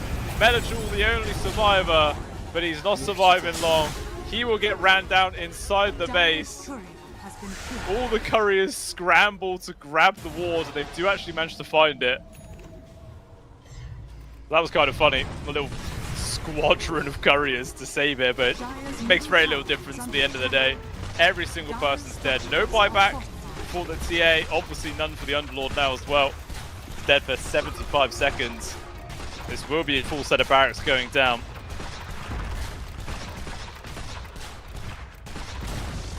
Dire's middle tower has fallen. Dire's middle barracks are under attack. This felt like Team Lynx could just get stuck on top of one person fast enough. They just kind of get split up, and then they're just constantly reacting to what VP are throwing at them, and they're unable to just actually kill anybody. Just constantly fleeing for their lives. Like the TA certainly tried, got stuck on in there, but as soon as the BKB runs out, you just die in seconds. There's so much magic damage. Just on that one fight, that's 2 full sets of barracks gone. Dire's bottom barracks has fallen. Now 19k gold behind, flurry of items coming into the hands of VP here. Dire are scanning. So Jesu's still up there, now just 4k gold behind that of the Mueta. He's just had their own Daedalus completed. Oh, 2-man burrow strike forwards from Katsura, pops his BKB, Epicenter coming forwards as well. Cubify, he is dead for sure. He changes his target over towards Melajul, forces actually out the BKB of the Leshrac. Wheel of Wonder gets the grab on towards the line, he will die. Cracker as well, stuck in an awkward spot. 7 Jesu does get the blink away. He will make it. Oh, whoa! Double buyback coming in from the supports. They do not want to let this Roshan go. They do commit quite a lot to secure this one. Or maybe not even secure it, but just make sure that VP.P don't just get it for free. I mean, they know there's no epicenter for another minute, so that is a huge ability gone. And they will try and capitalize on this. Regeneration. 4-man smoke, they're going to wrap around behind the triangle area. Where Janta moves himself in. Gets the initial stun on towards the TA, but gets focused up instead. There will be the escape back, trying to keep him alive, but it doesn't keep him alive for long. He will fall, buys back as well. Finger chucked out on towards the Largo, he doesn't really care. Metatron's taking so much damage, and the TA, 7 Jesu, all he can do is just TP away. Krekker survives by hiding in the trees, because that's what the Tree and Protector does. This will be the Aegis going into the hands of QT. Roshan has fallen to the Radiant.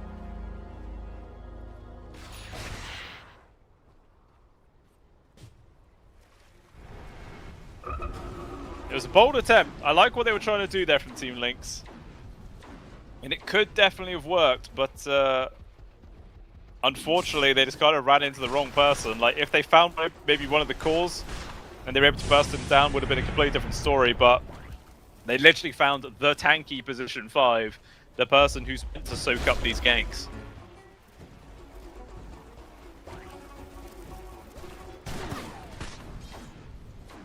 Dire's top tower is under attack. Tier 2 won't last long, and they're just going to run straight up to Tier 3. 10 seconds for the Lash, he will be up. And actually cutting the creep wave there, so Krekker has made sure that the next set of creeps are going to take a while to get here, but there is a Roshan's banner, so who really cares?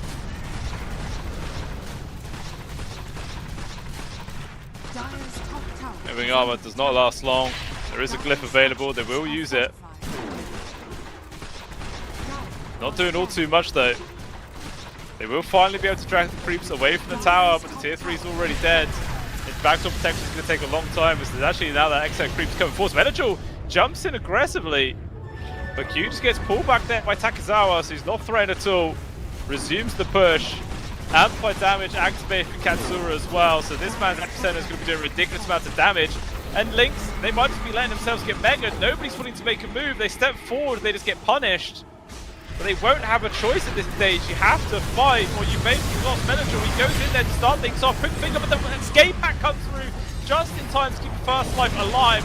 Just for a moment longer, Krekker will still die. 7 Jesu's in the backlands right now, trying to do some damage, but he has to just BKB and retreat himself. Cutie forced stuff up to the high ground, just chasing after them relentlessly there with the ultimate activated, shooting people down left, right, and center. But it doesn't matter because the GG has been called, and that will be VP.Prodigy taking down game number 1 in a very solid, dominating fashion. Wasn't like it was a complete beatdown. There were several occasions where Team Lynx was able to fight back, put themselves into a decent position, but unfortunately for them, VP.P were just much more coordinated.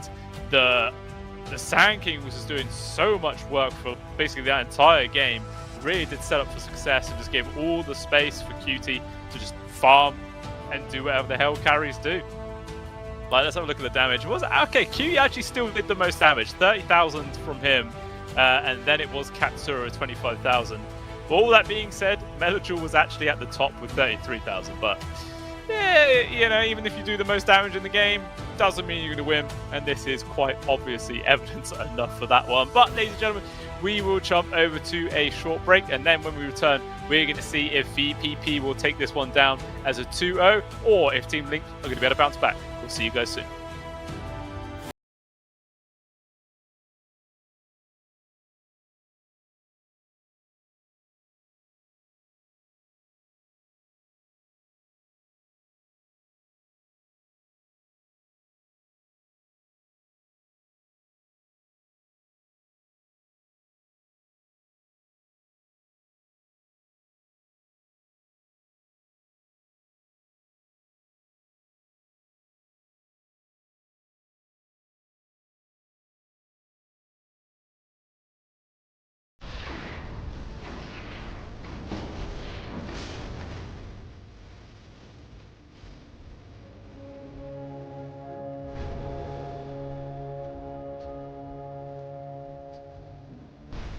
battle begins.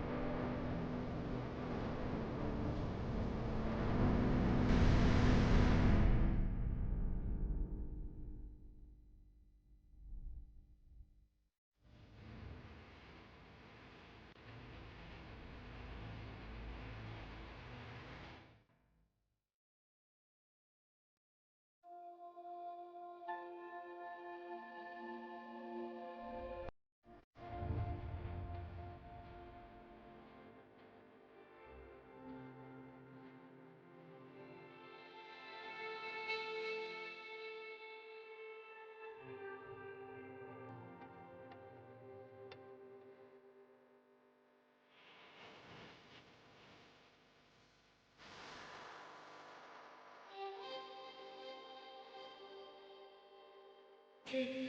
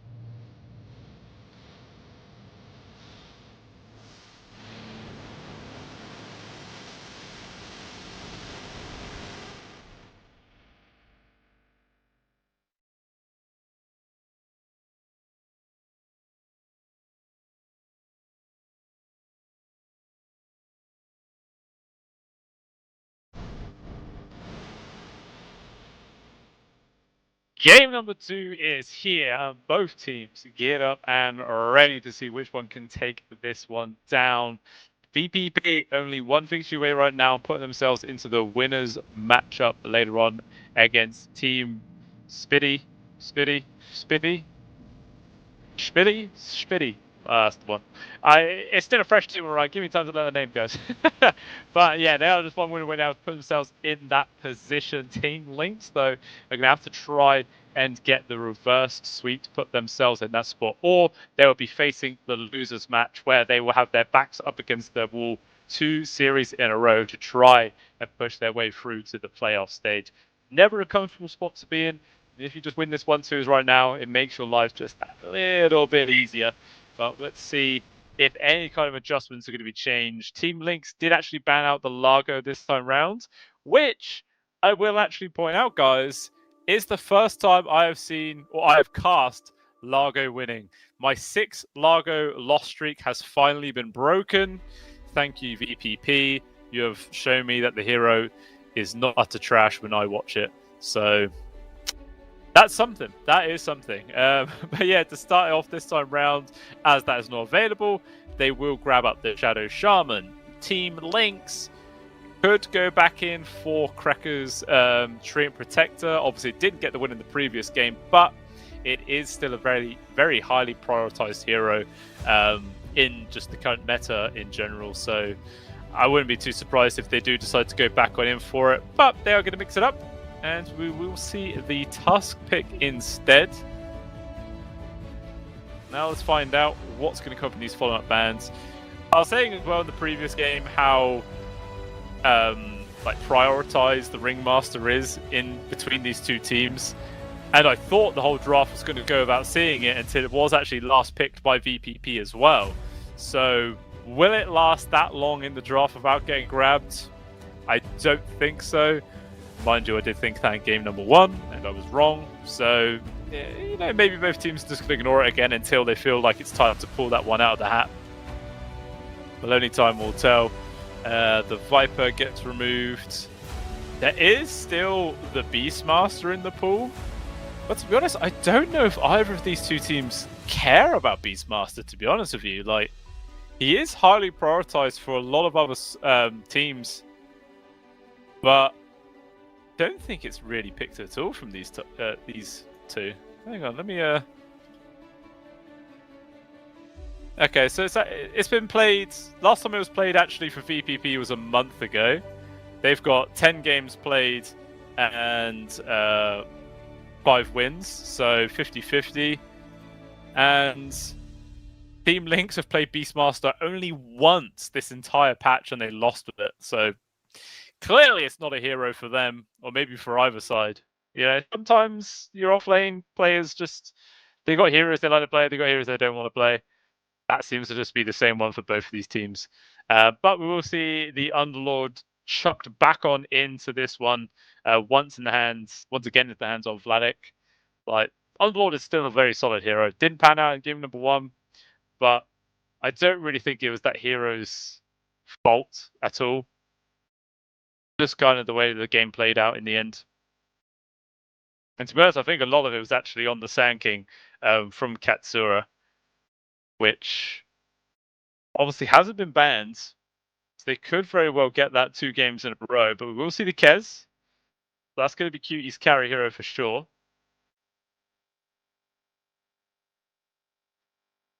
Now Team Lynx, what are they going to respond with? I doubt... I mean, it could be Tusk Underlord lane. There is some synergy there. You know, the Shard block is very strong with Pitman and Firestorm. Obviously, you don't really get any combination with Tag Team, because I mean, like, the Underlord hits strong anyway and he's really slow, so that's not too impactful there. So it depends what you prioritize more. Do you want him just to block in, allow like all the AoE spells to do more work, or do you want to put him as your position 5, for instance, and pair him up with a hero like a Drow, for instance? Not exactly like I'm expecting a Drow, but that kind of hero that could really benefit from that spell. We'll have to wait and see. Next pick, it will be the Warlock. The support's all secured here for VPP.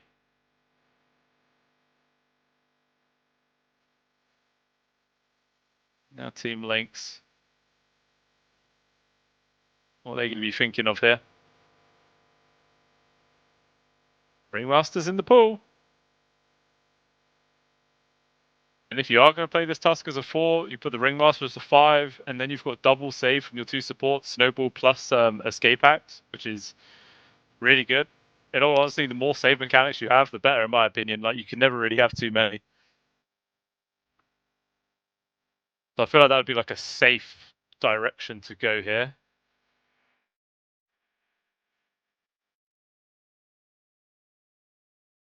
What else could they be thinking about?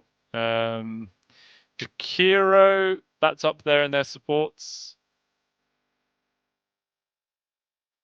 22 games played, 63% win rate, which is kind of funny against VPP's Shakiro performance, which is 11 games and only 18% win, is not too strong at all. But Tiny and Dark Willow are grabbed up. So it's going to be Tiny mids, Underlord off with the Dark Willow 4. Tusk will be a 5 in this game. We'll see what carry they're going to be able to grab to pair up with that one. And now VPP, I think in off lane right now or mid, because they know what the mid lane matchup's going to be. Maybe that'll make more sense. By the way, you don't have overall last pick, and you're about to face 2 bans. So do you want your mid lane to be banned out more, or do you want your off lane? And they will grab the ties. Okay? So obviously mean there's going to be 2 more bans coming towards their mids. And with a Tidehunter pick, I'm assuming they're probably going to ban Invoker. It is a successful mid laner for VPP. And then you've always got to worry about the Ravage Cataclysm or Chaotic Offing Cataclysm. 2 very, very strong combos with that ability. They do obviously remove Ketsura's Sand King, which is extremely wise. Very heads up ban. Huskar's probably a good ban as well if you have already locked in tiny mids.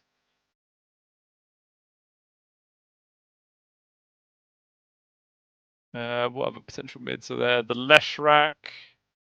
Obviously, that was in the hands of Melajul last game. But it does still play up relatively well against the tiny, all things considered. So they could go in for that one. The Beastmaster mid would work.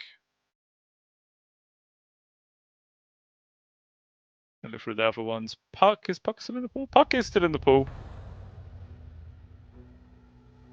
Yeah, that's still in there as well. So I feel like it'll either be, yeah, Puck, Huskar, Beastmaster. Maybe you can go one of the Spirit Bros. I'd probably say Ember Spirit, if any of them, but it feels slightly less as powerful. But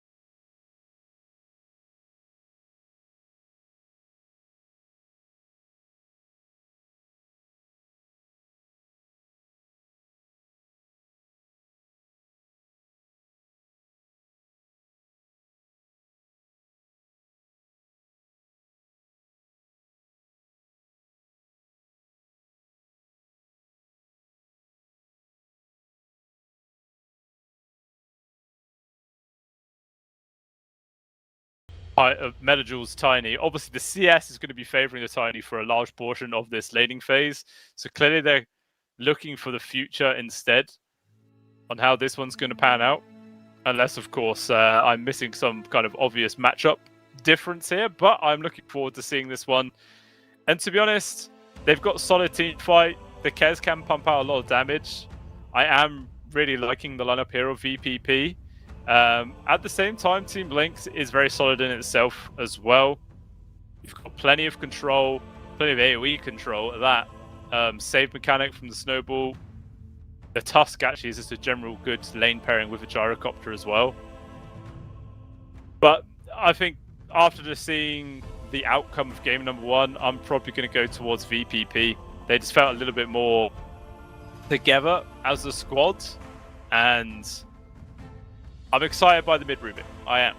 It's not like a completely outlandish pick, but it is definitely a more quirky one than what we've seen a lot of in the previous series. So I'm looking forward to it. They've won my vote. Let's see if that is actually going to be the case, if VP are going to be able to take this one down 2-0, or maybe it will actually be Team Lynx be able to push back and go into a full 3-game series. Time will tell. I'm happy either way.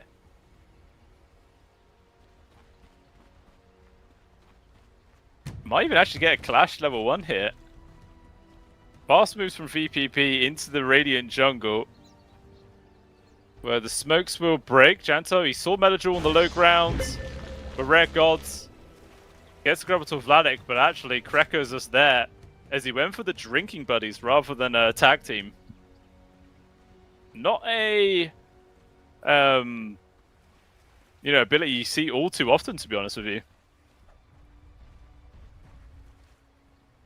He used to just be all the rage and was absolutely everywhere, but definitely has fallen off in popularity. But to be honest, in that situation, may have actually just saved Vladik's life, so already playing itself out.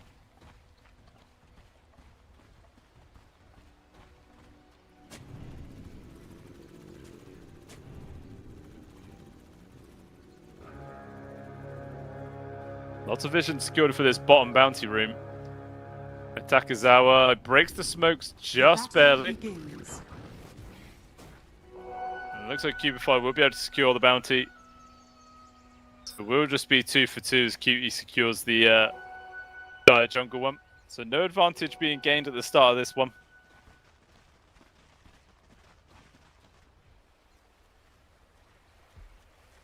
Vladik just waiting to get some free hits on towards Janta.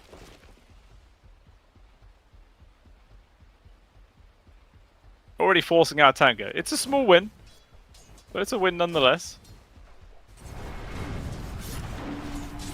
Yeah, I'll be looking a lot in towards this mid to see how well Katsura is going to be able to perform. I mean, already he's actually doing quite well. 2-1 against 3-0. And he still has 3 more creeps to come from this wave. I think watching him maybe made him miss that last hit.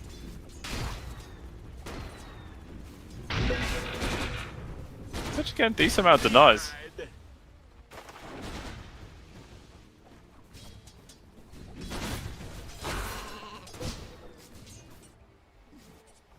Seven Jesse though looking firmly in control of this bottom lane. Obviously the creeps have finally pushed towards the tier 1 tower, so Takazawa has a bit of breathing room here, but you can see if the pressure's just anywhere past the tower, he will definitely struggle to step forwards. There's constant harassment's coming out of the top lane as well. Even find an awkward spot, but with the Shadow Realm, you don't really care about being in those spots.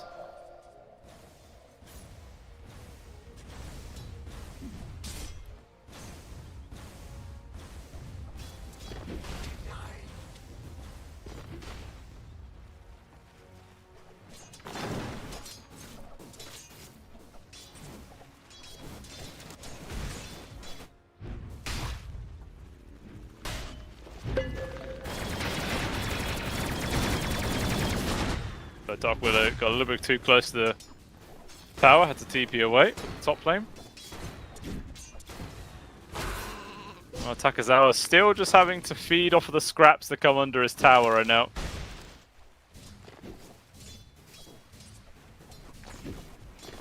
Not too much that Red Gods can do on his own at this stage, not against both Cracker as well as 7 Jesse.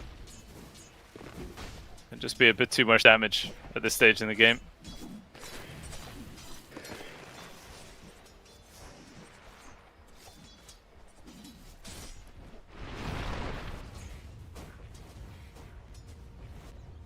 Actually, I didn't even think about it, but that's why actually in this pairing, Drinking Buddies is a lot better with the gyrocopter. You just pop it and then he uses flat cannon, then you're guaranteed to get that bonus damage on people, even if you're miles away from them.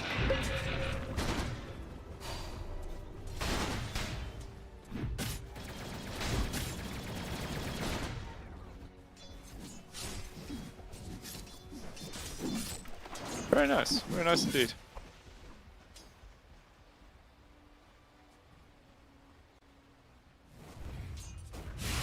Still mid, extremely even in terms of CS. 16-3 against 16-2. Katsura actually even able to apply pressure all the way past the tier 1.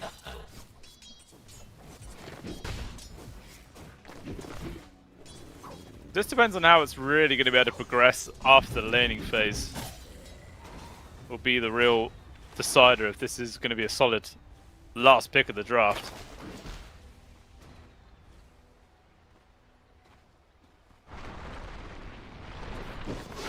Oh, eligible. Avalanche, toss back. Cubify is also here. We use telekinesis and pull back. Rare got... The hell? He's shackled and he shadow realmed at the same time? What? Okay. Well, that just saved Cubify's life for sure.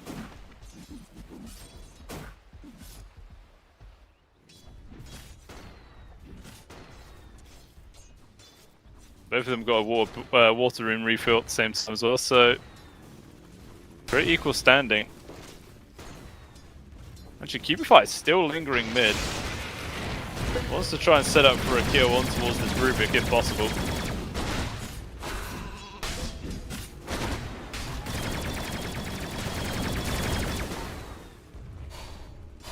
This Drinking Buddies Black Cannon combos is working out quite nicely this bot.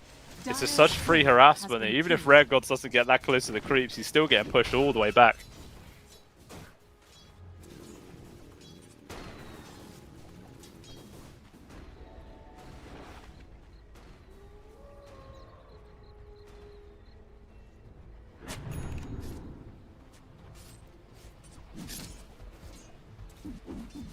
Despite the fact that Vladek's been kind of left on his own a lot at this top lane, he's not being pushed out too badly. Meanwhile mid, once again Cubify is here, trying to make a play on towards Katsura.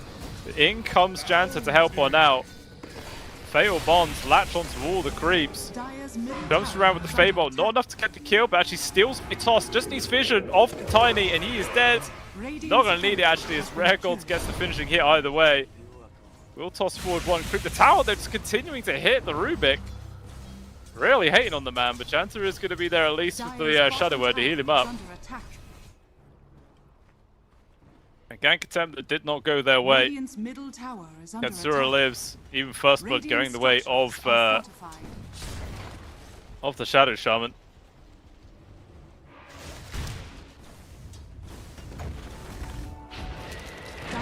Cracker snatches away a shield rune.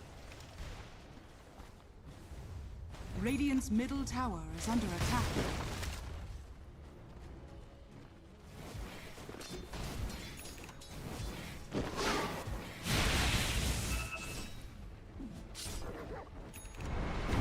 Gucci just kind of farming away happily at the top lane, but still compared to the Gyro, it's like 800 gold behind. 7 Jesu generally has just had a free lane down here.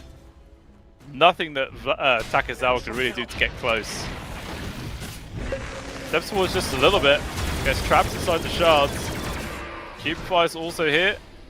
Not decided to actually just dive on towards the Tidehunter at all. Change the focus over towards Rare Gods, and they're kind of splitting their focus so much that maybe they're not going to get either one. Oh my. 7 Jesu should be able to run down the Shadow Shaman. Takes a few hits from the tier 2 though. But actually in the same going does secure the Wisdom Shrine, which was definitely needed as their own one just got snatched away by Janta. Dire's bottom tower is under attack.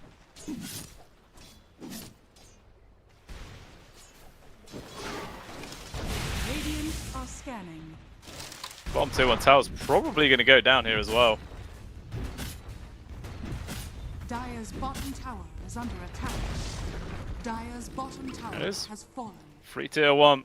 7.5 minutes. Don't often see the safe lane take it down the tower at this stage. They will gladly take it. Meanwhile, you do have Katsura snatching away a triple stack here on the Radiant Triangle.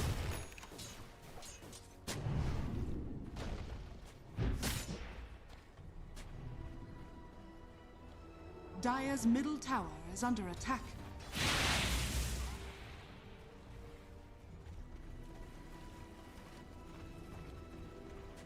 Four people from Lynx moving in towards this mid lane.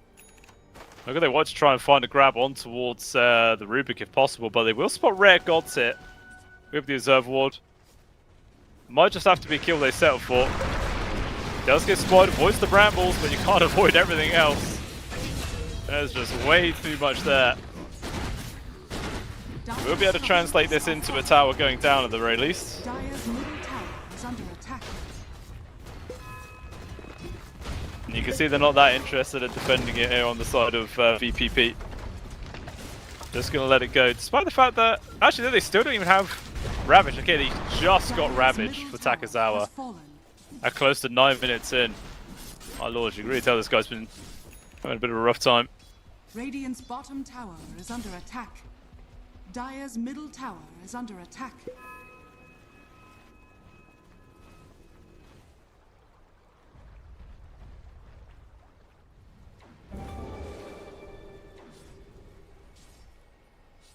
Level 7 Jersey man just leading the charge in terms of that work.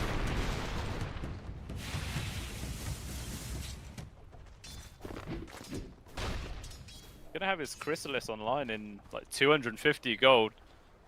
And then obviously it's on towards the Axe from there. Dire's bottom tower is under attack. We'll see if VPP are going to put much attention to trying to shut him down, or if they're just happy to leave his own devices, just focus on their own game. So far, 4,000 gold separating the two carries, just sub 10 minutes in. So they want to make a move on towards Melajul mid. Katsura going to be able to find him, just dropping down the kill to go for it as well. Full on lock him down. He has Avalanche ready to use, but we'll make sure he chucks it out after he dies. He does not want to give that ability away towards Katsura. Very heads up play there from Melajul. They will just go into trying to push at this mid-tier 1 tower though. Everyone coming in from Team Lynx. Looks like they want to defend this one. Firestorm actually stolen away here from Katsura. Very strong ability. But in comes 7 Jesu. They use the drinking buddies with the flak. That's more than enough apparently to force VPP away. But they're still lingering in the area. Look like they want to try and take control, but with the tiny respawning, maybe it's a bit too risky.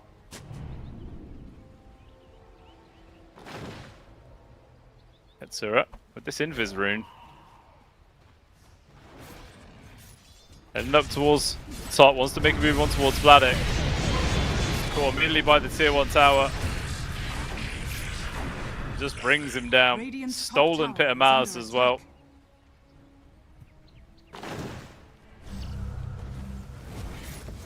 Firestorm does some serious work when in the hands of the Rubik. Kind of surprised he actually got rid of it just for a pit. Like I said, we lockdown still very strong.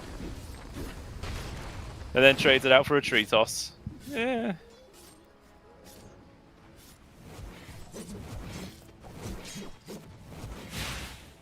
Only level 1 tree toss as well. I feel sad.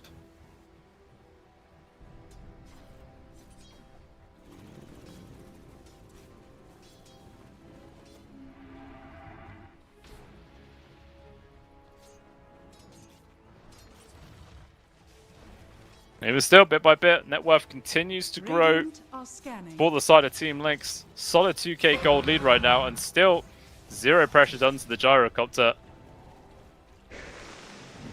Basically halfway towards his Zags already at this stage of the game. Radiant's top tower is under attack. It's very close to having his phylactery online.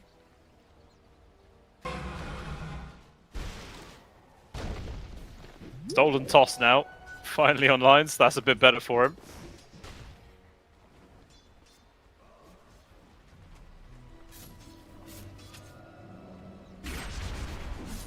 Yeah, there will now be the flat 3. So with that online, we'll see if he's going to be actively making some moves. If that's enough for him to make moves with, anyway. Just wants to buy some time for Cutie to resume his farm. Or at least try and improve it a bit. He's just really struggling to keep pace with the gyro.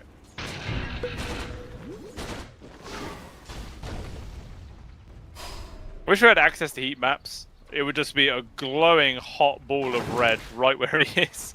This man just has not moved. Doesn't need to move. Look at all he could possibly want right here.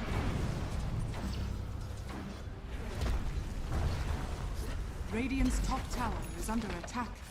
Top tier 1. Looks like it will be going down. The Celtic offering drop just to guarantee it.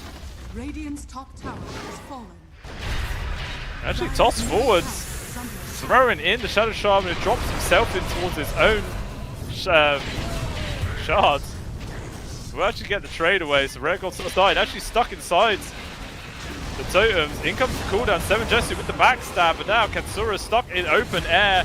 Will die underneath the tier 2 tower. 7 Jesu just doing ridiculous amounts of damage from behind. And a very ambitious play to kill an offlaner ends in disaster, losing both supports and the mid.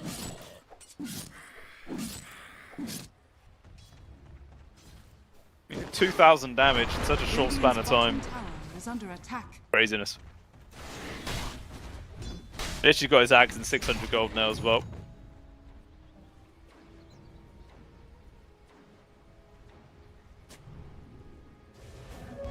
Regeneration.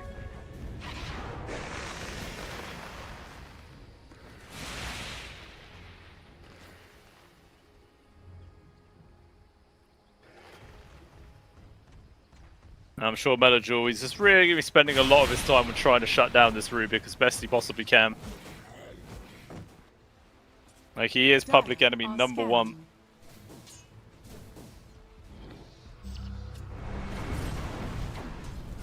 Dire's middle tower is under attack. So he's going to head up towards the top lane with Cubify. See if they can find a kill on towards this Kez if he's lingering nearby, but it looks like he's actually going through the Twin Gate. They want to make a move on towards 7 Jesu, who's actually been found right now. Rare Gods is here. Out comes the Ravage from Takezawa. Phoenix Gate coming on as well from Vladik. Going to try and bring a bit of assistance. Shards not going to be able to finish off Rare Gods. He will die. Takezawa now getting extremely low. The flat cannon actually is picking people off in the back lines as Chanted dies elsewhere. So all that to try and kill this very important gyrocopter, but all they do is lose 2 supports. At least they kill 1. It's a very minor consolation prize. Ambling forwards, they got the grab on towards Cutie as well. Body block, so he gets the second root. Vladik's done that before. Just absolutely every point in this game, they're just getting pincered down. There's literally no space to breathe whatsoever.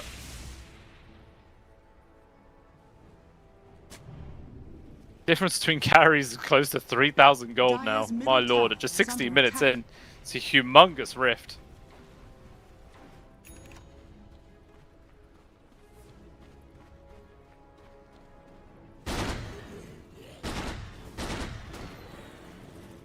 Dire's top tower is under attack. He's pinging out these creeps. 7 Jesu's spidey senses are tingling. Radiant's middle tower is under attack. Not sure if they want to make a move or if they think a move's coming towards them. They have this Observe Wall which he's trying to hide behind. It doesn't look like VPP is just going to move blindly into the fog of war. They take it nice and slow.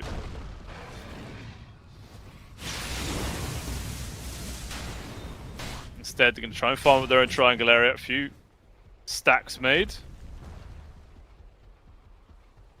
Takezawa just trying to get in towards that pipe. We'll have very soon. Meanwhile, 3 grab on towards Cutie at the top lane, trying to survive. Drops the ulti, healing up quite a lot, but the bedlam damage is too much. Top tower is under Cubify does bring him down. Does actually still drop in response, but who cares? Who really cares? Radiant's middle tower is under attack. Sure, Cutie's just at least happy he got some money out of that. Does that count as a Desolator charge? I don't know.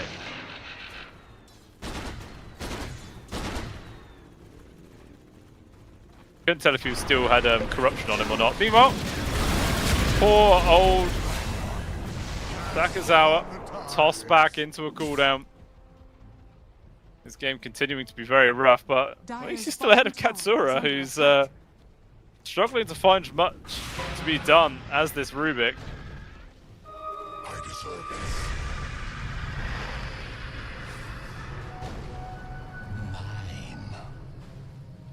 I think it needs a lot of time to really start getting online. Dire's bottom tower is under attack.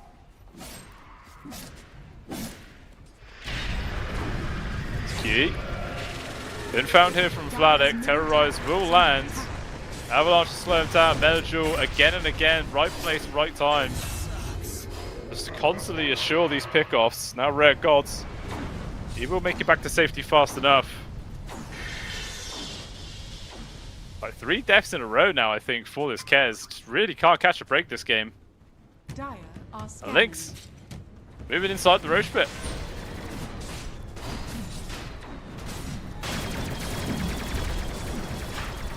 Not too bad in like terms of speed either. Already at half HP. Completely unawares, or at least nothing the VP can do about it.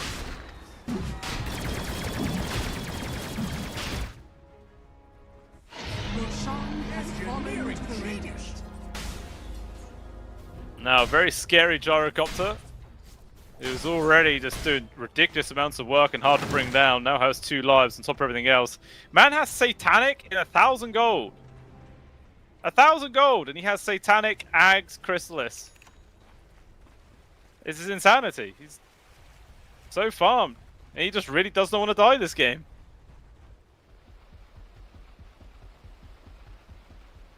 Radiant are scanning. But the only way to bring him down was just to dump Dire's every middle single tower is like under attack. ult you can. Ravage plus Chaotic Offering. All that good stuff to try and get the kill. Looks like they have found a quick grab here on towards Vladek at the top. They would gladly accept that one. Plus, it should be able to allow them to get this Tormentor as well.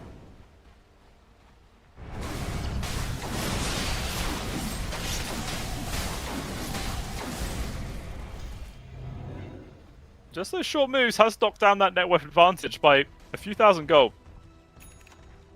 4,000 is certainly more manageable, but Satanic in the hands of 7 Jessu, that's a whole different kettle of fish. Dire's bottom tower. 2.7k HP. Okay. They're making an ambitious jump on towards the gyrocopter right now. In comes Sakazawa. Pops the Satanic. He's like, guys, when did he have a Satanic? Has to just run away. As Metajul managed to find a grab onto Katsura, needs to toss back target. We'll find 7 Jessu. Out comes the Ravage. We're only going to delay the death blow of Katsura, not enough to keep him alive for much longer. As Vladek just runs underneath the tier 2 tower, off towards the side, QT in full retreat away. And they're just getting dove under the tier 2, and this was VP who was trying to make the aggressive play themselves. Dire's bottom And completely tower is shut under down. attack. I think they just did not see the fact that he had Satanic, otherwise there's no way they made this move. Like, he had Aegis as well, for crying out loud. As you carry and your mid weren't even there, it was just the 2 supports and the Tide who do no damage at all.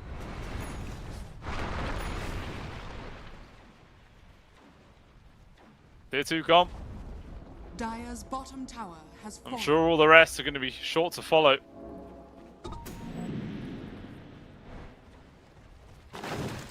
Dire's middle tower is under attack.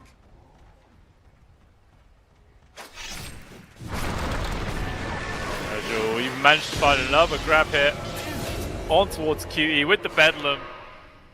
Just can't catch a break here on this man. Literally being found left, right and center. Still only really has a Desolator to his name, has just a casual Yasha after that. Just fallen behind so considerably.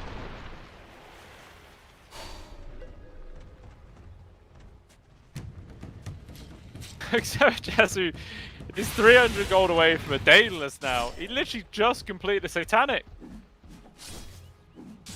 Guy's farming speed is just absolutely insane. Dire's top tower is under attack.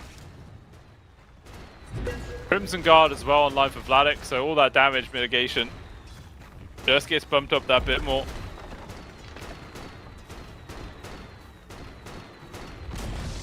Dire's top tower has fallen. Dire are Looks like scanning. VP, I don't know, trying to see if anyone was going to farm up this bottom tier 1 tower. Maybe they could have gone Radiant's for a bottom kill there. tower is under attack. But Lynx looks like they're just going to set up to try and go for a tier 3 push. They're all still lingering outside the Dire base. Ganter is kind of creep wave. Dire's top tower is under attack. If they glyph, they're actually smartly keeping a range creep back and alive to make sure that if a glyph does come, it's not going to die. They're having to wait as long as they possibly can. Another glyph used. With the shards, it keeps the range creep alive. Cracker, you absolute demon. Now that no backdoor protection anytime soon.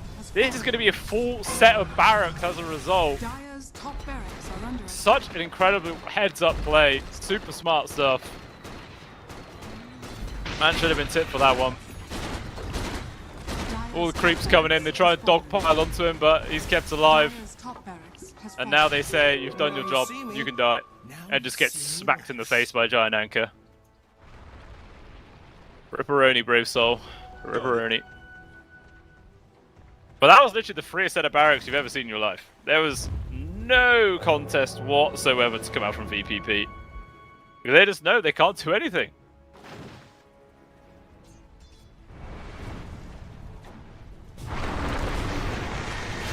Okay, that's back. Trying to grab onto Takazawa. Will drop out the Ravage, connect on towards several people in the backlines. Manager will BKB though, so he's going to be A-OK. Rare Gold's to stand on his ground, trying to hold people back. They toss QT over towards Takazawa, barely survives the avalanche, so 50 HP. Looks like he will be able to get out of there alive. Janser though, was just standing his ground with the upheaval, buys a bit of time, jump force of Rare Gods. A little bit too over-aggressive, nobody else was ready for this one, and now QE just gets caught from Melajul. Tossed back, Katsura now towards the side. With his axe, he at least has Pit of Malice plus Avalanche. Dire's middle tower So the man's is got under some attack. circles. I don't think that's really going to make too much of a difference though. Not on his own. And literally not a single person dies on the side of Team Lynx. They are more than ready just to push another set of barracks. This mid-tier 2 won't last long. Dire's middle There is tower another glyph is under available at the attack. very least. Dire's middle tower has fallen. But the creeps will probably be inside the top lane shortly after that, so definitely no backdoor protection. Dire's not even middle bothering to tower use the has glyph. fallen.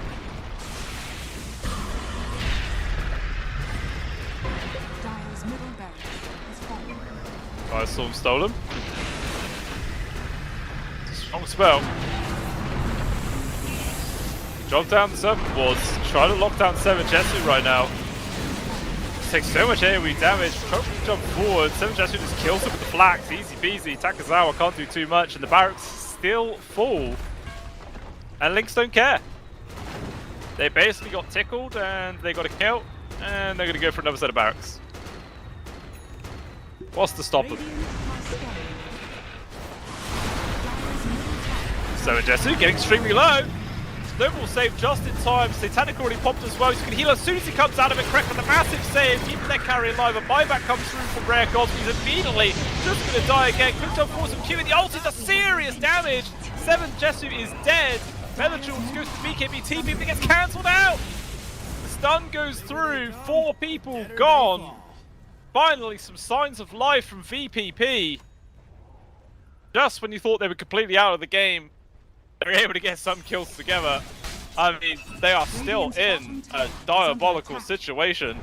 2 full sets of barracks gone. 11k goal behind, just 27 minutes in. But it's something positive.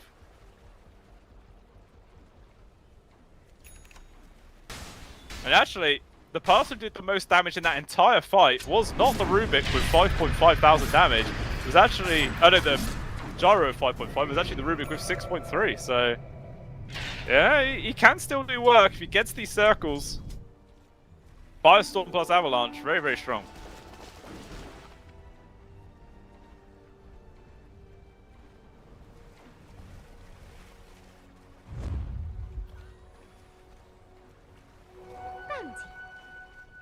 Next Roshan, minute and 10 seconds still away. It was a relatively long respawn time.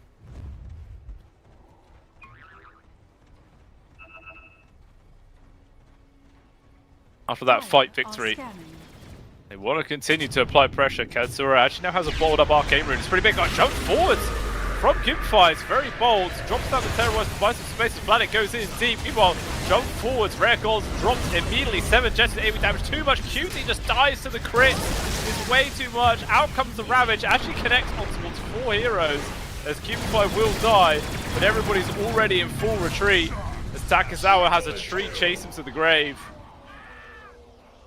And just when they were starting to feel happy, VPP immediately gets shut down in their face. 3 of them dead, big one being their carry. And now the push returns back towards their base with the tier 3 that's pretty much already dead.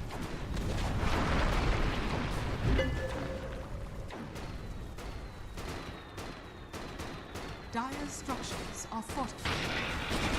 Dire's bottom barracks are under attack. Kez is respawning in 5 seconds time.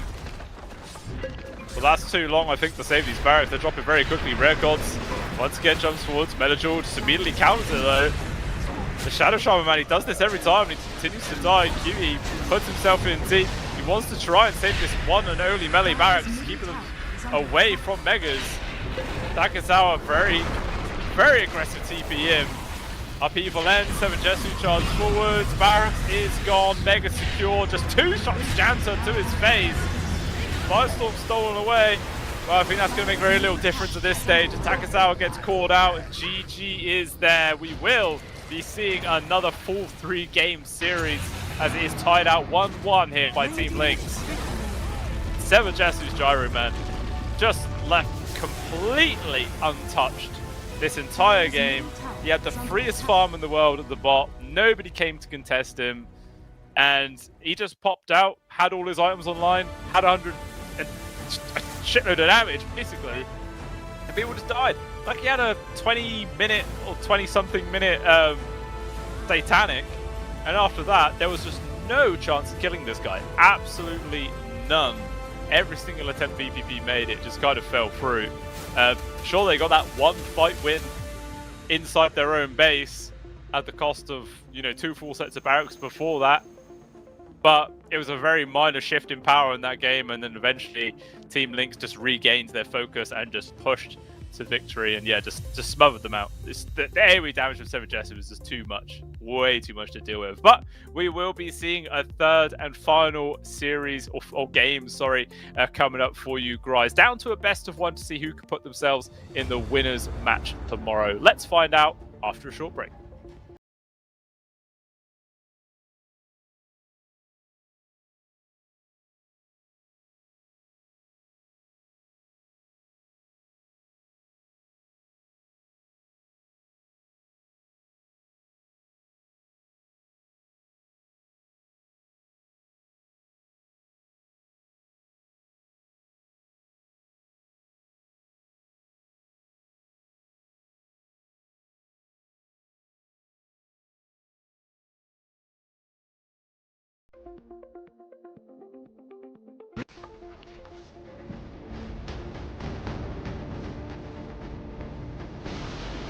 Radiant's top tower is falling.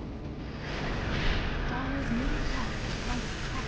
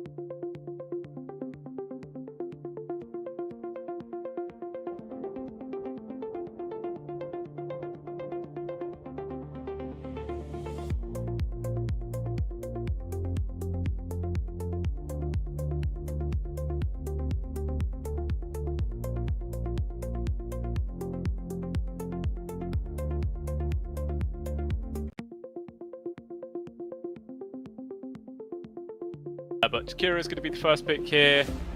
And yeah, definitely much more successful here in their hands, especially when you compare it to VPP's history with Jakiro, which is not great at all. So, nice to see it into their side. Could maybe see this is like a decent setup for a Nyx assassin.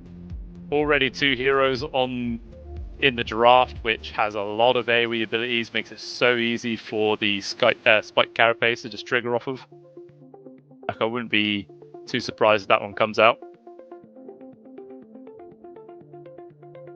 Depends if they do just want to start off the draft with both of their supports already revealed, but it's not the worst thing in the world.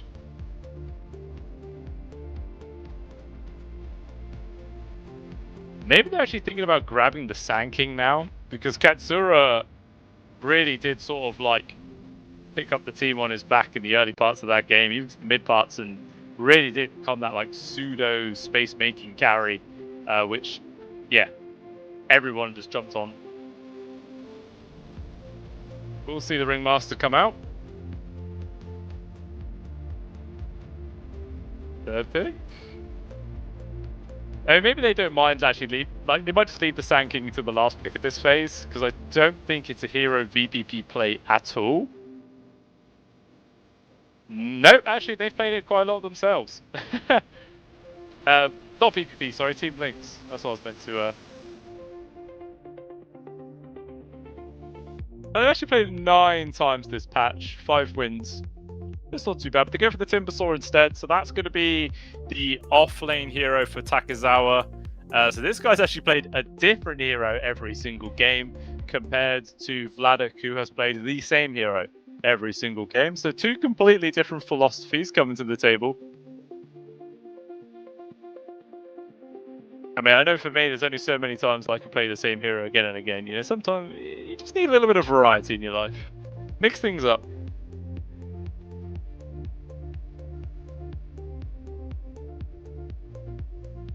The third and fourth to come out here from Team Lynx. It will be 7 Jessu's Gyro. Obviously, can't be paired with the Tusk this time round, so you're going to have to grab a different 5 for it. There is still the Treant in the pool, which they did play last game. And to be honest, Treant and Gyro is actually a relatively decent combo in itself. Like, the Nature's Grasp slow is pretty good at getting the Gyrocopter to just get like his entire salvo of his rocket barrage off. That could be what they're thinking of right now.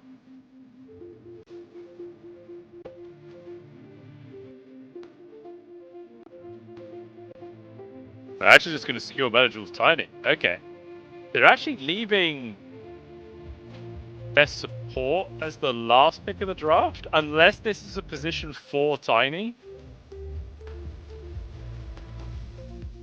Not often you see that. Team go for second pick and then leave the last pick actually for a support. I mean, they did in previous game when they managed to get the Wingmaster. That worked out fine. Invoker's actually the hero of choice this time for VPP. I think this was actually what I wanted to see in the last game, but it was actually banned out, which is why they probably just defaulted going for their Rubik.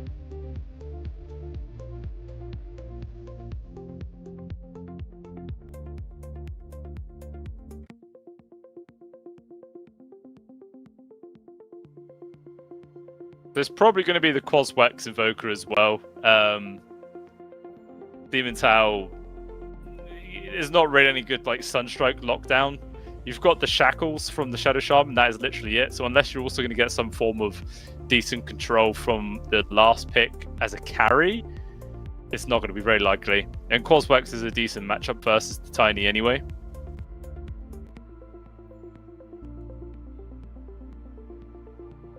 Well, they are really considering these last bans for VPP. I don't really blame them. I don't really know which direction it's going to go either. They do take away the puck. Because, I mean, the fact that they have picked the Tiny already does make it look like a position 4, right? But it could quite easily be a mid-Tiny again. Like, it's not bad versus the Invoker at all. It's not great, but it's not bad. can do it.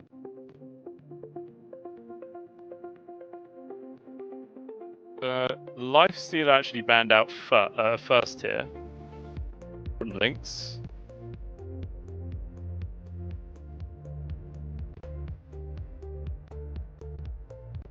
There is that Nick spam. Okay, so they are kind of touching both roles just in case, really trying to cover their bases a bit more here, which definitely makes sense, quite wise.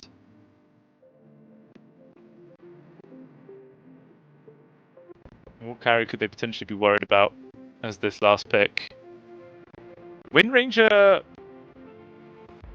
isn't bad. Pit of Malice is kind of annoying to get around, but with the Wind Run, you just avoid all the flat cannon damage from the gyrocopter, which is handy. But this is fine. That would have actually been a pretty clutch pick, not gonna lie. That's a heads up, Bam.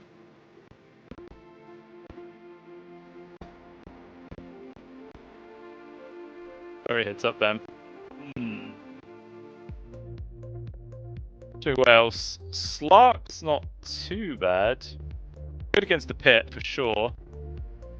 Pretty good versus the gyro. Again, kind of avoid all the flak.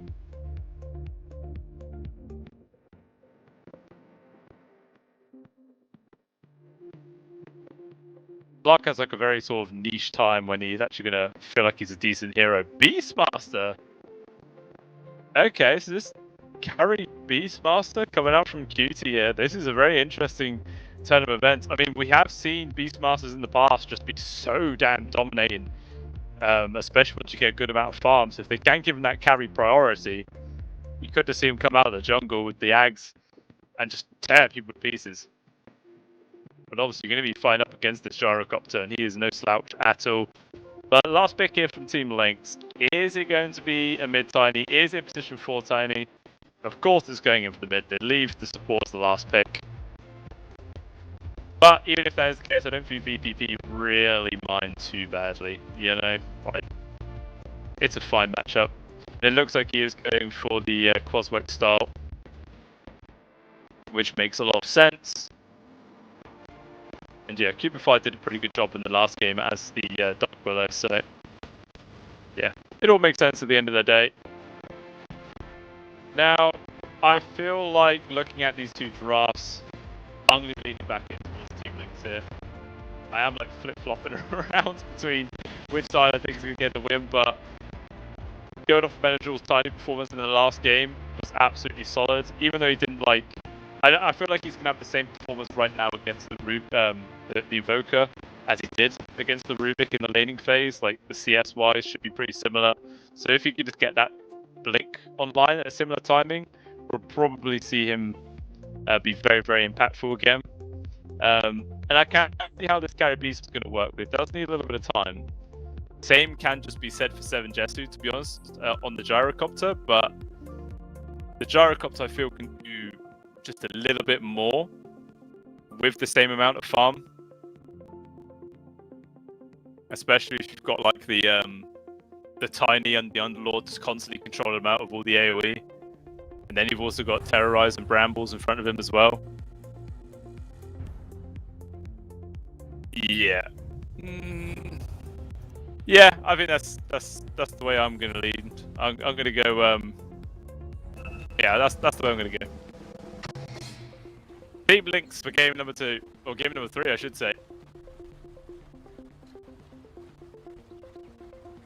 I can't remember who I predicted in the last game.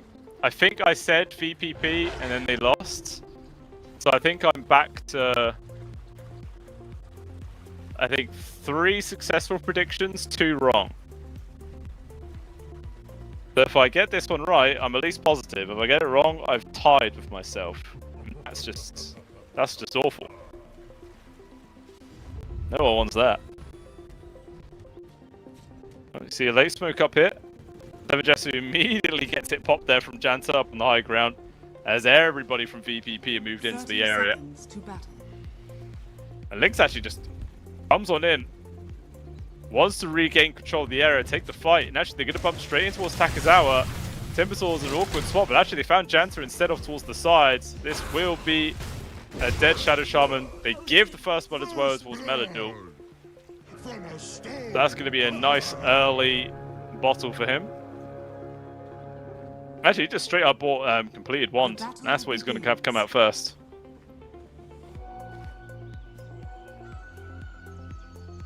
Also gets 3 bounties out of the fort. But this is one of the first major start of the game victories we've seen for a while. It's not even that insurmountable or anything, but it is something.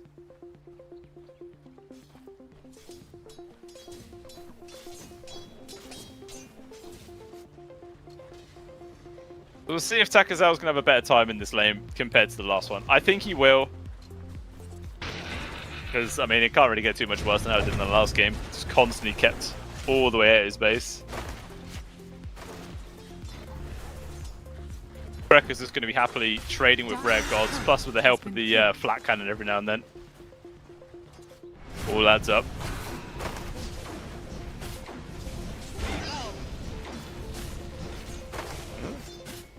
Counter.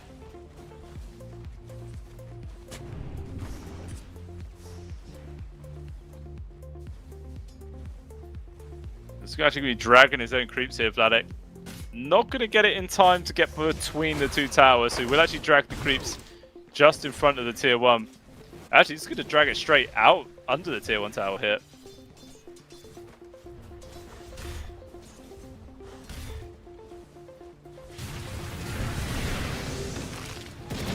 Red Gold, as soon as he steps forward, gets immediately ran at 7 Jessu. Just piles into him there, he's getting extremely low.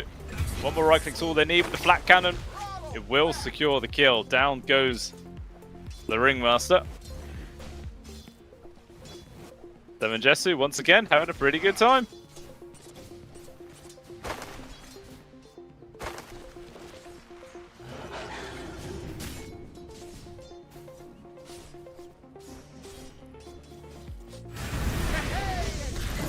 Gods. Oh lord, applying a lot of pressure on 7 Jessu. Tree gets cut just as he wants to try and charge for more. He also attempted the Sunstrike play, but that did not work out. Just a little bit off the mark with that one.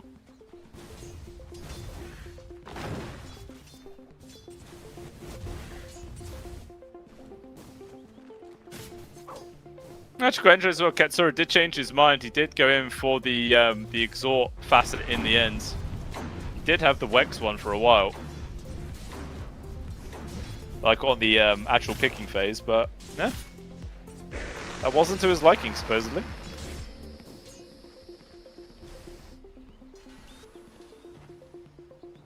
So far, it is all 3 members of Lynx top of the CS for now. Only a small difference, really.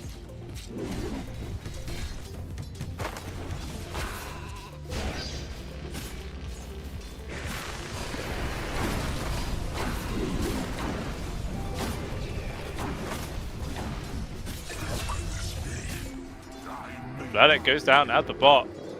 Heal going over towards QT as well. Sunstrike doesn't actually connect on towards Cubify there.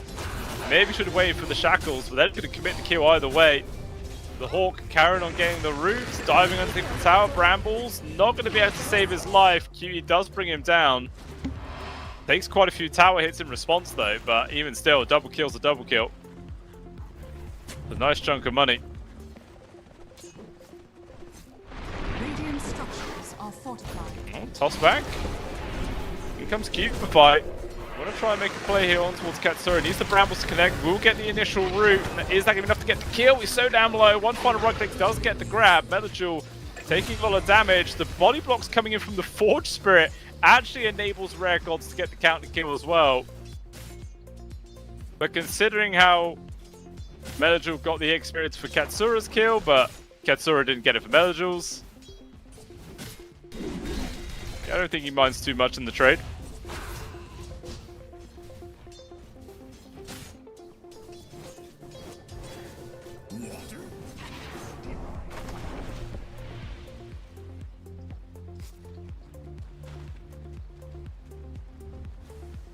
Even still, it's actually a solid, well, close to a solid 1k gold lead for Team Lynx. It is teetering.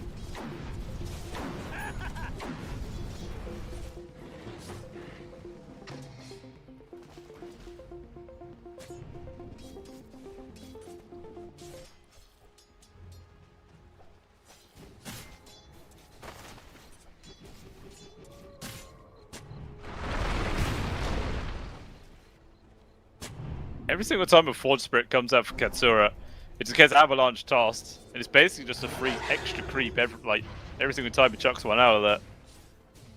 Maybe not quite working the way you would like. You know, lots of people down at the bot lane. Both Krekker and 7 Jesu coming through the twin gate. Making a move here. Jan's taking the majority of the damage. They want to make the move on towards QT first. He is the main priority. Sunstrike will hit on towards Cubify. Can't get the kill though. Unable to save QT's life, and Jans is trying to run. Even Rare God's now coming on in to help. Tame the Beast. Does land on towards 7 Jesu.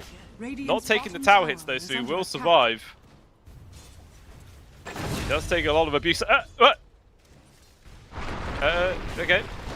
Did he want to die? I can't tell. But he did just kind of dive bomb into the tower and just fall over. Very interesting indeed. So really, it's a trade of carries at the end of the day, but nobody gets like a solid credit for the gyrocopter's death.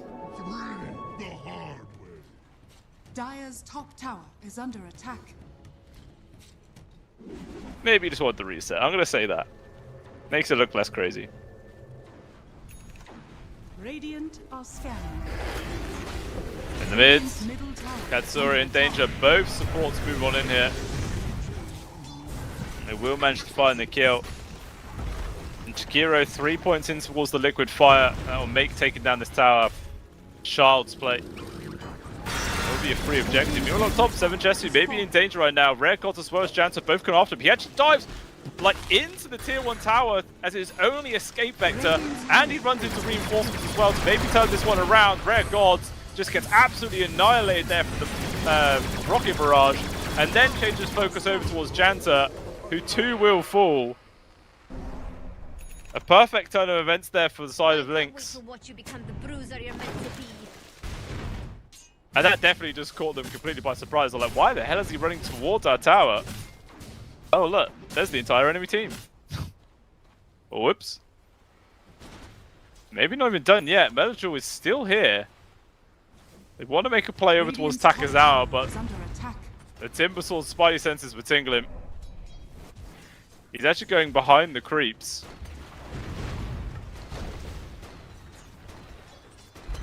But this tower will be going down as well. They could fire at this stage. It was just so damn effective at being able to bring down these towers. Radiant's top tower has fallen.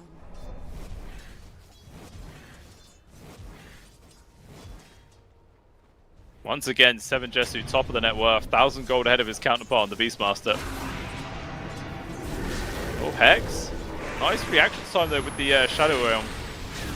In comes the rest of the team. Actually tosses in the Dark Willow, which actually enables him to get the kill there with the Bedlam. The combo they used quite a lot in the previous game, and it's working out nicely in this one as well. But the Dark Willow being level 6 at just 8.5 minutes in is pretty damn crazy.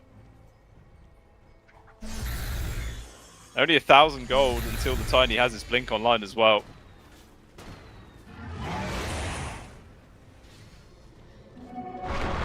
Odds. Straight into 2. Toss back into the Bedlam.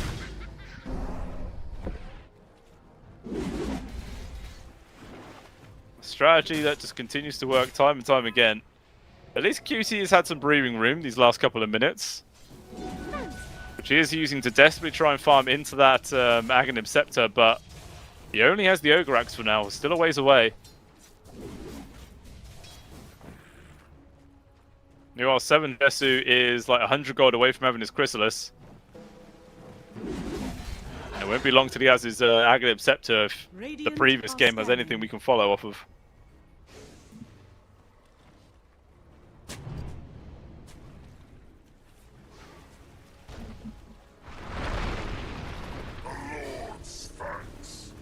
Radiant's bottom tower is under attack. Bottom tier 1 tower's gonna go as well. That's all tier 1 towers gone. Sub 10 minutes into this game. And a 5,000 gold advantage here for Team Lynx. Continuing to be in a very commanding spot. 2-man smoke as well. We want to try and find Katsura. There is some high ground water. As soon as their smoke breaks, they're going to be in an awkward spot. Avalanche decided off. Toss back into the Bedlam. Control as well from Cracker through the trees. You thought you were winning. They continue to find kills. We're going to come up with the counter here from VPP. Takasawa going on in with these shackles used, focusing everything on towards Menadjul right now. As the Wheel of Wonder locking down the two supports. Menadjul will just get right click from QE in the back. So they do manage to retaliate quite nicely for VPP, but 7 Gentu coming on in with the takedown. Perfect spot to just connect on towards the Shadow Shaman 2 times. Vladek gets that credit. Rare Gods won't survive much longer after. It's taken so long, Katsura's actually respawns. Oh, Sunstrike. Whoa, connects on towards Cubify, plus Takasawa's damage and the throwing axes. All 3 spells land in perfect conjunction to get the kill. No retreat there for Cubify, and that was actually worth a decent amount of gold. 5 kill streak.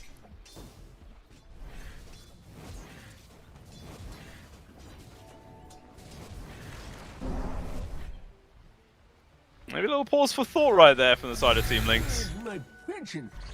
They were just flying by on Cloud 9. Now, definitely have to be a bit more cautious. Blink, though, has just been completed for Menadjul. He has a bottled up amplified damage as well, so he is more than willing to start looking for some kills again. Just needs old Cubify to come along for the fun.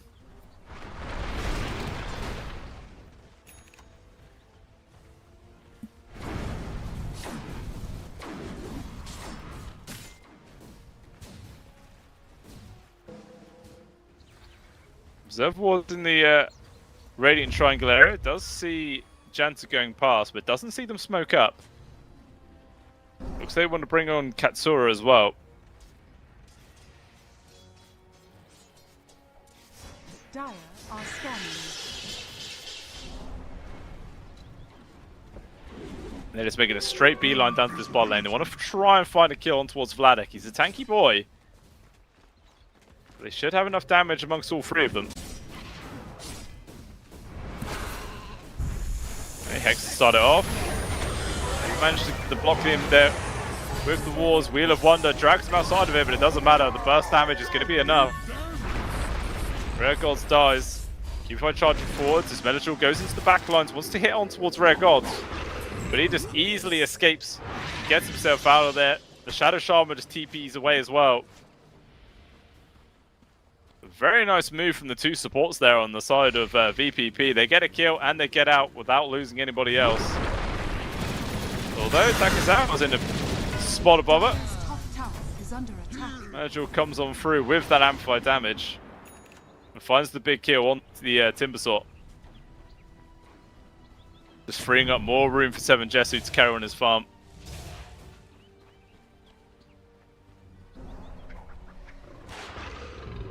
About 2,000 gold away from his Ags.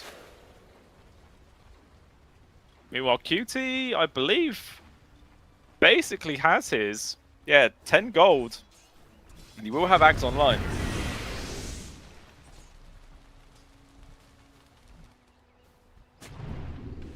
Now his farming speed and willing to take team fights has gone up quite considerably.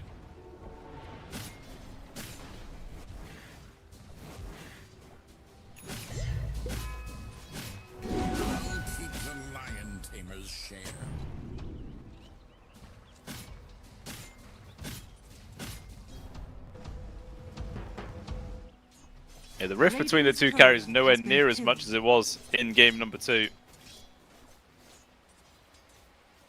Immediately going for a smoke play here. Looks like they want to go Roche actually. They will start it off, even dropping down the wards inside the pit. Scan though does land somehow. Lynx, their spidey senses were tingling and they're able to read this one. They're going to try and come over to stop this. Roshan's getting extremely low. Jumps in from Menadjul, drops down all the spells. Aegis is on the deck. Nobody's picked it up yet, but Jansen's going to be forced to grab it. He will die. Menadjul gets out of there to avoid the Sunstrike grab. So at least Jansen avoids it from going into the hands of the Tiny, but they still end up losing 2. Make that 3 as Rare Gods gets picked off as well. A bold move there from VPP, but it just does not pan out too well for themselves. Just when they were starting to hit their stride, I feel. At least they did get the kill on Roche, so, you know, that's like 600-700 gold, however much it is in total, plus the experience. So it's something. It still doesn't make that a good trade at all. Still like 1,500 gold plus 2,500 experience into the favor of Team Lynx, but you got to take what you can get.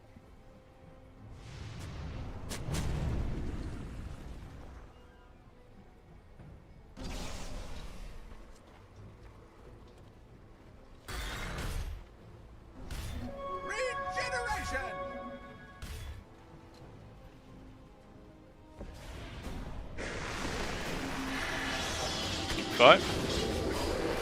Trying to start off on towards Jancer. Tame the Beast holds him back. Melodra, quick jump forwards, avalanche toss.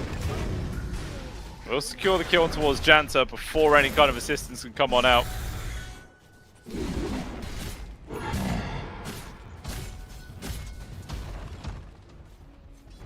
And pinging out on towards Kyugi. They want to try and slow down this Beastmaster's game. He's still obviously behind that of the gyrocopter, but with his axe online, potentially won't stay the same for too long. Bean's kid to get reinforcements used. He uses Terrorize as well. Q in a spot bother. Kraken now coming on forward. All the control in the world. And he will die. Perfect use of Phoenix Gate just to bring in reinforcements there.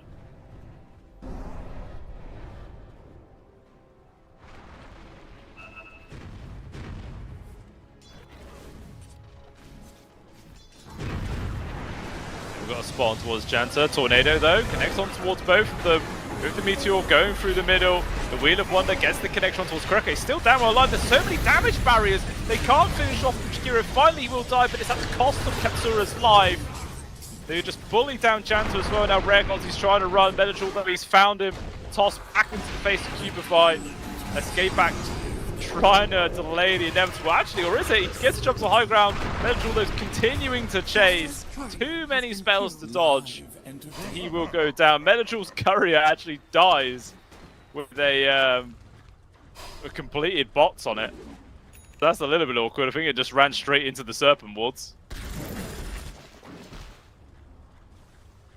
Radiant's top tower is under Does actually hinder his game for a couple of minutes.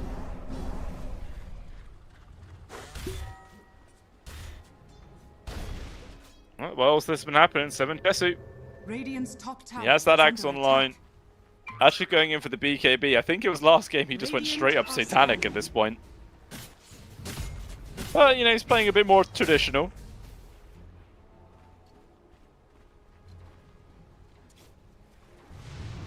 Despite the fact that there's actually BKB piercing stuns this time around, but, you know. We can't question why he does the thing he does.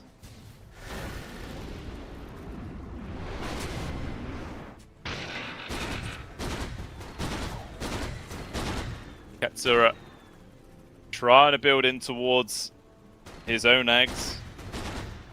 Still about 1,400 gold away, mind you, but not be too far away before he has that one.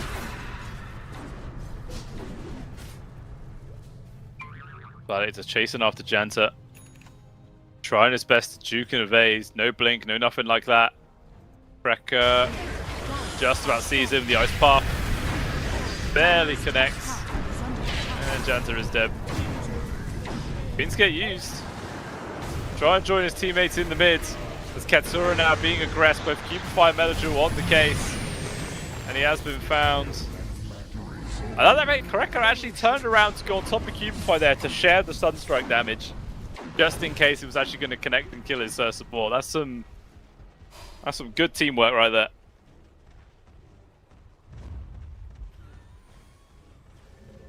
Immediately into another smoke hit. Just non-stop looking for fights, looking for kills on the side of Lynx.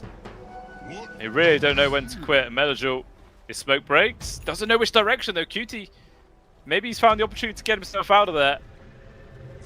Trying to TP out behind the tree. Melodra, he stops just as he was about to see him.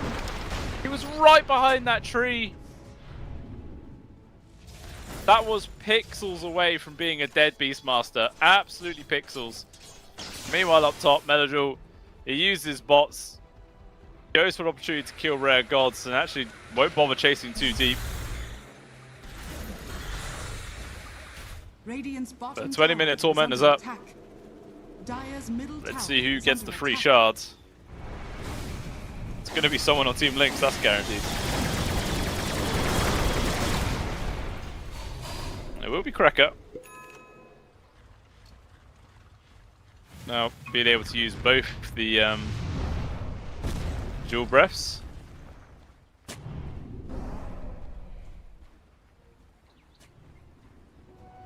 Dire's middle tower is under attack. Dire's structures are fortified. BKB online now for the gyrocopter.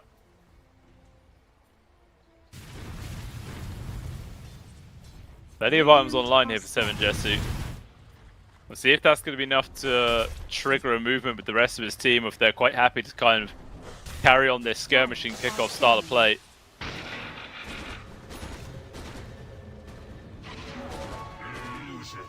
Several people TP up to the top lane to join him.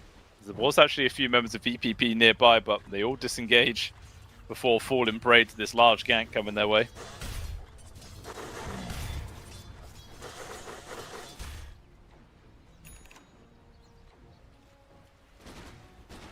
Axe online at least here for Katsura. Let's hope that this is going to be the big item that can really change things around for them.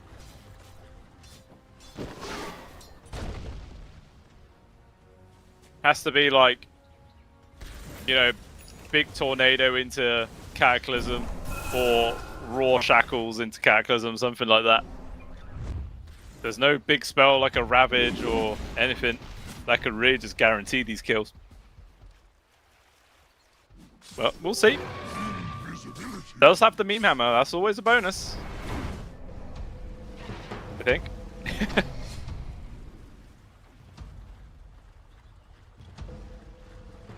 They smoked up. Trying to invade the Dire Triangle area, and there's not going to be a single person nearby. Roshan as well, still 2 minutes away from spawning.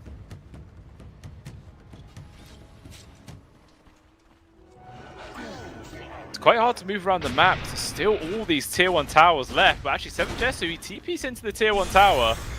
He might just run into them. Quick jump forwards with the immediate usage of the feet to come on through. Super fast reactions. Now they've completely turned this whole entire thing on its head. They've lost 2. Out comes the Cataclysm, but it doesn't land on towards anybody. Takasaus dies. They actually buy back on towards Janta, but I don't know if it's going to make any difference, as QT will still die. Like, Janta doesn't even get there in time to make any difference. Appreciate it. Honestly, that reaction time to come on out from Vladik was insane. Like, as soon as they made a move onto the gyro, he was bang! Beam skate into the middle of them, locked them all down, and just enabled all the reinforcements to come piling through. Radiant's middle tower has fallen. And now 16k goal behind it, 23.5 minutes in. This is looking like a real dire situation here for the side of VPP. Radiant's Currently a bottom tower is 93% under win attack. probability according to Gaben. I can't really fault those numbers. It's definitely feeling like that. Fortified. Radiant's bottom tower is under attack.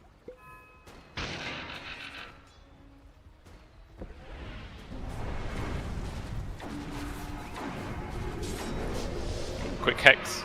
Blink away. Janta actually sticks around to grab the Healing Lotus. It does obviously upgrade to a great Healing Lotus, but it is going to cost his life.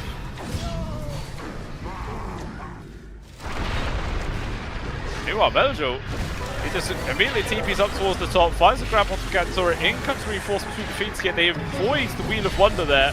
I'll say that Meljo walks into it, but he honestly does not care. Vladik finishes off Rare Gods. Out comes the Cataclysm, it's good lockdown for Meljo with the Roar. They will get the kill towards the Tiny, that is huge. QE just straight up BKB TPs away after the fact. Tornado to buy some space there for Katsura. They're going to try and chase after him, at least the Dark Willow wants to get that kill, as the rest of the team kind of distracted by Takasawa. It looks like they might eventually have to settle for the Timbersaw. The Evoker escapes, but it is still a 3-for-1 exchange. But maybe Radiant's considering how top far tower behind they is are, under it's attack. actually still profitable. Okay. 500 gold and 1600 experience for the advantage of Team Lynx.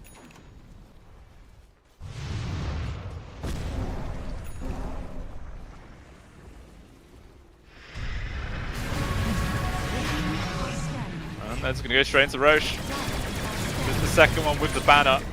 The perfect sieging Roche.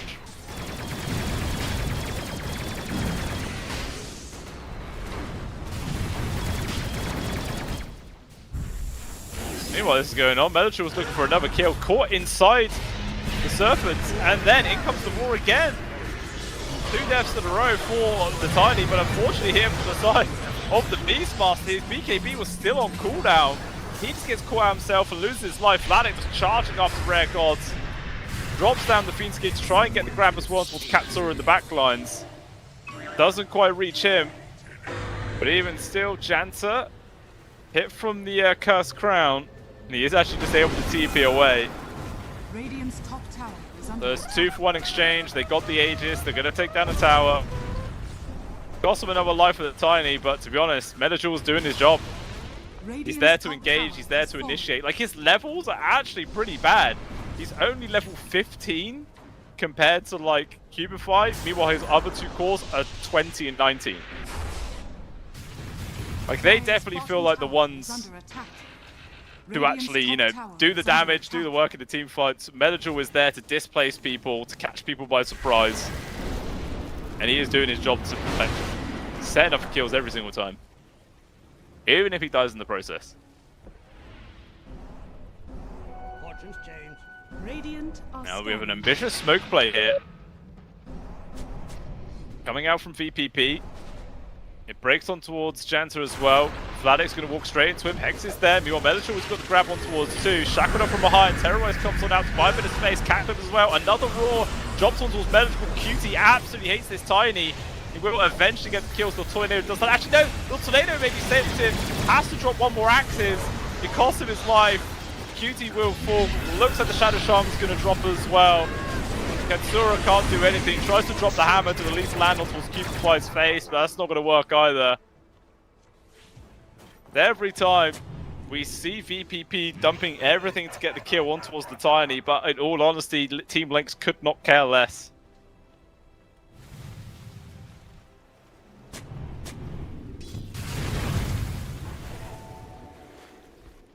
Radiant's bottom tower is under attack. Now the final tier 2 is going to go down. They're probably going to go straight high ground. Radiant's Still with this Aegis for 2 minutes 40 seconds. There's even a Satanic yet again into the hands of 7 Jesse. Like, this guy's not going to die. And Melichar with his bots, he's just going to TP in, rejoin his team. Radiant's bottom barracks are It's under just all up to VPP if they can try and hold this siege. It's extremely hard though. Roar is back off cooldown. Radiant's So are the bottom Serpent barracks boards. has fallen. But the buildings just dropped so quickly. The full set gone. I wouldn't be too surprised as well if 7 Jesu just mugs off creeps and just goes straight in towards the mid. Jump force of Janta, they got the lockdown of the Serpent boards here. The Wheel of Wonder trying to pull him out. Out comes the Cataclysm, lands with Melichar. Once again, Cuban's focused onto this Tiny again and again. He will die. Now he's just trying to run away because 7 Jesu just hunts him down. It just makes no difference. Literally none. And now Takazawa's getting focused up. Vladik controls. But these guys are just so damn durable. They're not falling. Janta in full retreat. The Fiend's Gate getting the lockdown from backlines. Takazawa is able to find an avenue to escape. The rest of the team, though, are not so lucky Radiant's bottom as they continue to fall. 7 Jesu just farms up the Serpent Wards. He still has his Aegis intact for a minute and a half. Just going to Satanic heal off the creeps.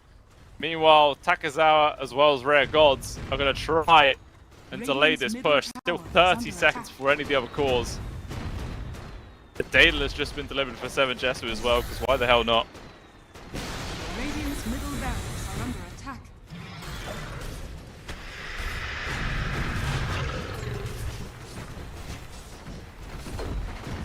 Radiant's middle barracks has fallen. Radiant's One set left. has fallen. They're going straight for it. Cubify, quick jump forward. He's got the grab on towards Rare Gods. Dead for 40 seconds. Has buyback, and he's probably going to be forced to expend it.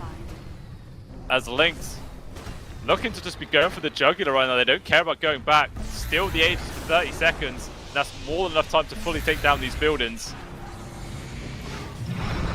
Duel, toss back. On towards Janta. Caught up position. Shadow Shaman dead for 45. No buyback for him. Cutie swap towards the side. Has to use his BKB just to run away. The building's getting low. Melee barracks about to fall. All that's left between VPP and Megas is just the lowly range racks. 7 Jesu decides to back on now. His Aegis about to time out, so he wants to guarantee he gets all his mana back at the very least.